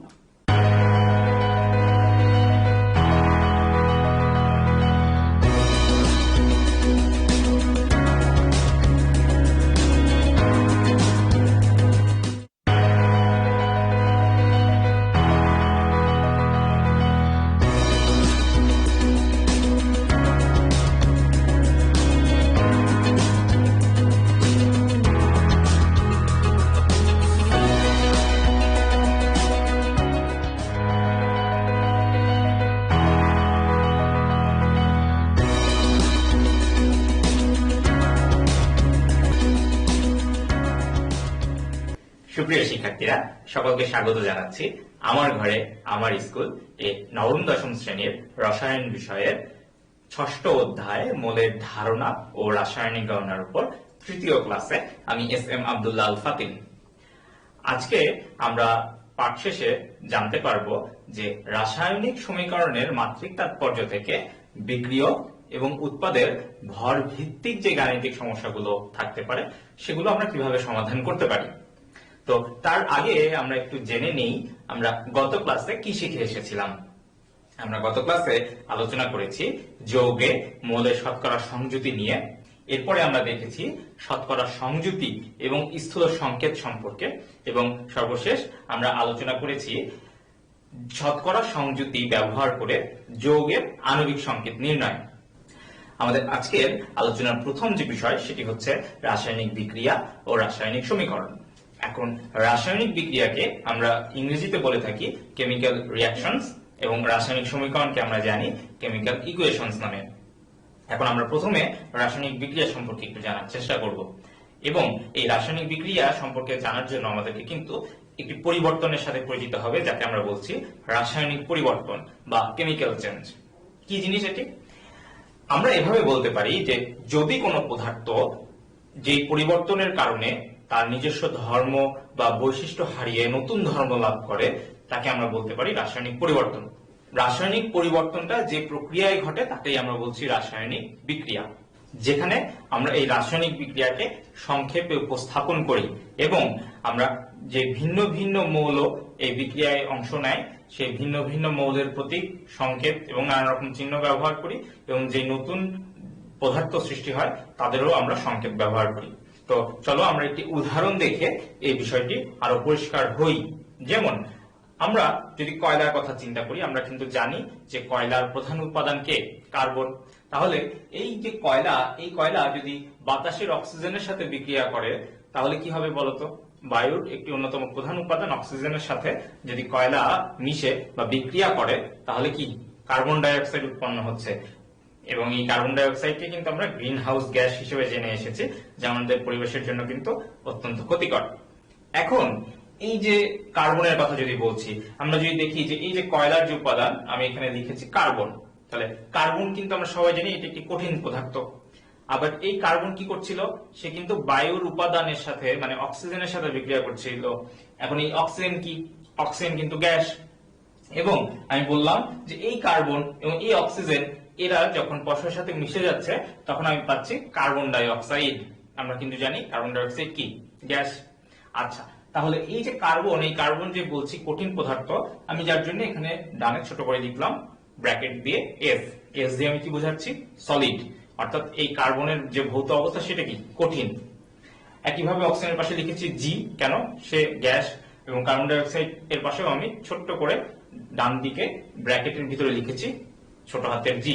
কি বোঝাচ্ছি, যে কার্বন ডাই অক্সাইড যা উৎপন্ন হয়েছে সেটি কোন অবস্থায় আছে, গ্যাসীয় অবস্থায় আছে।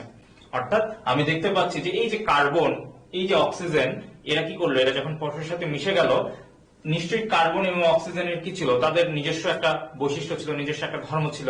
কারণ কার্বনটা কি, কঠিন পদার্থ, আবার অক্সিজেন কি, সে একটা গ্যাসীয় পদার্থ।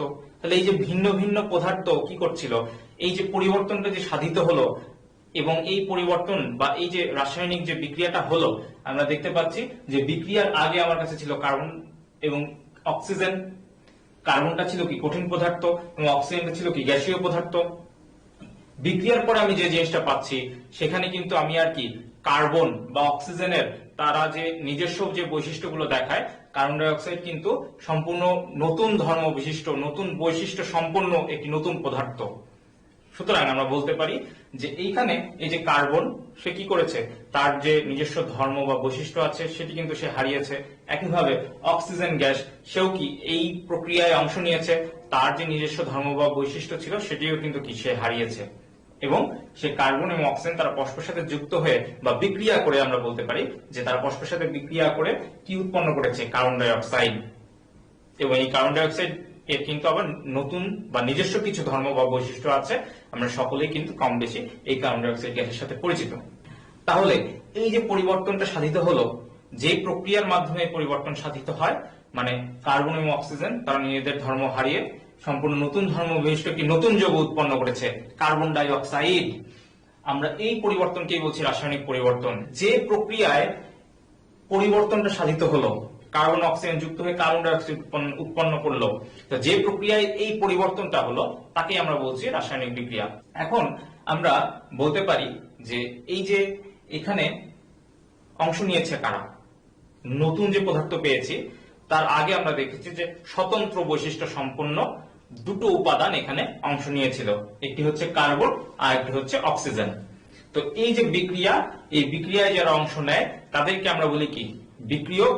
এবং সম্পূর্ণ নতুন ধর্ম বিশিষ্ট যে নতুন পদার্থটা আমরা পাই তাকে আমরা বলি উৎপাদ।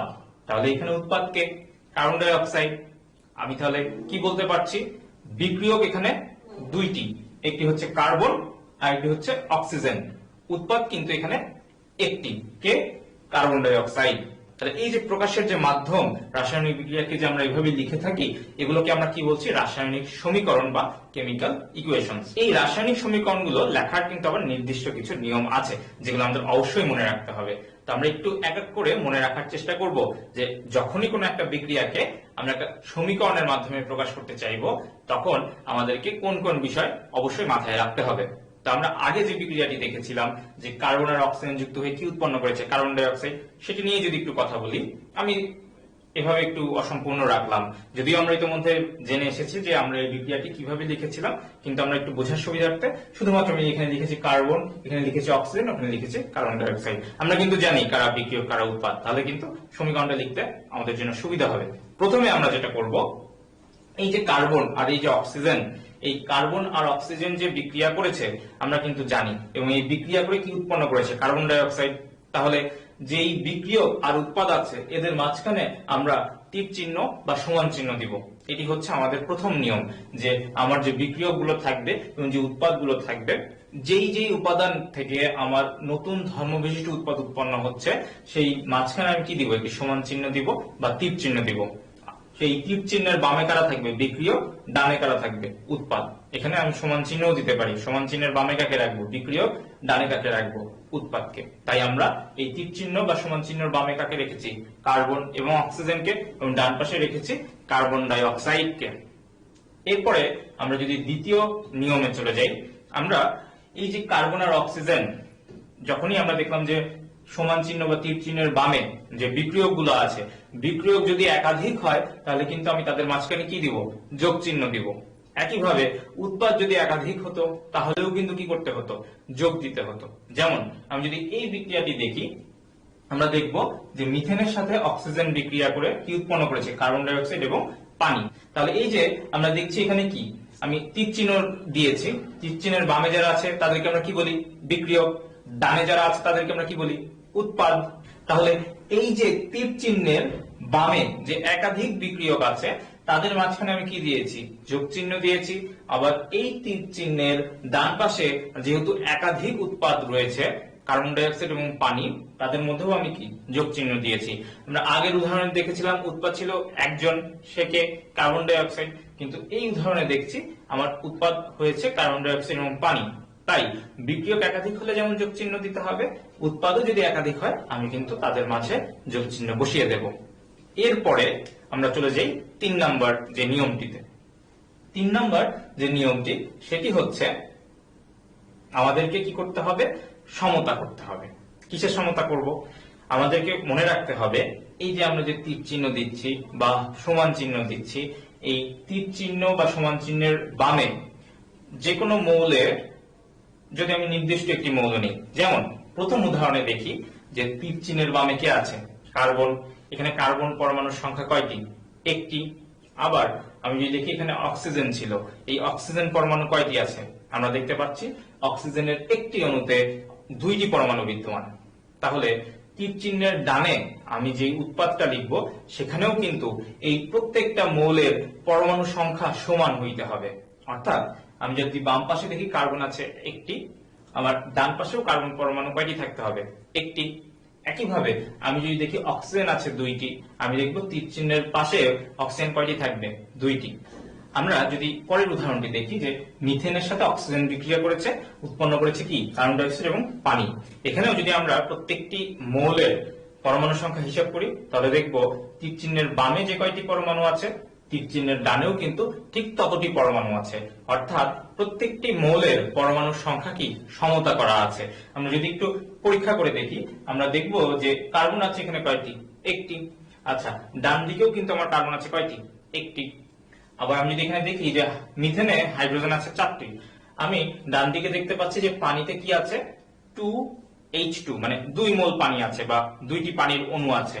তাহলে আমি যদি হাইড্রোজেন পরমাণুর কথা চিন্তা করি তাহলে 2 গুণন 2 মানে কি? 4। তাহলে আমি দেখতে পাচ্ছি হাইড্রোজেন পরমাণু আছে 4টি, এখানেও কিন্তু 4টি ছিল। তাহলে কার্বন এবং হাইড্রোজেনের কিন্তু আমি অলরেডি সমতা করে ফেলেছি। বাকি আছে কি? শুধুমাত্র অক্সিজেন। আমরা দেখছি এখানে অক্সিজেন পরমাণু আছে 4টি, অক্সিজেনের 2টি অণুতে কি আছে? 4টি পরমাণু তো থাকবে। তাহলে বাম পাশে আছে অক্সিজেনের 4টি পরমাণু, আবার ডান পাশে আমি দেখবো কার্বন ডাই অক্সাইডে অক্সিজেন আছে 2টি, মানে অক্সিজেন পরমাণু আছে 2টি, আবার পানিতে অক্সিজেন পরমাণু আছে 2টি। সুতরাং সর্বমোট অক্সিজেন পরমাণু কিন্তু 4টি। তাহলে আমরা ঘুরে ফিরে দেখছি যে তীর চিহ্নের বামে প্রত্যেকটি মৌলই যে কয়টি সংখ্যায় আছে, ডান দিকেও কিন্তু সেই সংখ্যাটি সমান। সুতরাং আমরা বলতে পারি বিভিন্ন মৌলের পরমাণু সংখ্যা সমতা উভয় পাশেই কিন্তু করা হয়েছে। সুতরাং আমরা মনে রাখবো এই যে আমরা তীর চিহ্ন দিচ্ছি বা সমান চিহ্ন দিচ্ছি, আমরা চেষ্টা করব উভয় ক্ষেত্রেই কি করতে? বিভিন্ন মৌলের পরমাণু সংখ্যার সমতা করতে। কিন্তু এখানে একটি গুরুত্বপূর্ণ বিষয় আমাদের মনে রাখতে হবে যে আমরা যদি তীর চিহ্ন ব্যবহার না করে সমান চিহ্ন ব্যবহার করি তাহলে কিন্তু অবশ্যই আমাদেরকে উভয় পাশে বিভিন্ন মৌলের পরমাণু সংখ্যা এভাবে সমতা করে দেখাতেই হবে। এখন অনেক সময় আমরা দেখি যে আমার সমতা করার প্রয়োজন হয় না, আমরা শুধুমাত্র বিক্রিয়ায় যারা অংশগ্রহণ করে সেই বিক্রিয়ক থেকে যারা প্রধান প্রধান উৎপাদ যারা যারা উৎপন্ন হয় তাদেরকে দেখাতে চাই। বিক্রিয়াটা সমীকরণের মাধ্যমে অনেক সময় প্রকাশ করে থাকি। সমতা সাধনের যদি প্রয়োজন না পড়ে তাহলে আমরা যেটা করি, সমান চিহ্নের পরিবর্তে আমরা তীর চিহ্ন দিয়ে দেখিয়ে দিই। যেমন আমরা যদি দেখি যে মিথেনের সাথে অক্সিজেন বিক্রিয়া করে কি উৎপন্ন করছে? কার্বন ডাই অক্সাইড এবং পানি। এখানে আমরা যদি সমতা না করতাম, আমরা যদি শুধু এইভাবে দেখাতাম যে মিথেন এর সাথে অক্সিজেন বিক্রিয়া করে কার্বন ডাই অক্সাইড এবং পানি উৎপন্ন করছে, তাহলে কিন্তু এটা ভুল হতো না। কারণ আমার যে বলার উদ্দেশ্য যে মিথেনের সাথে অক্সিজেন বিক্রিয়া করে কারা কারা উৎপন্ন হচ্ছে, কার্বন ডাই অক্সাইড এবং পানি। তাদের সমতা যদি আমরা না করি তাহলে সেক্ষেত্রে আমরা এখানে সমান চিহ্নের পরিবর্তে তীর চিহ্ন ব্যবহার করব এবং এটা কিন্তু সেক্ষেত্রে ভুল হবে না। আবার আমরা অনেক সময় সমতা করতে গিয়ে যদি ভুল করে ফেলি, সেক্ষেত্রে আমরা এরকম করতে পারি যে সমতা না করে কিন্তু আমরা তীর চিহ্ন দিয়ে এভাবে বিক্রিয়াটা লিখে রাখতে পারি। কিন্তু এখানেও একটা ঝামেলা আছে, যদি গাণিতিক সমস্যা সমাধান করতে হয় তাহলে কিন্তু আমাদেরকে অবশ্যই কি করতে হবে, এই সমতাটা কিন্তু খুব ভালো করে বুঝতে হবে, কিভাবে সমতা করতে হয় সেই জিনিসটা কিন্তু আমাদের ধরতে হবে। তো এই সমতা করার উপায় কিন্তু আমরা